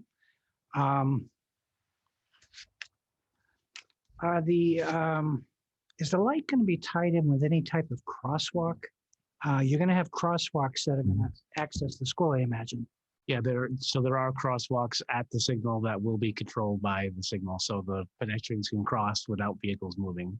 So will a pedestrian be able to activate the light sequence, or are they bound to wait for the camera to recognize a cue? So it's based on buttons. So pretty much the pedestrian would press a button, and then that would indicate to the signal that there's a pedestrian waiting to cross, and then it would change the lights accordingly so they can cross. So doesn't that increase exponentially the amount of stoppage on Station Avenue? Wait for the cycle though. Yeah. Yeah, right. It does. It's not automatic, and like if it gets pressed 10 seconds later, it's going to wait for the whole cycle to go through again. Okay. So the traffic can move, so it's not backing up. There's a maximum cycle. Right. Okay. All right. Yes. And that's one of the things that we talked about with Jeff from the DPW was about keeping it on cycle so that we're not doing that stacking up on Station Ave. Is Right on Red going to be available coming out of the school? Yes, it can be. Yeah, that can be included. And I don't know whether that's a good thing or a bad thing. I imagine that would move traffic along a little bit quicker, but it also, if you've got traffic coming, could be a problem. Right, and there's things to look at for that, and you have to make sure the sight distance is good so they can actually see people coming. So if they do show right on red, proper signage, the signal can be programmed as mentioned, so that if a car does come up, they take the right on red, then it's like they were never there for the signal, so it won't change. So it would be a good thing, yes. Okay. Thank you. I think you've answered all my questions. At some point in the future, I wonder if we shouldn't think about an interior road to deal with the high school and all the schools. I just wonder why we haven't gotten all the traffic off of Station Avenue and created it. Because there's enough room in there, isn't there, to create an interior road through? We can put that down as a future agenda item if you'd like. Maybe 2 or 3 years. Yeah, I realize you can't do it with this project, but Yeah, thank you for the work. It's really a good product now. that's great. Thank you. We did advertise this as a public hearing as well as a continuation. So I'm going to ask if there's anybody in the public that cares to be heard on this particular topic. We did post it. It was in the papers. So I don't see anybody from the public seeking to be heard. Do I need to close the public hearing aspects of this? Yes. So I'll take a motion. Move to close the hearing. Okay. Second. Okay, a motion, a second. Any discussion? Hearing none. All those in favor say aye. Aye. Aye. Opposed? Okay, it's 4-0. All right, let's go to the main subject here. Do we have a motion to, Carol, by the way, you've seen Bob Rittenauer's memo, correct? Oh, absolutely. Okay, good. All right, so I just want to make sure that everybody's on board that, okay, good. So I think it would be appropriate, and I'm going to be looking to the town administrator if I need to change this or amend this, but I'm going to look for a motion to approve the traffic signal as proposed and with subject to the conditions outlined in his memo to the board dated November 12th. Is there a motion? So moved. Okay, do I have a second? Second. Any discussion? Hearing none, all those in favor say aye. Aye. Opposed? It carries 4-0. Once again, thank you so much for all of your hard work and working with us and figuring this all out. I want to thank the Yarmouth Police Department as well, in addition to the school department and Jeff Colby and the rest of our team for the many hours of time they put into this. So thank you so much. Thank you. Okay, have a great night. You know, the great thing about that too. Okay, now we're going to go into the reissuance of a shellfish lease. I think, is that Conrad back there? Okay. You get a prize for hanging in there. All right. So this is a shellfish lease at a site designated as I-98A. Do we have a site plan or something that we can put on the screen that will show us exactly where this is? You have paper? I have paper. Kipper? So is there anything, Bob, that you can do to assist? I don't know what Carl had set up, but he had Okay. something come up. Well, I see, Bob, what we can do is we can begin the discussion, and if there's a site plan, hopefully Bob can find it. And I thought there was one in the packet. Yeah, he's looking for it. But I just want to keep things moving, so I'm going to turn this over to you to update the board on the matter before us. Okay, my name is Conrad Kyer. I'm the Shellfish Constable in Yarmouth. And with me is Joel Boyce, who is the applicant for the shellfish lease. This isn't a new lease, it's a reissue. The last time it was issued was in '98. It's on the north side of Pine Island Cove in Lewis Bay. It's a 3-acre lease. And just a little bit about Joel. When Joel was 14, he came in for a apprentice permit, and he dug a couple of years with his dad, and then he got his own commercial permit. So he's been a fisherman in town for a long time. 4 years. Why don't you tell him a little bit more about yourself? I'm born and raised Yarmouth, went to DY, graduated in 03. I went to Mass Maritime, graduated 07. I spent 13 years sailing offshore. I attained a Chief Mate Unlimited license and sailed in that capacity for 3 years.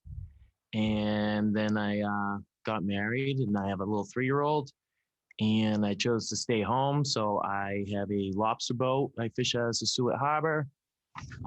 Just kind of looking to diversify. There's a lot going on in the lobster industry now with whales and lines and climate change and all that stuff. So I've shellfished in town for 23, 24 years, and I've worked on grants in Chatham and Wellfleet. And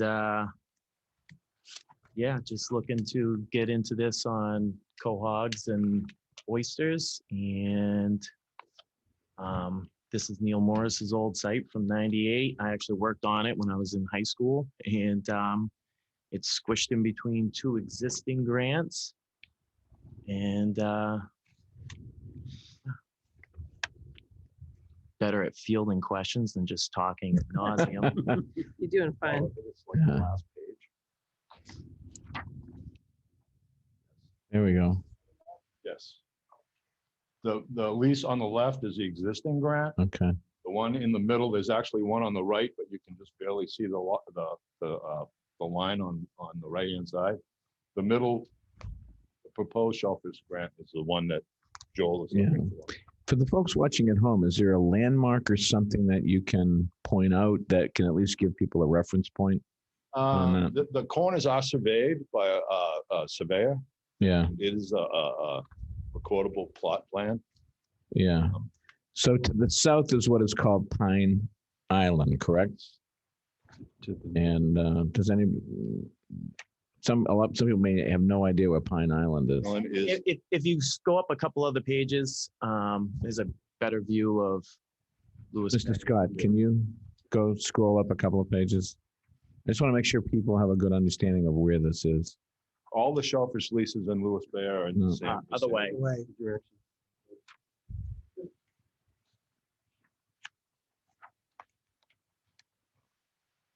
Yeah, that's good. Yeah. That picture, okay. Okay. Conrad, can you go up to the screen and literally point where the proposed? Mooring field in Lewis Bay. Yep. This is Pine Island right here. Mm-hmm. The shellfish leases are along this, they call it the northern shore of Pine Island. Which is a part of the Great Island, right? Okay. It's only accessible by boat. Okay. Where they have to come out of and go to work. Thank you. Is that enough? That's great. I'm glad you didn't use a laser pointer Don't have one. because, well, we wouldn't be able to see it, or at least the folks at home couldn't. That's great. Thank you. Right now, we're halfway through the process. With an approval tonight, a secondary shellfish survey will be done by the Department of Marine Fisheries. There's a couple of permits that he still has to get, Right. and then we would come back for the final approval. Okay, very good. Anything else you want to present? Or let me go to the board. Ready? For a quick one. Okay. I think one of the things I loved about Yarmouth is its strong support for fishing and for shell fishermen, commercial fishing, and it's great to see the interest that you're showing in this. So it's great to have you here tonight. So let me go down to the other end of the panel here. Selectman Horgan, do you have any comments, thoughts, questions? I have no depth of knowledge at all on this subject. What is the benefit to Yarmouth by allowing this? Actually, the shellfish in the water, clean the water. Okay. Is one of the biggest payback to the town. And if the shellfish on the grant spawn, the spawn doesn't just stay on that grant, it goes to the whole bay. Okay. Is there a cost associated with this? There's a cost yearly is fee. $25 an acre per year. And of course, they have to buy the gear and the shellfish yearly. Okay, thank you. Selectman Stone. No questions. Selectman Post. No questions. Selectman Smith. The quahogs and the clams clean the water. Actually, one oyster can siphon Yep. 50 gallons Right, a day. my And it takes the particulates out. right, my brother-in-law is a marine biologist at URI, and he's done tons of studies at Narragansett Bay of the cleaning that they do, and I happen to like the product as well. Some in Cape Towns are investing as a wastewater. It's a source of nitrogen. removal. Aquaculture, and Yeah. I just wrote a grant. I think Bob just signed it to buy some of the oyster products from the grants and put it out for the recreation. So this one will be quahogs, clams. Yeah, quahogs, oysters? which are clams. That's hard shell clams. Yeah. And also oysters. Yes. Soft shell are harder to grow. Okay, so it'd be basically quahogs and oysters. Okay. They get soft shell clams as a byproduct in Barnstable Harbor, but I haven't heard any of that going on in Yarmouth. Yeah, we want to know where they are. So There you'll you go. see in the center. Very good. Anything else from the board? No, I think these are great opportunities to reduce our nitrogen, especially in Lewis Bay, and hopefully grow a lot. It's a lot of work. I've watched people who have grants, and it's a lot of work. Ton of work. Yeah. And one other benefit is during COVID, a lot of the older people didn't want to go to the supermarket, and it's a pretty viable source of protein. Very much so. So what do you contemplate would be the outlet for your market? Who would you be selling to? I mean, I'm Or have fully you not invested reached in. that point yet?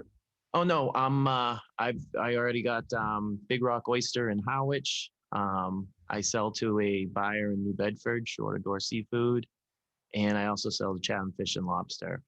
Because everybody gets a little piece out of my the action. lobster, You'll be sea bass, basically shellfish. wholesaling. Yeah.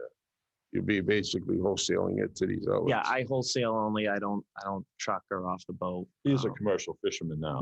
Yeah, I know Shellfish. that. Yeah. So Okay. I make a motion, we support the application as presented. Do I have a second? Second. Okay, any more discussion? All right, hearing none. All those in favor say aye. Aye. Opposed? Carries unanimously. Thank you. Joel, we wish you the best of luck. Thank you. I'll be Thank you back for your here time. again after we make it through. a couple Okay, steps. give us some more stories. Let us know how you're doing. All right. Okay? Guys, thanks for Thank you. And if you come back with a half shell and some horseradish, I mean, Yeah, yeah, I'm There- kidding. I'm absolutely kidding. there you go. All right, As long as it's not over $50, you're okay. all right. Next item is the library money policies. And hiding in the back there now, Yeah. front and center.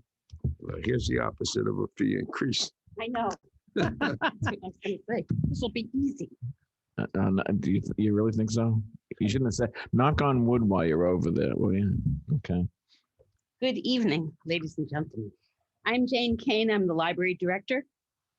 And on behalf of my library staff and the town library board who guide us in developing policies, a few months ago, and then more recently in early November, I sent a letter to the town administration and to you folks on the Board of Selectmen to request consideration that the library goes fine-free.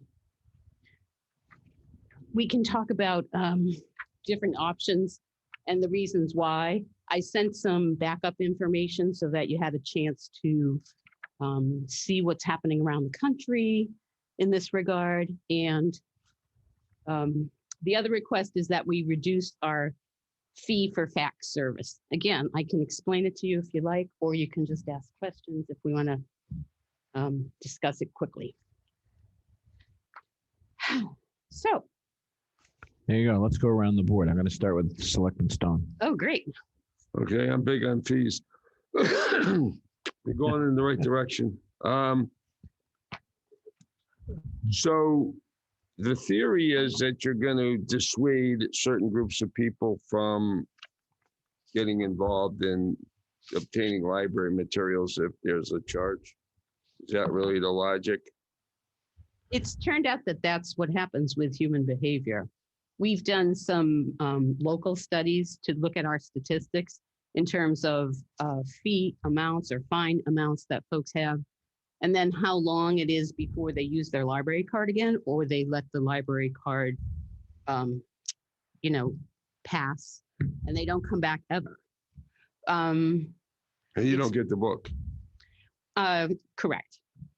Actually, Mr. Stone, for years we have had the month of February as fine-free. It's like a customer appreciation situation, and it's Valentine's Day, and we love our patrons.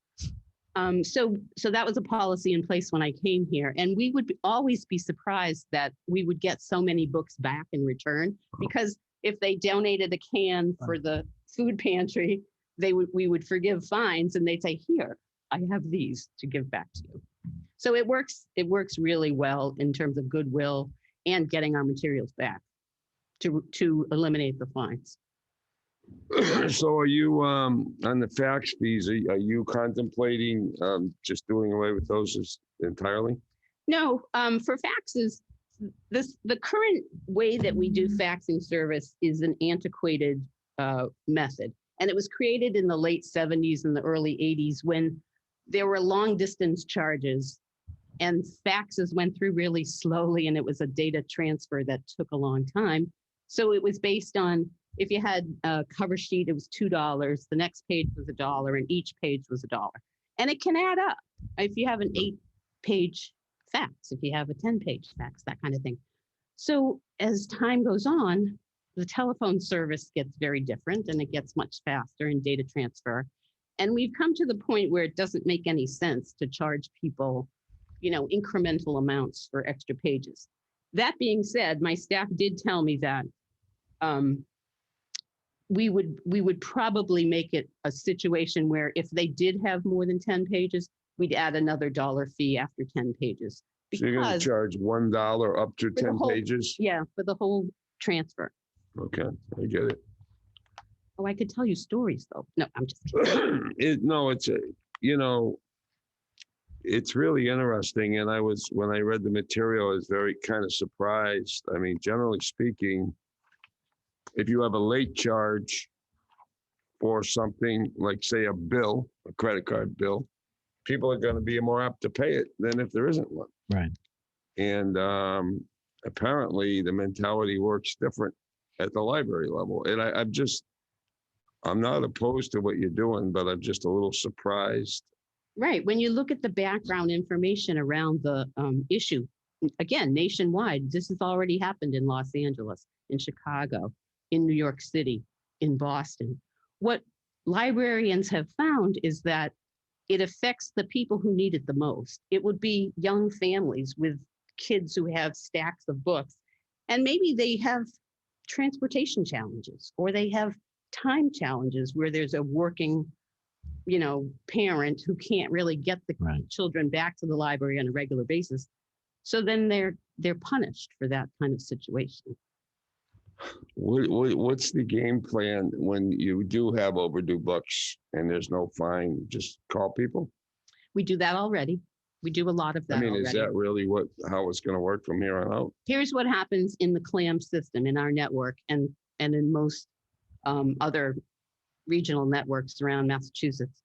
If your fines are over $25, your card is blocked. Okay. So it would be at that point that you wouldn't be able to use the services of the library. So that means if you keep a book for longer than a month, you would get billed for that item. Typically, that would be at least $18 to $20 per item on average. So as soon as your fine balance gets over $25, your card is blocked. So we think that will keep the real challenging accounts Well, manageable. you know more about library fees and book charges and behavior in libraries than I do, so I'm certainly going to defer to your judgment on this. Thank you. And I fully support, obviously, access to reading materials and research materials. Right. Thank you. 100% in favor of that policy. Selectman Post. Hi, Jane. Hi, how are you, Thanks for Tracy? waiting so long. It was interesting. Yeah, I too read the article and I was surprised at the logic. I picture people going in there and just getting a bunch of stuff and going home and never coming back, because why would they go buy a book? Right? Why would they go buy a book? Public librarianship is based on people having respect for the community. And when they borrow something, they know that other people want to read it too. They bring it back. I hope you're It's right. the way it works. I hope you're right. There's things other than books. There's a lot of media. There's a lot of other things that are there. So this would fall into the category of all materials, anything regardless of the cost. Yes. Okay. We have options of changing it if we Well, find that's that the it, thing I was just going to say is I think that maintaining some type of, I'm sure you know what it costs to replace on an annual basis typically. Mhm. I'd be interested in seeing how that goes into the future if we make Sure. this change, because I really would like to believe that, but I have a hard time believing someone's like, oh, I'm going to go to Barnes and Noble and buy this book, or, maybe I'll just walk in here and take it.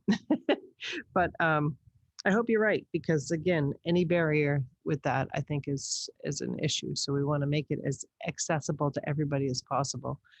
Do you have a cable telephone, or do you pay like a regular phone line with long distance and international calls, or is it cable? no, we have a data plan and it's Verizon. So do you pay for long distance calls and international calls? Just No, curious. there's one fee. It's one fee, so Mhm. it doesn't cost you any money to, okay. That's all I wanted to know. That's great. Thank you. Selectman Smith. I've read a number of libraries that have eliminated their late fees, and it's been very, very well received. And I know the BPL has done it as well, which you All have an 6 article in here. libraries on the Vineyard did it about a Right. year ago. Right. On the fax thing, I do recommend that if somebody comes in with a long fax and you can decide what a long fax is, there should be at least a little bit of additional charge. We agree with you. Yeah.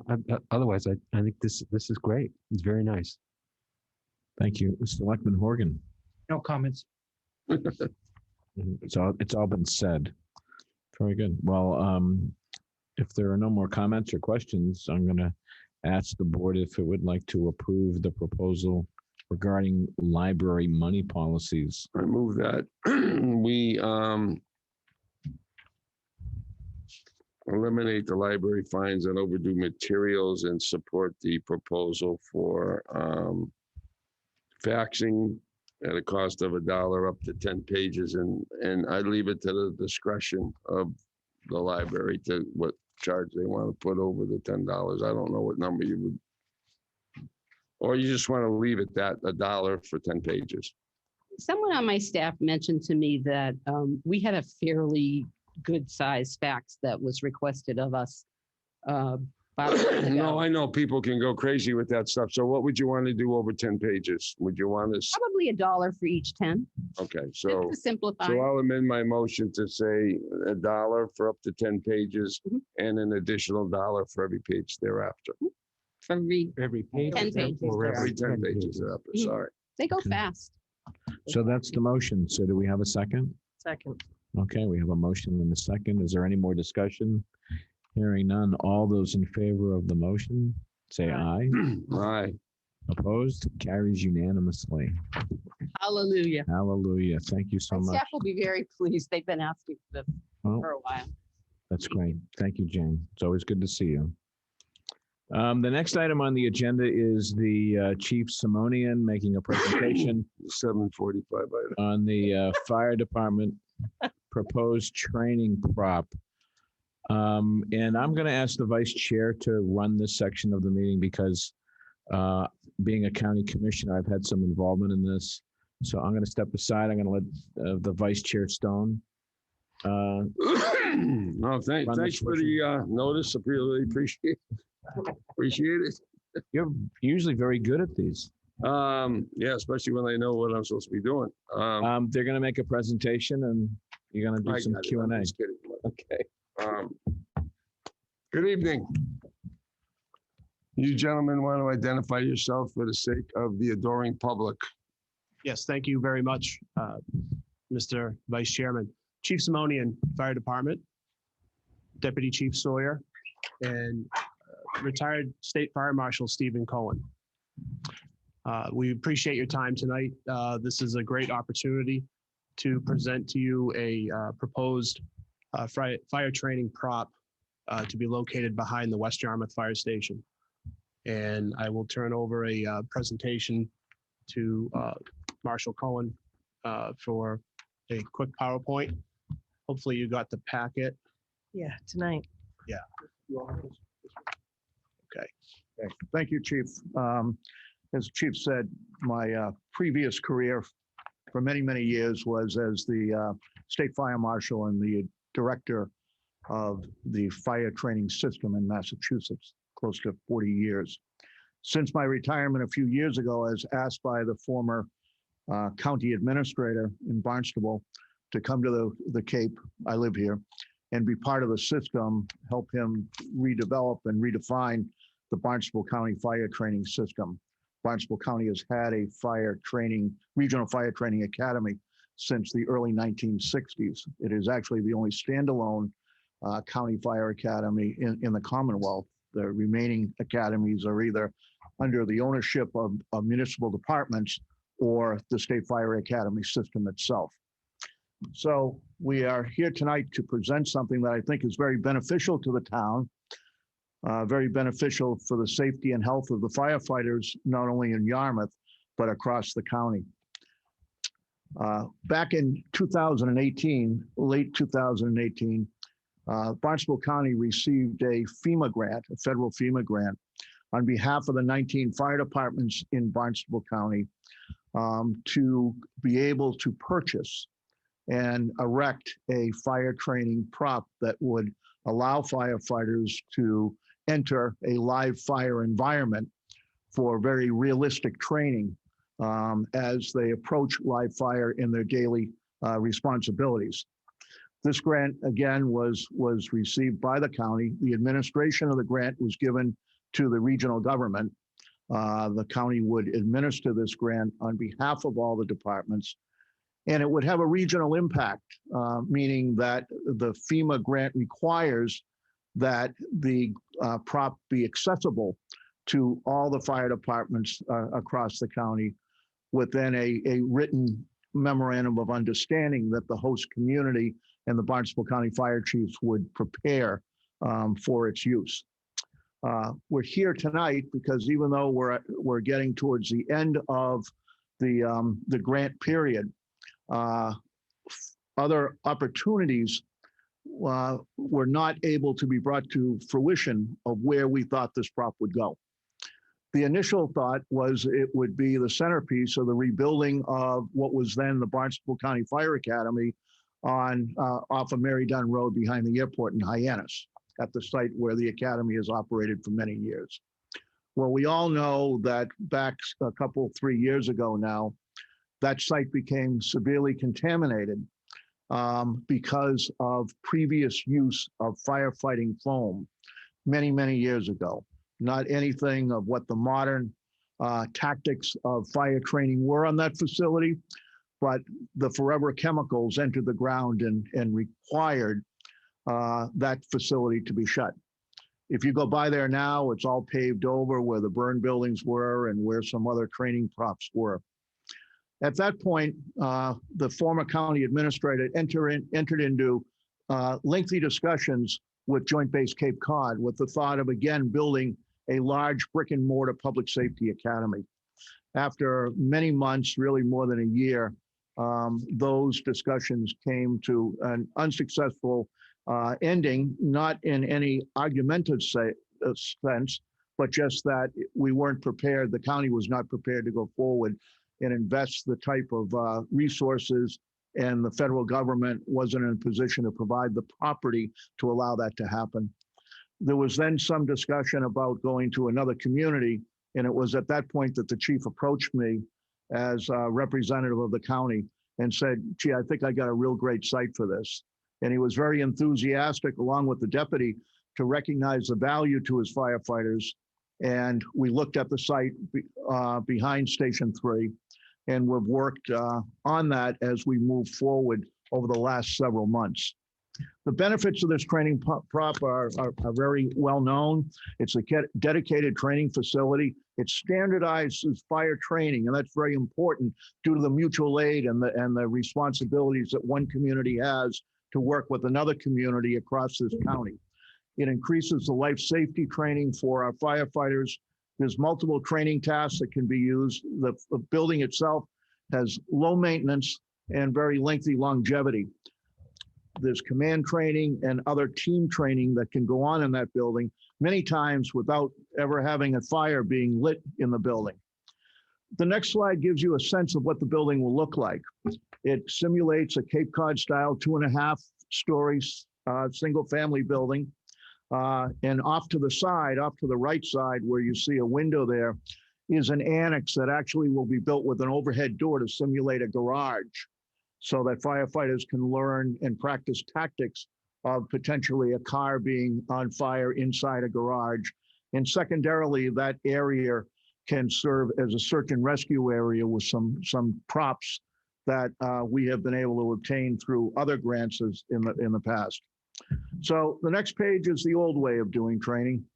It was very successful, very realistic, but it's not for Cape Cod. It's not for Barnstable County. It's not an environmentally sensitive way to do training. So the new way is what you see on the next page. And I can really describe it pretty much as the barbecue grill in your backyard on steroids. It's bigger, it's hotter, but it's basically the same thing. If you have a barbecue grill, a propane barbecue grill in the backyard, you turn on the 20-pound cylinder, you light the fire or the grill lights automatically, and you have a clean burning flame that you do your barbecuing on. That's exactly what we're talking about here, is a propane fire that has no type of runoff, contaminated runoff, no type of anything that would be hazardous to the environment.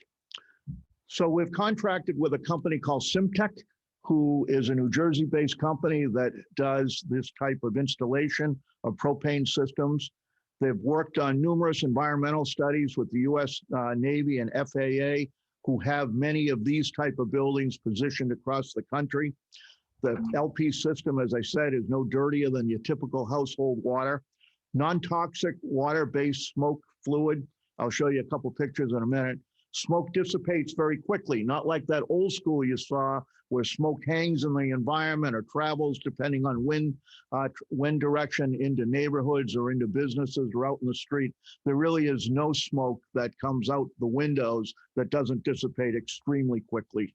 Clear burning LP is used for all fires, and the only smoke, as I say, is the propane generated fire. We can show you a quick clip here. The deputy hits the right button, which he's pretty darn good at this. He helped me out. So that is actually one of their buildings. That's a firefighter applying water to the propane fire inside that building.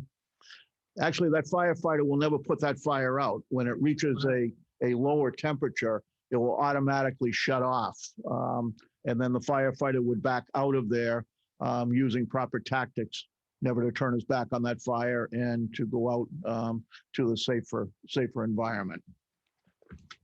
So interior smoke, as we talked about it, if you've been to the Wang Theater or you've been to really any theatrical performance where you see that smoke in the stage area, that is the type of smoke that we're talking about here. So these three pictures actually depict the differences. The one on the left is a flaming fire inside a building similar to this without smoke being introduced. The one on the right has some of the artificial smoke in addition to the flame. And by comparison, here we have a performer, probably a magician, it looks like, on stage, and he's using the exact same type of smoke that we would use or will use inside this building. So let's talk a little bit about finances for you. The building itself has been procured by a company called Fire Facilities. The building and the propane equipment to be installed is a total of $469,000 and change. We estimate, based upon Fire Facilities estimates to us, that it's about $225,000 to have that building erected here in Massachusetts, knowing prevailing wages and other considerations for work in Massachusetts. Foundation is about $65,000. And since we initiated discussions in Yarmouth, both the chief and the deputy have been very, very supportive of working with other departments and soliciting support for this project. So we see that the town DPW and the water department are both joining us in providing some services to bring water lines and to bring some of the other site work to the project. So what do we have for revenue? We have a $700,000 grant from FEMA. 633 as it's 1,000 as it says is the federal portion. It will be matched by a 66,000 county match. That money has been set aside in the county budget at secure financing. And for the last 4 years, 4 or 5 years now, I might be off a little bit, the legislature has provided a $100,000 earmark to Barnstable County to support enhanced fire training. This has gone either to the Barnstable County fire chiefs initially, and in recent years to Barnstable County itself to support the Barnstable County organization and fire training system that exists there. The county administrator, the new county administrator, has indicated a strong commitment to use a percentage of that 100,000 earmark to go to support the final build out of this facility. So what are the next steps? It's to come before the Board of Selectmen and seek approval to continue down this path and have the chief fill in, deputy fill in the some of the specifics from the Yarmouth standpoint in a second. Site plan and permitting, which is ongoing as we speak. An RFP has to be let for a general contractor, which the county will do, to have site work in the foundation and the building erected. And then an MOU between the Yarmouth Fire Department and the Barnstable County Fire Chiefs to ensure that the prop itself will be available to all the departments in Barnstable County to enhance their training. Though I leave you with this, that as we say, an MOU between the departments and the Yarmouth Department and the other departments of the Cape, this is not to say this is a free-for-all. I've prepared and brought to the chief a sample MOU that's been used by the town of Auburn, Massachusetts, which at the same cycle that we received this grant, they received one on behalf of their fire district, which is about 22 communities in southern Worcester County. And they had, the ability to write into that MOU an assessment so that there's funding moving forward to support the prop, and also the assurances that their firefighters will be there and be able to oversee the training so that everyone lives by the rules and stays within in the confines of the training area and doesn't become any way a negative impact to the firefighters that work at that property, in this case on Buck Island Road. So I'll leave it at that, subject to any questions, and turn it over to the chief and the deputy. Thank you very much, Fire Marshal. Like I said earlier, this is a great opportunity, not only for Yarmouth Fire Department and our members, but also the rest of the county fire departments that we work with on a daily basis to standardize fire training going forward. Because since the Barnstable County training facility has closed, we really don't have anywhere for the future of our fire training for our members and the rest of the county. We do have a mobile prop, which some of you have seen at the West Yarmouth Fire Station, that is making its way around the departments on the Cape. And this is a very similar style burn prop, only that this one's fixed and it has the ability of running multiple crews in this building and do multiple company operations, what we call. The trailer is more designed for a single crew of 2 to 3 individuals to go in a one-room fire, maybe remove a possible victim that might be trapped, but there's not a lot of room in there for multiple company operations. This training prop, being 2.5-story and a much larger facility, will enable us to do what we used to do at the Barnstable County Fire Training Facility. We would take 4 pieces of apparatus for a day and do live fire training for the whole department at the Barnstable County facility. We have not been able to do that since its closure. So this would be really a benefit, not only to us, but to the rest of the county. Jeff, you want to add anything? Or? Just like to invite Selectwoman Post to put on her fire gear again, as she did in Allen's House Road. Yep, that was great. And I was just join down us. there the other day reminiscing about that. That's a great. I share that story all the time. Yeah. And I watched you at the Fire Academy. Right, we did. And the other thing is, unfortunately with COVID, we've had to shut down our high school intern program. So really our farm system, including on our on-call firefighters, we really don't have any opportunity to get them certified to the firefighter 1-2 level and give them a career path to full-time. And that's desperately needed. It's getting really hard to hire and train full-time firefighters. So if we have a farm system like we had from before, we could continue that with this burn prop as well. So it would be a great asset. So I'll be happy to take any questions. Dan, do you have any questions? Or comments? I think you, I think you answered this, but the MOU will cover future maintenance and operation costs? Yes, correct. Okay. Are there any concerns from the town's point of view in terms of ownership of a building like this? No, we don't have those concerns that, based on, I think the environmental safety of the more modern equipment, it eliminates a lot of the threats and risks. It's not a insurance lag. And the other thing that I want to say, I've been working very closely with the chief, the deputy chief, and the fire marshal on this. And I have to tell you, I'm enormously proud of the leadership in this department for bringing this forward. It is so difficult to maintain such a high level of training when these types of fires are so infrequent, and to have a facility like this located in our community and at complete access, I think will be a tremendous tool for the training.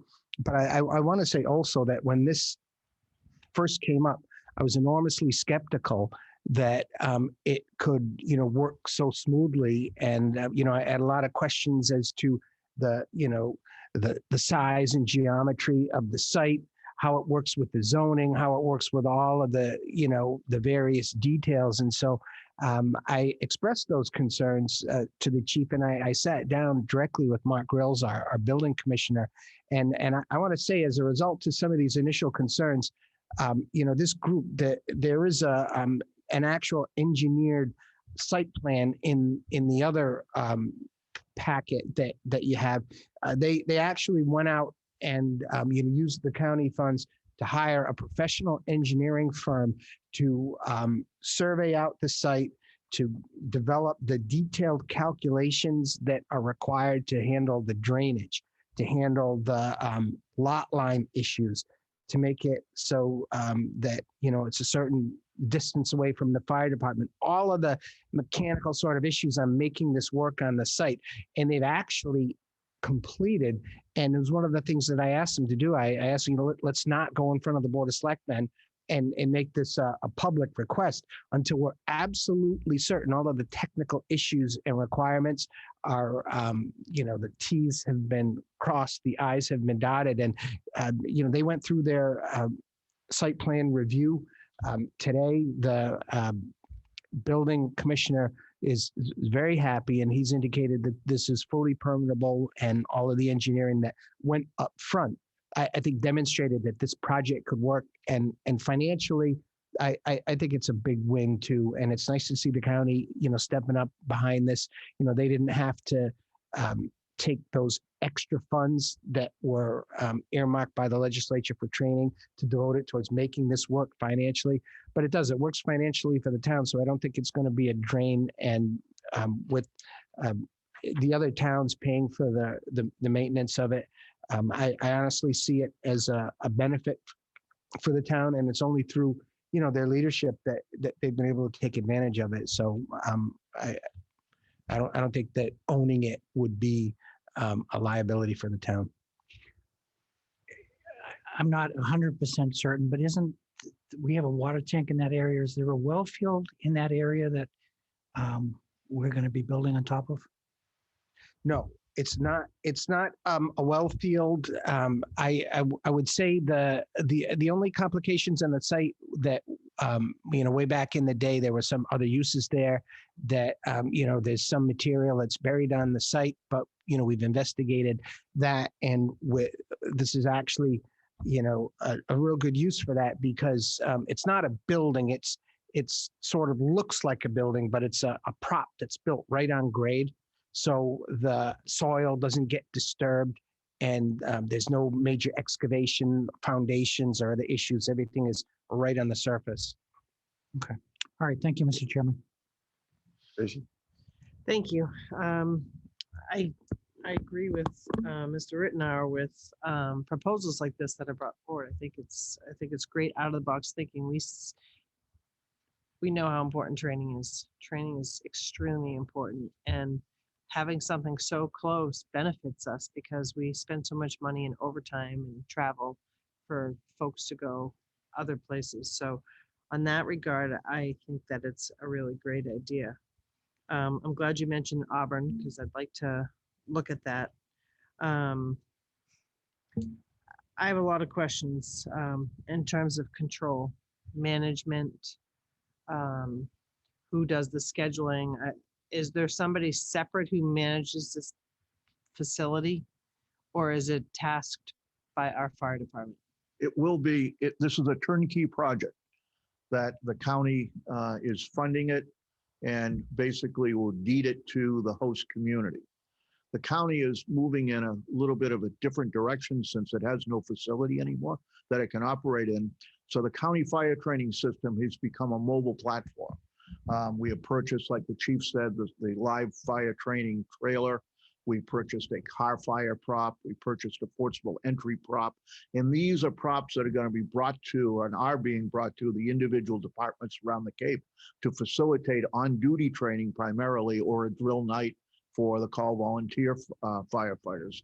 But the county at this point doesn't see in the future a new brick and mortar training facility here in Barnstable County. So the buildings, the responsibility, the management of the building will rest with the department. But I know, and the chief can speak to it in more detail, he has been very transparent with the Barnstable County fire chiefs. They know about this, they embrace this, and they know that each of the departments have to be a partner in this. So they financially a will come forward. partner, I would imagine, so the town will be reimbursed for the time, the administrative time as part of that MOU, in addition to just the maintenance and the upkeep. I'm thinking about, you know, insurance costs, all the costs that are associated with not just the maintenance, but your time, because someone has to schedule who's utilizing it. That takes time. Yeah. So is that all part of the MOU in terms Yeah, what we talked about with the other county chiefs as well is a lot of departments have a full-time either EMS training supervisor, or some of them actually have a fire training captain and an EMS training person. That core group that currently always meets together all the time and discusses EMS issues, I could see that group being department liaisons to this burn prop. So they would be brought up to speed on its operation and function. So when they came with their departments, they would be one of the lead people along with our personnel, because there's a big safety factor there as well. We want to make sure that we're all following the same procedures uniformly throughout the whole county, every So department. is this going to be operated as like a board of, just like they had before, or who ultimately controls? So, We okay, do. so the chief. We do. So, the other towns buy into it. They mandated to buy into it for their portion of the maintenance and Yeah, so ongoing costs. Yes, they would have an earmark, I'm not sorry, excuse me, an assessment cost. We would determine that. Just for an example, in the Auburn region, I went to Auburn, I met and went through that facility already. And the departments out there pay $1,000 assessment for maintenance of that facility. And that covers the operational cost of the insurance, everything in addition to that. Yeah, as far as insurance, with regard to when a department, it'd be similar to us going to Barnstable County. Our members are covered under our policy when we go and train at another facility. So We it don't would be need the to- same thing when say Hyannis comes to Yarmouth to do a live fire evolution over there, or just a training evolution. They're covered under their insurance. So no additional insurance for this facility, for the town? No. Will it be fenced off? Yes. Okay. Do you know how much flammable material like propane you'd be keeping on site? Will it be in tanks or? A single tank. One large tank. Yes. Obviously not like your barbecue grill 20 pounder, but Okay. one large tank that would be double fenced. So the entire site would be fenced, but it would be fenced around the storage. There would be an underground line, so it wouldn't be accessible by anyone walking, that will come into the building. And then from there, it will feed the props, the propane props inside the building. Okay. Why do you think it is that some of these other towns weren't interested in hosting such a, what were the There's only one other hesitations? town that was looking at it, and it was Harwich. And I don't know the particulars in Harwich, but I know the Harwich Main Police Fire Station has residential structures on both sides of it and across the street, and maybe that was an issue or concern with the butters. I'm not really sure of the details there. I think it's also fair to say, ma'am, that the intent of the county initially wasn't to get this grant and then say which community No, wishes to I come know. forward. It was just kind of When a we pipeline. transitioned, the chief actually came to me and showed me the site behind the station, and was a strong advocate to see if Yarmouth could become the host. I wish that had happened, because we'd be a year ago, we would have been sitting here. But it was particularly that the department approached us and was willing to take this. So we have a town use committee, and I'm just curious, this parcel that was marked off as part of the fire department parcel, have we investigated what that was purchased for or set aside for? Were there any potential uses? Is it all one parcel? It's all one parcel. Okay. Yeah, it's a 3-acre, one parcel. Isn't there an antenna back there? There's an antenna right behind our station. Okay, so. That's within our fenced-in compound, right behind the building. But that parcel, if you look at I think it's in your packet, on the information that I had sent, and I apologize for this PowerPoint not being ready based on the holiday. We didn't meet the deadline with Veterans Day to get it to you sooner. But on that engineered plan that we have, the parcel is one parcel. There's a second parcel to the right of it if you're facing it, which is the DPW parcel, which I think you might be talking about. That's a much larger one, and they use that currently to store bulk materials and brush and whatnot. I'm not sure what they're going to do with that one as far as repurposing, but I know at least on ours, it wasn't subdivided. It was all one parcel. And there was no plans for the fire department to use that for other things at some point in time. No. Okay. No, there was an old community garden in the back there that's been abandoned for about 8 or 9 years. I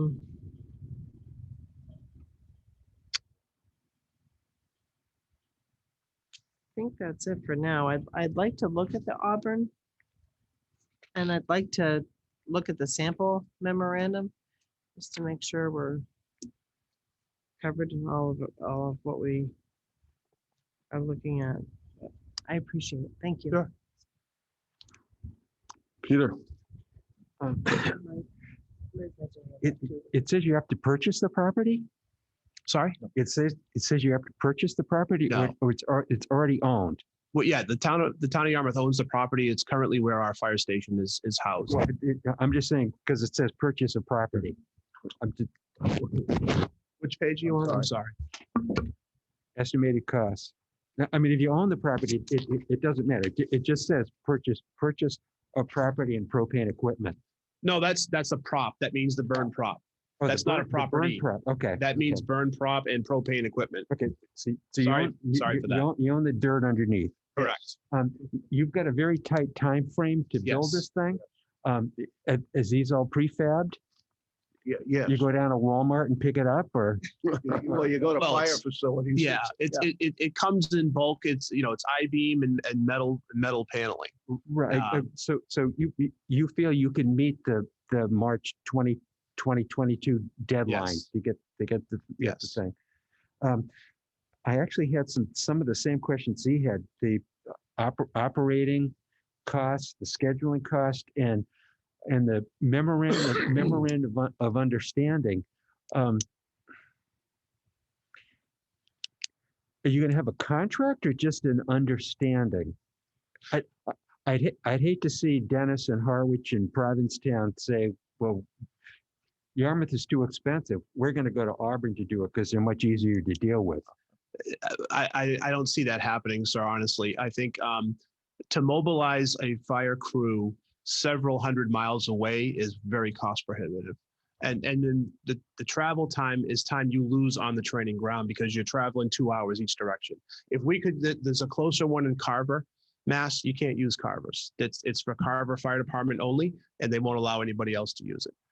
Bridgewater currently is a new recruit, which is part of the Department of Fire Services. It's a satellite academy for a new recruit, but it's not for ongoing, and they don't even have a burn building yet, but they're going to do something very similar to this. No, I think it's an excellent idea. I just my comments and Ms. Post's comments are, we don't want this to be a drag on the town's budget and your budget. We're working on something else as well. The deputy will explain. In order to write the AFG grant, all the towns have already signed off. All the chiefs have already signed off on it. Oh, so it's not going to be a surprise. They all want it. Without this last ditch effort, this building wouldn't be on the Cape. Part of the Barnstable County training would get $100,000 a year. That earmark money that we're talking about. We're looking at working with our representatives to have some of that earmark come to, and when I say we, I mean the Cape Chiefs are looking to get some of that money earmarked for this facility, for training for this facility. On an annual basis. Okay. Right. So it would be, that was in, I believe that was in the revenue. Thank you. I think we have Liz Hartsgrove that was seeking to be recognized. Okay. On the screen, if she can come in.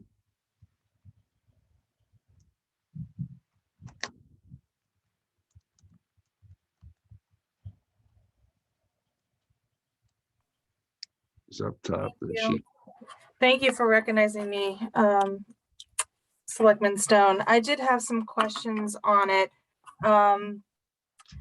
So what is going to be the public outreach that you anticipate to before you even go forward with this proposal or having the selectmen approve of this proposal? Is there going to be a public outreach process? I guess is her question. That's correct, sir. If there is, what do you anticipate and when? We can certainly do an informational flyer out to the public if that's warranted. We were looking first to get approval from you folks first before going any further. Did you hear that answer, Liz? I did. I'm a little concerned about, I think that there should be a little bit more effort. This is a very large investment for the town. And something that is going to alter the location. We have Sandy Pond there that we just put approved CPC funds for a playground with children near there. There are apartments close by. And as far as being the vice chair of the planning board, I think the planning board should have some type of input on this type of proposal prior to even coming to the selectmen. I don't think actually the T's have been crossed and the I's have been dotted in this. I don't see a cost analysis based upon what expenses it costs for your team to go over the bridge, as opposed to having this facility here. And as well as what Selectman Post mentioned, the cost associated with the personnel. I don't believe that as an experienced town employee from the town of Yarmouth, I know that it costs employees and the town to actually serve and be able to, sorry, it is really late today. To maintain this and ongoing, what are the costs associated? I would urge the selectmen to ask for a breakdown, a real true breakdown as to actually what the cost, what the salary of the person that's going to be in charge of scheduling all of these and having to be there, the hours, the days of the week that these trainings are going to be occurring, what type of material is going to actually be used to put out these fires. I understand that you showed a demonstration with water, but is that the only material that's going to be used? I have real concerns with this. Actually, why did Barnstable, and we all actually know why Barnstable doesn't want it in Barnstable anymore, is because it's poisoned the drinking water. And that might have happened years ago, but it's happening now. And are we putting millions of dollars into a infrastructure of wastewater to just poison our water again? And it's not just household water that is typical. Household water actually has PFAS in it. So I really urge you, the selectmen, to think about this process before you rubber stamp something. March 22 is only 3.5 months away. And I don't think there's been enough outreach with this and public input. Thank you. Okay, one answer, Liz, that I can give you from feedback that I got from the panel while you were speaking is that water is going to be the only thing used to extinguish the fire. There's not going to be any other chemicals or anything like that. And the only, I think the other thing to follow up into that is the only thing that will be on fire is a propane fired prop. If you go back and you look at that old school picture that we showed, I'm sure in there were wood pallets, there was probably old furniture and all kinds of stuff that was in there. It was Those everything. days I've seen live burns back in the day. And that's what used to be done years ago. That's no longer Everything being went done. into those things. Yeah. And that's the old way of and that's not what we're proposing at all here. Yeah. Thank you for that clarification. I do appreciate that it is thoughtful in that, but however, you did say that it is a very large outdoor grill. And I have a neighbor that has just a very small outdoor grill, and sometimes those smells can be very disturbing. And that is not up for you to decide. That is up for the residents to decide. That they are the taxpayers. They have a right to actually have input into this. And so I urge the selectmen, again, please do your due diligence. Don't just throw out a flyer. There's no effort in that. And we all know that. you actually have to go door to door, do community outreach, actually hold meetings, put information out there. This information was never for the public to see. I have not seen that presentation, that PowerPoint that you're holding in your hands, and I don't have access to it to review it. I don't see the cost analysis. I don't think it's a very thorough presentation and proposal. I haven't seen anything go before the planning board, or again, I think the insurance costs, I don't see an evaluation from the insurance of how much that's going to input on an annual basis. So again, there's a lot of questions that need to be answered. It's not that I'm saying that this is a bad proposal. I'm just saying that there is more work to be done. Thank you. Thank you, Liz. I'm not going to direct my comments to Liz at this point because I haven't asked you any questions yet. But I'm really on the same, have the more or less the same questions that Tracy and Peter have about the cost sharing with the other towns. And all I would want to see is that Yarmouth gets a fair contribution from these other towns based upon the actual costs. And there probably should be included in that an administrative cost, because somebody's going to have to spend time coordinating all these different fire departments and the scheduling and things like that. I think in concept, I think this is a good idea, but to Liz's point, I think we have to have detail also in terms of a final approval, in my opinion. I mean, I can say, yes, I do support this and I think you should go forward, but I would want to see for final approval from the board, all these details nailed down. And I'd want to know, and I think it's a fair question that she raises, what the actual costs are going to be and who's going to pay what.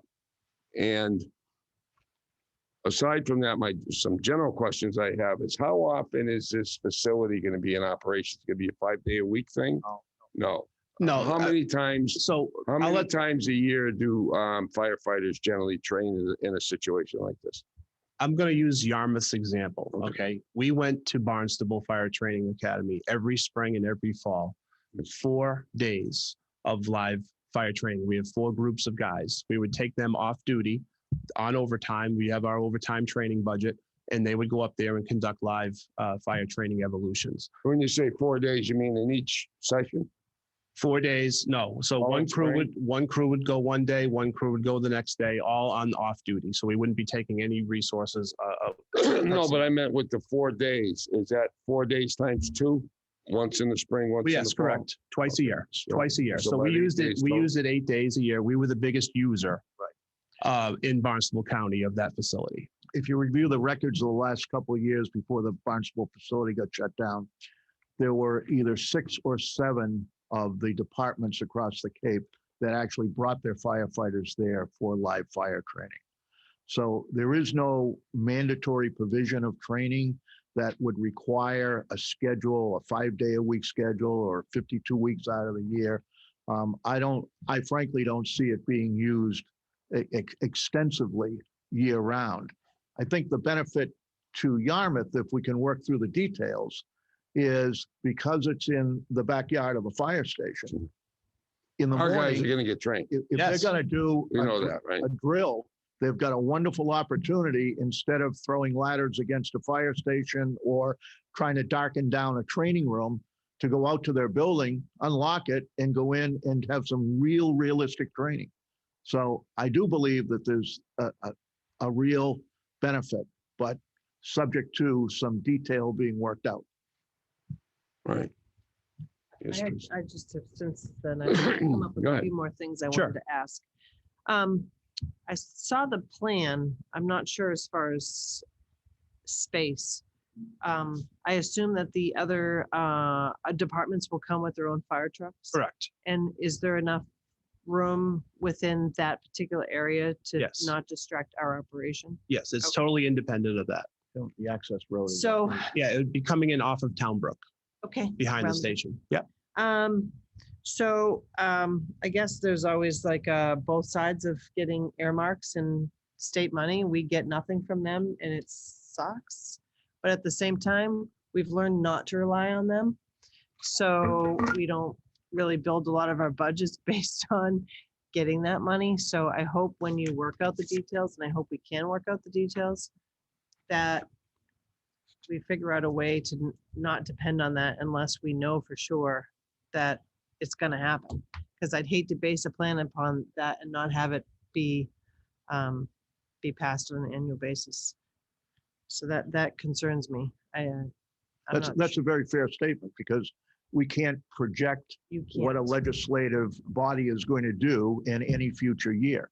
If you look again at the research that we did with Auburn and my knowledge of fire training across the state, that they operate with no earmark. They operate strictly on a agreement with the communities within their fire district for cost sharing. Well, if we could set up a memorandum, whereas if that earmark comes and we have, funds, maybe we don't take the funds from the member towns, whatever, but. Certainly, yeah, that would be. I'm not sure. I was thinking the same thing Tracy's talking about. If we don't need to collect from the other towns. Have a contribution scale or reimbursement, however you want to term it, not based on earmarks, with the understanding that that will be correspondingly spread out to reduce the annual contributions when, as, and if the money comes in.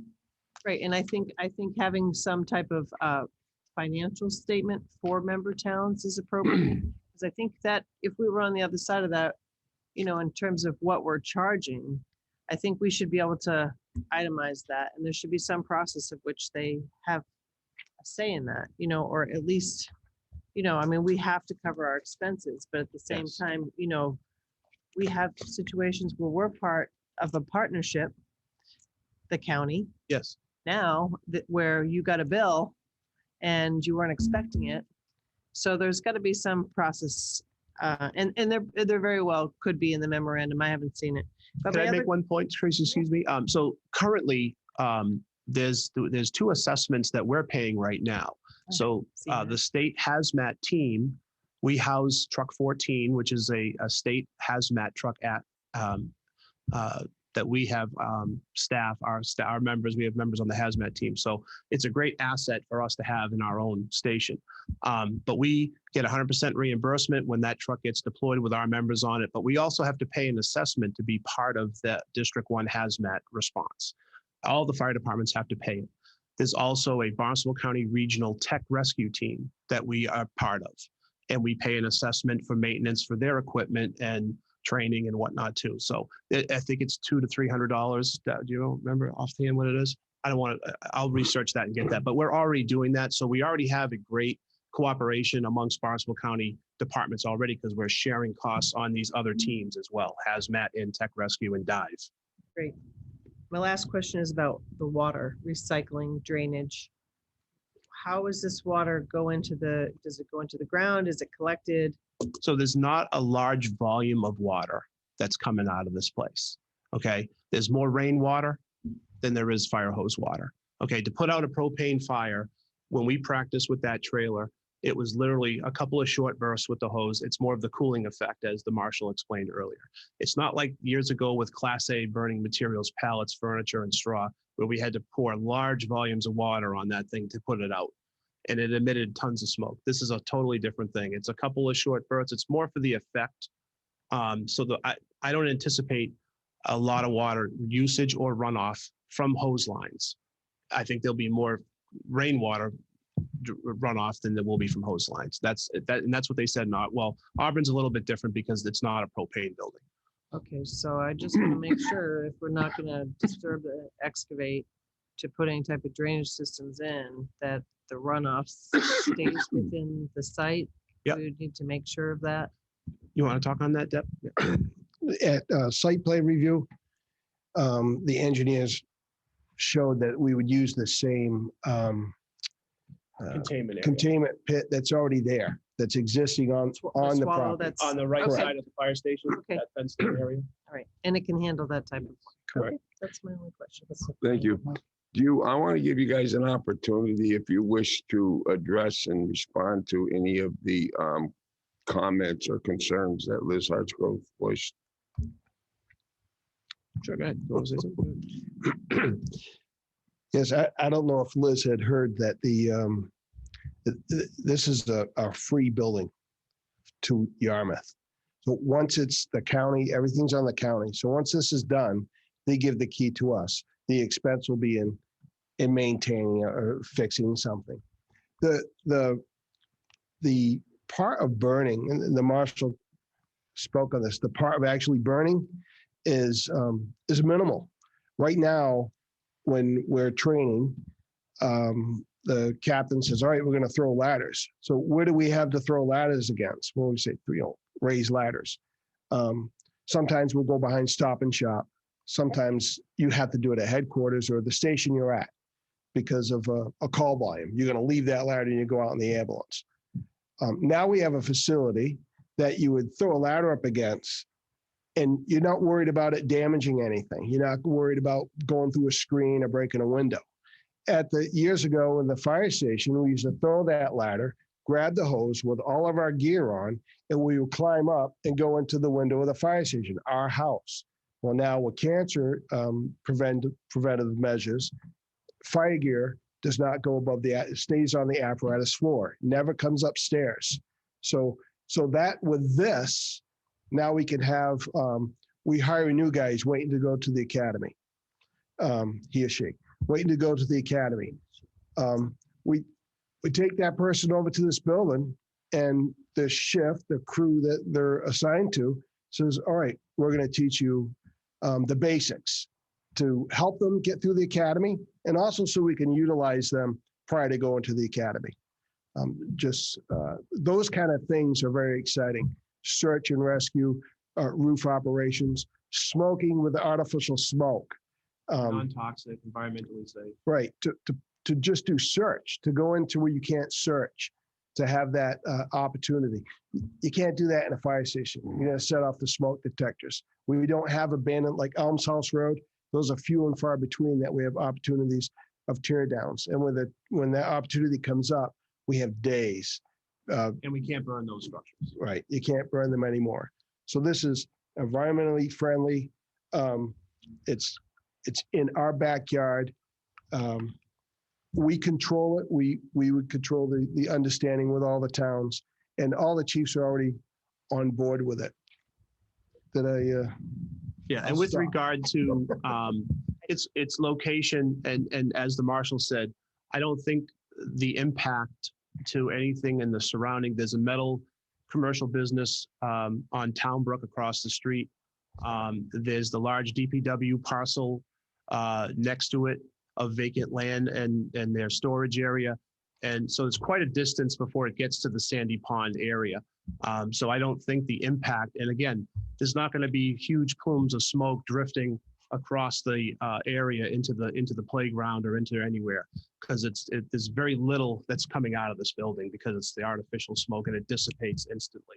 So I think the impact is very minimal. Have a follow-up, Mike? Yeah, sure. If I'm understanding this correctly, the time is the issue here. Unfortunately, yeah, we were landed this about 5 weeks ago, and we've been trying to get this over the finish line. So how do we move the ball forward, giving, like a conditional approval, but, we obviously are interested in more detail on the MOU, a cost analysis. Absolutely. My ears perked up a little bit earlier when you said that Yarmouth personnel are going to be out there ensuring that everybody's doing what they're supposed to do. And that concerns me because that obviously is a cost to us, or overburdening of our staff that needs to be accounted for. So I think the questions are legitimate. Yep.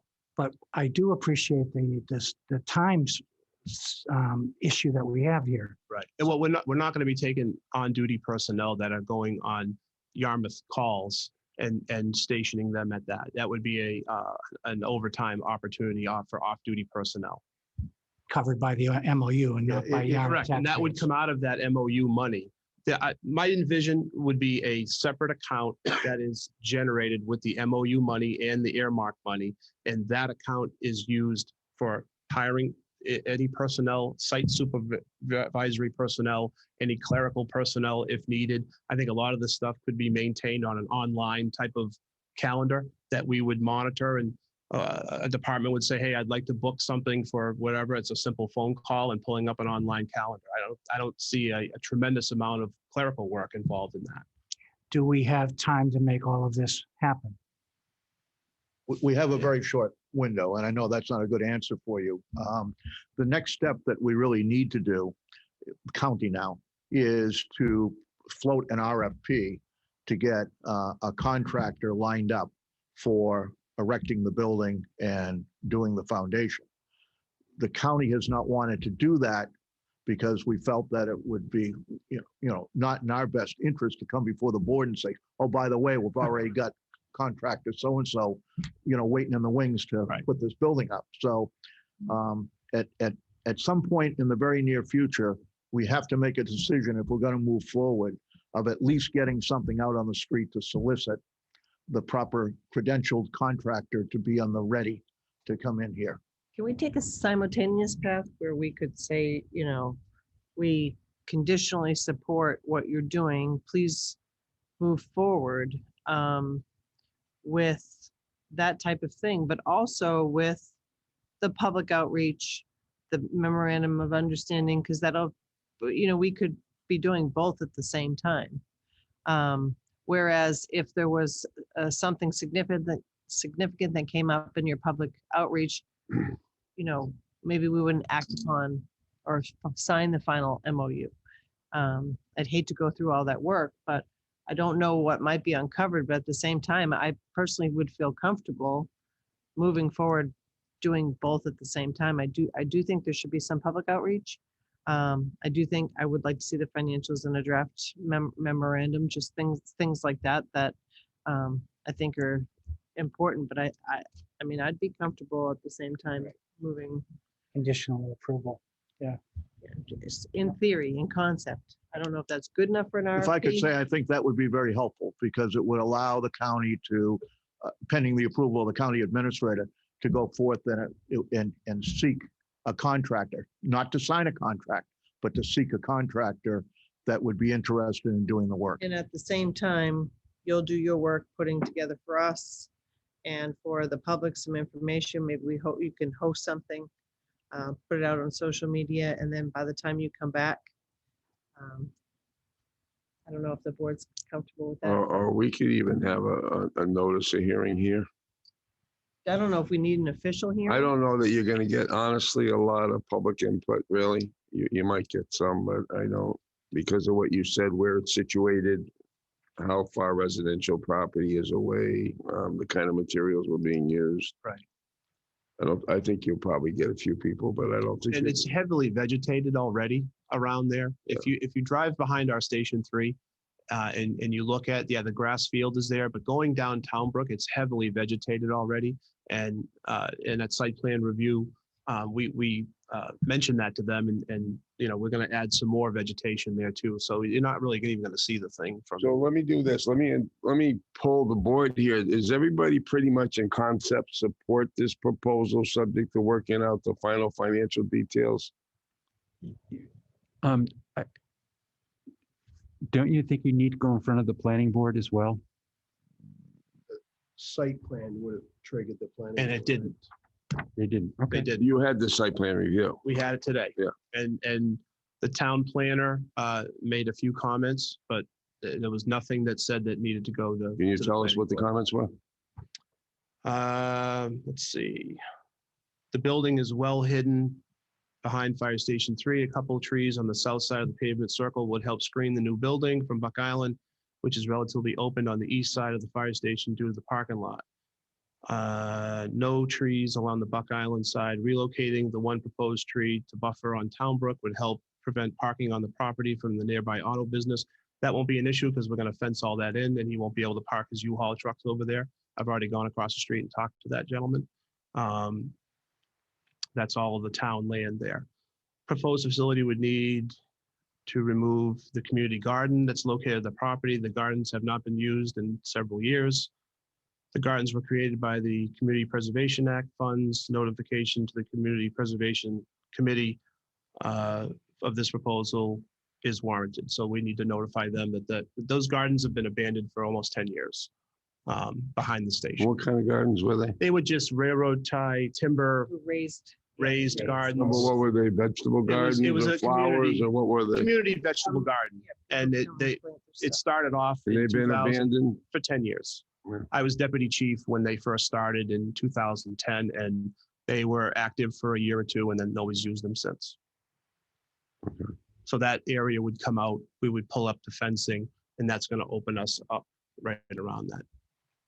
All right, so they had a site plan review, so Did. I think And it the didn't only trigger. issues here are finalizing the financial details and depending, I mean, Tracy has spoken in favor of some kind of community input, but I don't know how the others feel about that. I think community input is a good idea, and I don't see any issue with you getting bids from a contractor. Okay. I mean, you're not obligated if Correct. something doesn't go. Correct. Right. Dan, how do you feel And about the community input issue? I kind of like the idea of just having them come back and having, if we want a setting, we have one right here. Otherwise, I don't know how you're going to do that kind of outreach. I think we could do something through social media, and we could even do a quick survey on our website. We're already followed, by quite a few people Right. on Facebook. Have abutters been notified? The only abutter is really the auto shop who's renting across the street. I don't mean immediately contiguous, but I mean general area or abutters. The town. Yeah, it's town All town property all stuff? the way around us, Okay. other than the metal building across the street on Town Brook. Okay. So, Steve, what actually do you need from us tonight at a minimum to move forward? Well, I think if we could get the approval of just what Mr. Smith said, the ability to go forward and put the RFP on the street. We all, does anybody have any issue with that? Does everybody approve of that? Yes, yes, yes. You have that approval. Okay. Thank you. That moves the project, and all we're trying to do is keep the train moving. Let me knowing we talk have to the that chair market there. about this public. Well, I mean, Dan's point is good. I mean, this is a good forum. The thing is I don't think people really knew until they I agree listened with to you. it. And No, I now agree that with you. now that they hear it, maybe when they come back the next time and we advertise it, we can put it on We'll the schedule agenda. a public website. hearing. I don't- We'll I don't put even- that in as one of our agenda items. If people don't respond, they don't respond, and we'll I put don't it even up think we on a, need to have a public hearing. I just think that it should be like, well, it'll maybe, be informational. yeah, when they come people back, can- we can put it on there on the agenda, maybe as a vote too, so then people. I don't mean we go out and Final have to approval. advertise it in the newspapers and stuff like a No. legal No, I hearing. think I mean, we put it on our agenda, we put it on our website. You guys can put it up. And if anybody wants to come here and talk, you guys can give a little pitch. That's it. Sure. We'd be happy, and we're going to get That's that not very information that difficult. you requested as well. And it's going to be more time efficient. Thank you. Thank you, yes. So we'll do that. In the meantime, you guys work up the costs. Yep. And how you intend to allocate those costs. And we're done. Sounds good. Right? In a sample memorandum, just as far, like, just something for us to look at before we get to the final. Yeah. And we would obviously love to bounce it off legal counsel as well with the town. I think that would be prudent. Speaking of which, we got a few requests for proposals. Sure. for Legal services. Mr. Scott has something. Just one Yes, more thing Bill. on construction. Usually you would name the town as additionally insured by the contractor's insurance. So there's Sure. things we can work out on that. Yeah, the town was bid and always everything. in any kind of municipal project, the town on municipal property, the town be an additional named insured. Yes. Absolutely. Very good. Great. Thank you for your All right, time. well, Thank you good. very much Thank for your you, time. gentlemen. I appreciate you waiting. It was a great presentation, very interesting. And I have a lot of other things I'd like to talk to you about, but the night is late, but I may contact you Please do. out of the meeting context. Oh, that'd be great.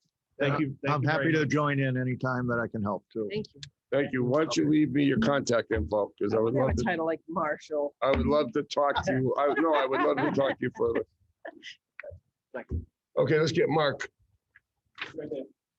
Sneaking in the back. There he is. You hear this stuff? I just went in the other room, listen. Okay, so you got the deal, right? Very informative.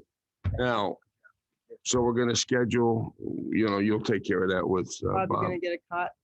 Just say, or we could be back like in an hour or two. I'll be back. Given the time, can we put that over? What do you think? Yeah. I think it might be helpful to talk about the agenda and to see if there are any other items here that we might want to put off to a subsequent meeting. Is the All of vo- them? We can do that. All of them? We can do the organizational chart next time. Okay. That's fine. And then if there's any other questions or issues or concerns, ask them.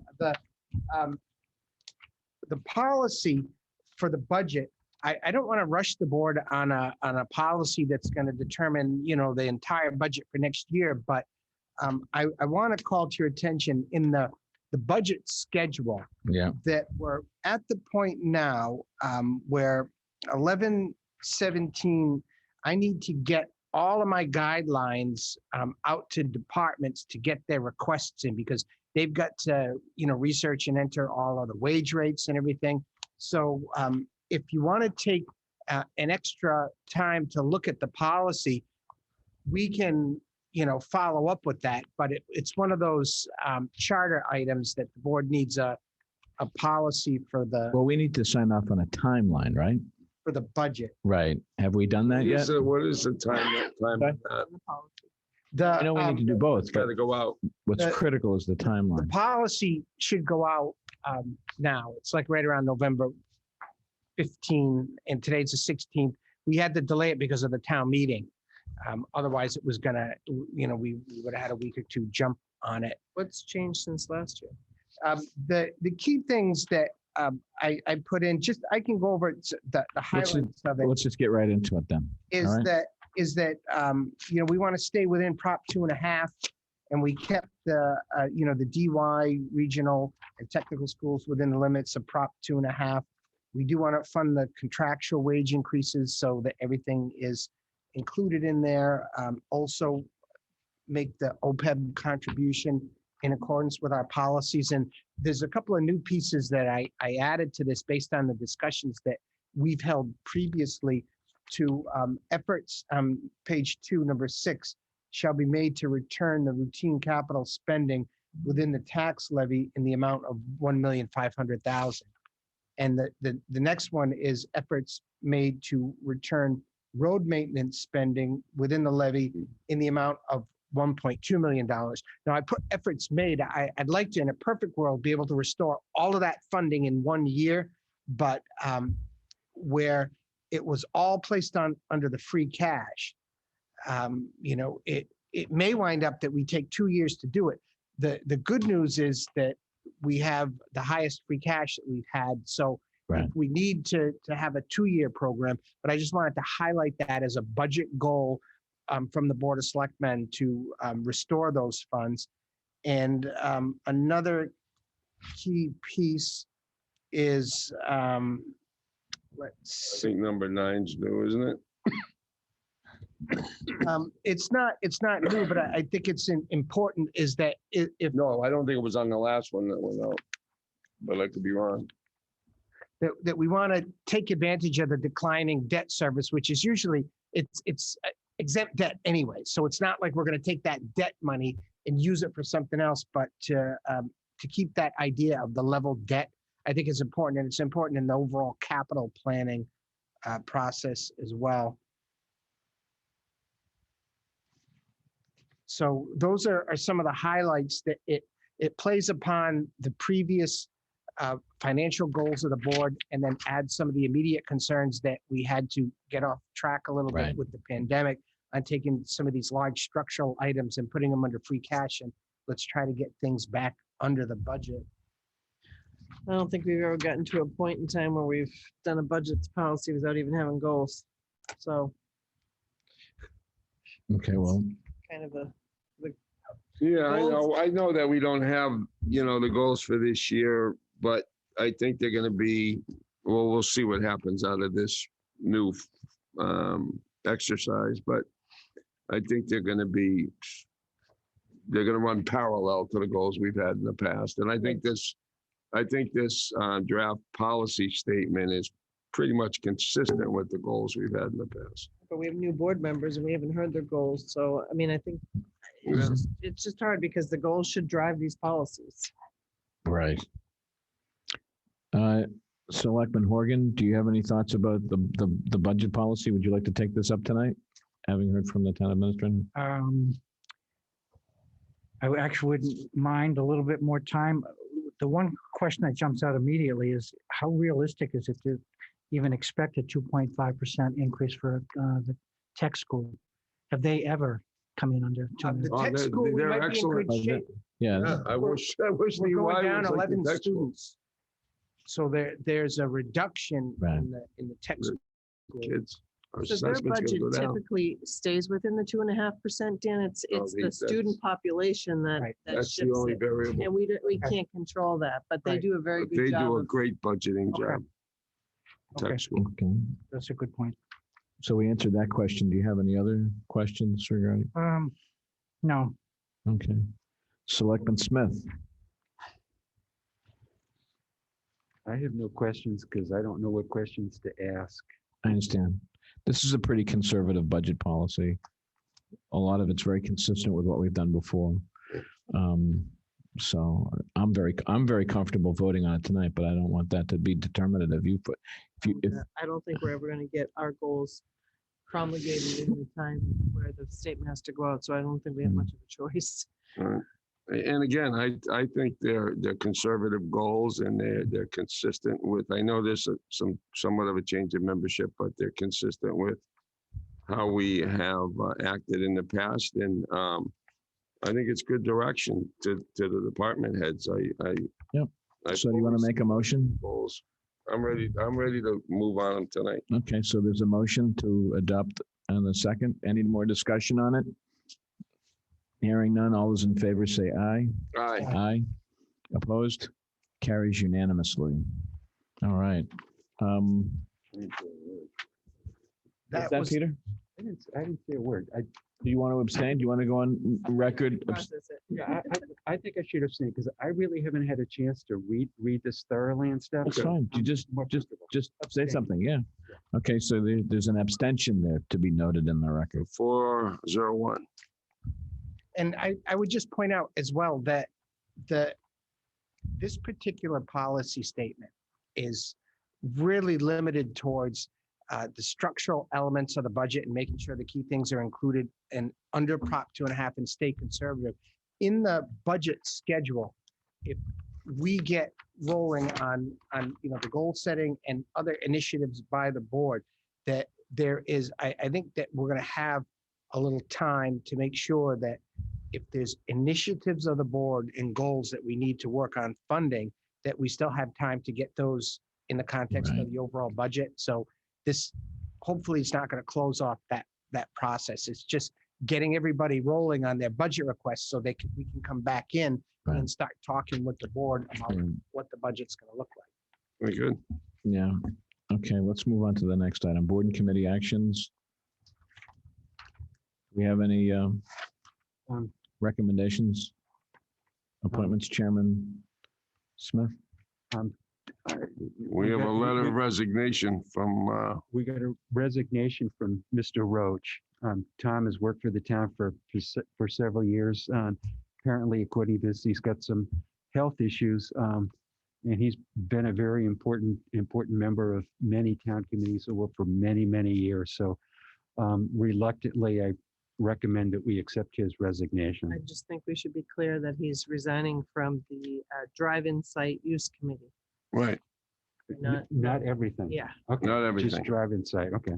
Okay. I will make that motion that we accept his resignation with regret and great appreciation. Thanks. Hope you're okay, Tom. So we have a second? Okay, we have a second. So we have a motion and a second. All those in favor say aye. Aye. Opposed? Carries unanimously.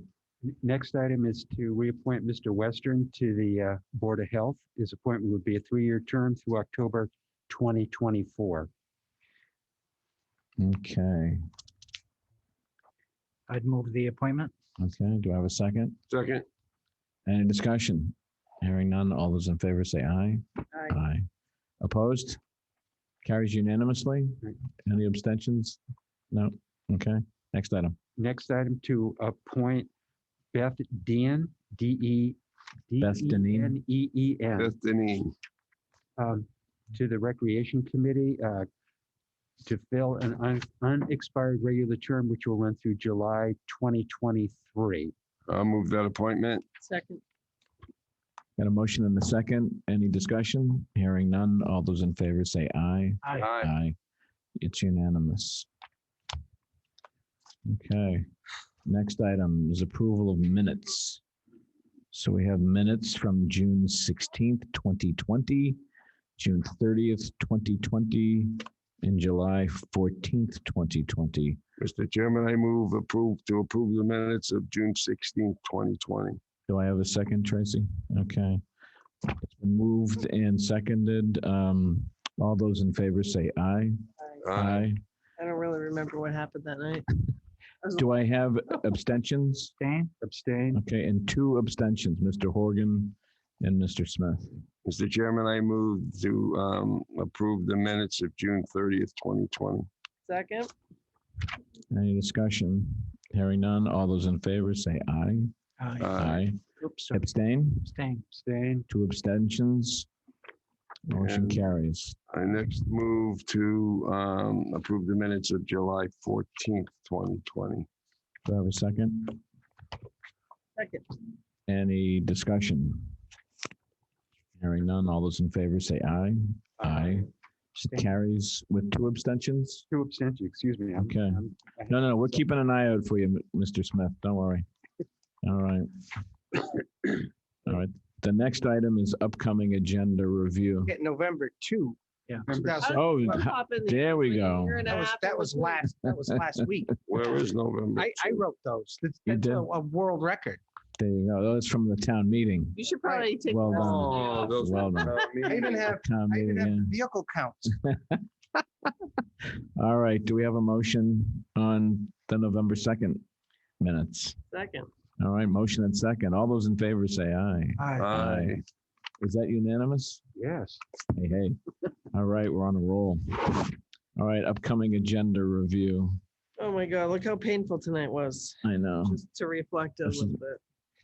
Yeah, well, this was a tough one because of the whole town meeting cancellation issue. But next week, there's a couple of things I want to call to your attention is that we're going to have an airport update that we're going to, this is for the 30th. Mhm. And we're going to publicize this and get some folks here that are interested stakeholders in the topic. And I've been working with Ron Price from QED, who he's provided a copy of his initial interim report. So board members have that, and he'll be going over that. Now, he's flying in, so we're not going to have him by Zoom. We're going to have him right in the room. He's going to be able to answer all questions. And I'm also going to be accompanying him on that afternoon for some work with interviewing the staff at the airport and the control tower, because part of his recommendations, he's coming up with a lot of affirmative steps that the town can take on behalf of local residents to help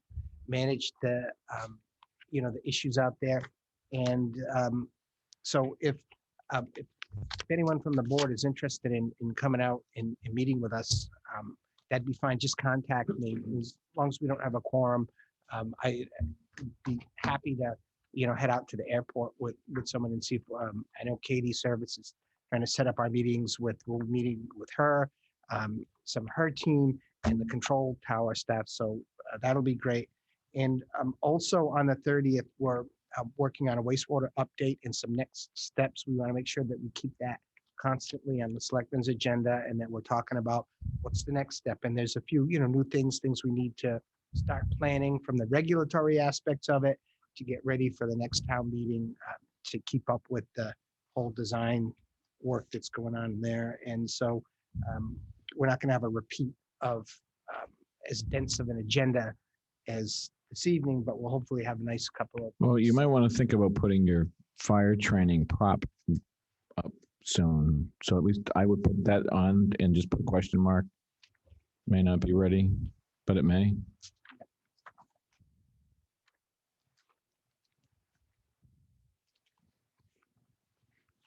But I also think, we should get the golf folks back soon. With the capital plan and finances? Yeah, I think we need to keep the momentum going on that conversation, particularly while it's fresh. Again,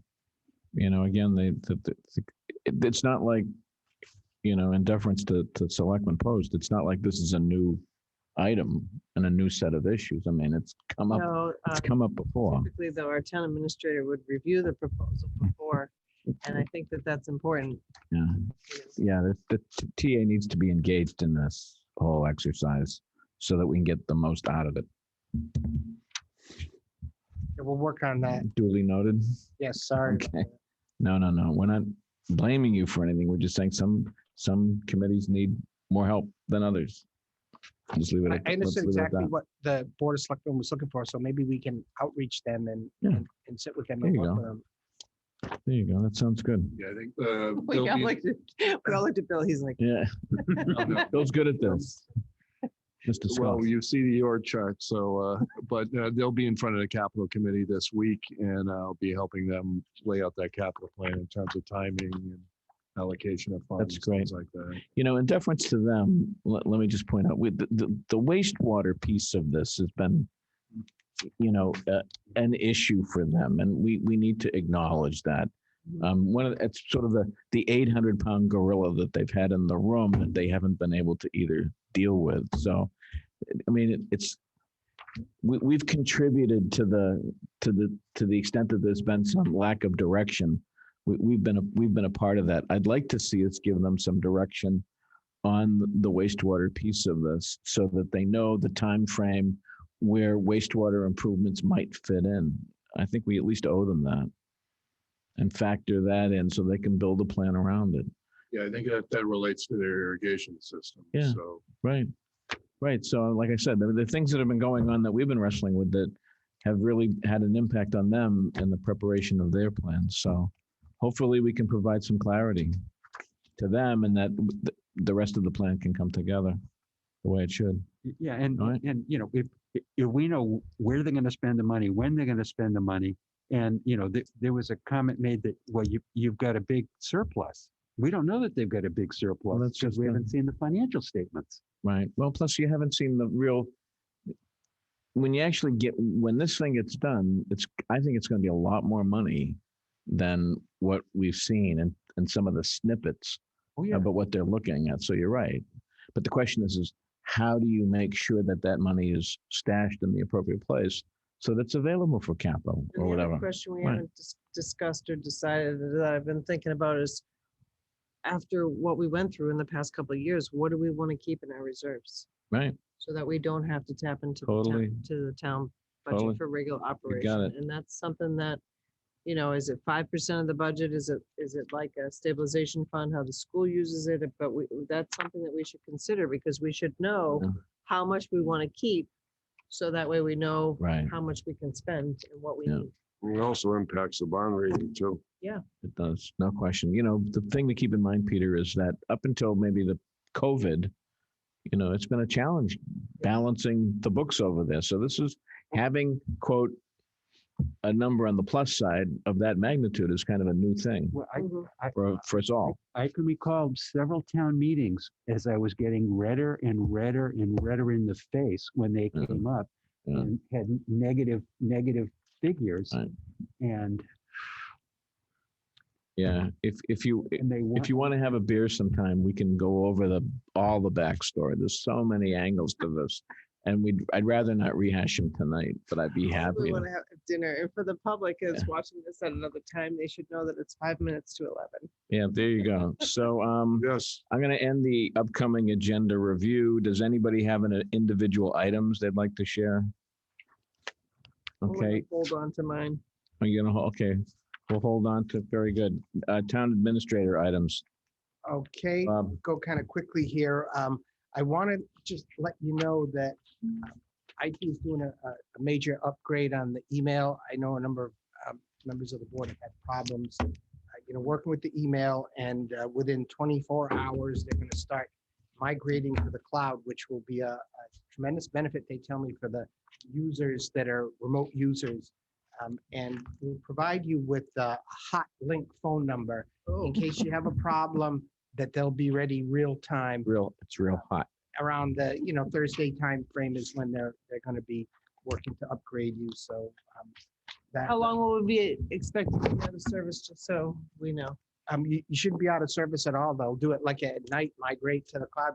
The only problem is hopefully everyone will be able to log in fine. If there's a problem, they'll be able to just have you call and then take care of it right away. So that's what we're trying to avoid. Give you Bob's home phone number. Say, Bob.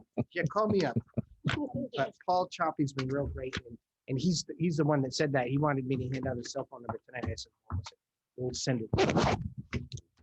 And I guess the last big thing is, I had more conversations with our goal setting facilitator, and he was really strong on trying to avoid a night to do it. He said he's got a lot of experience with that. It usually doesn't work out that well, but his schedule did free up, and Has he been watching our meetings?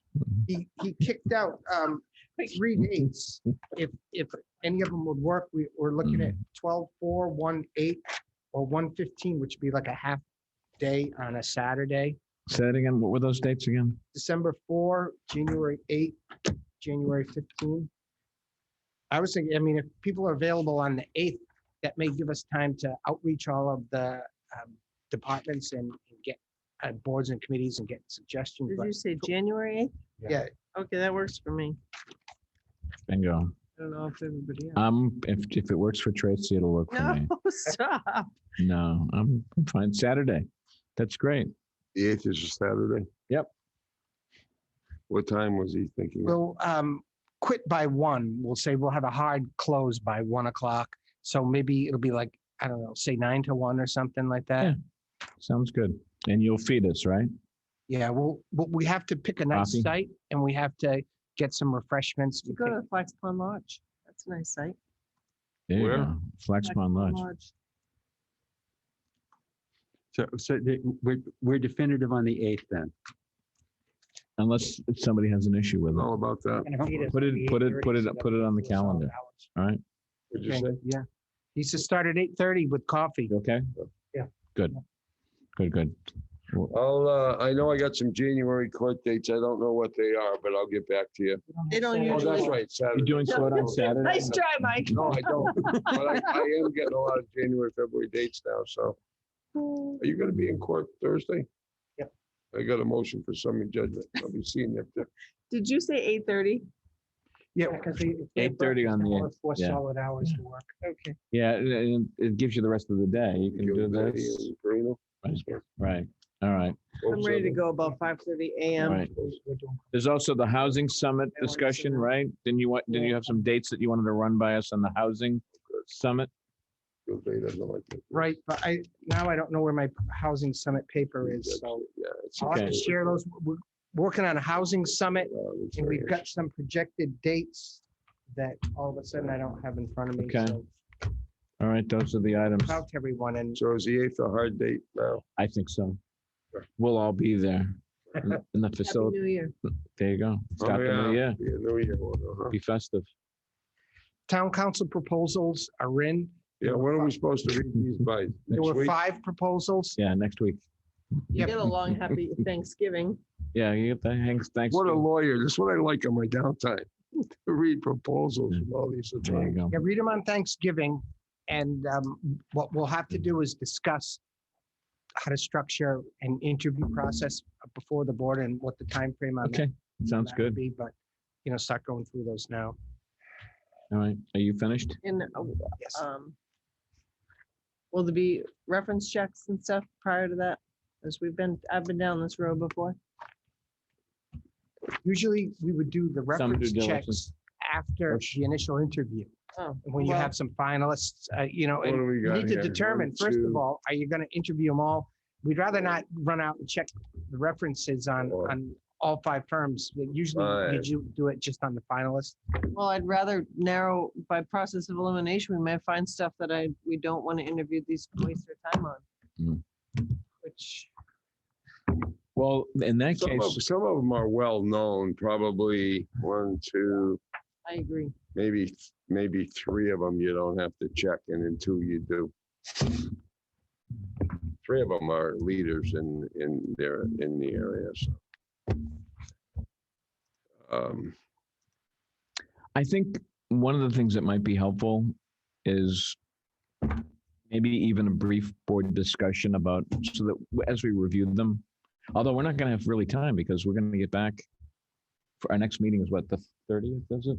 30th, right. Yeah, so we're going to want to make some decisions, I think, at that meeting, at least in terms of who we might want to shortlist and interview, right?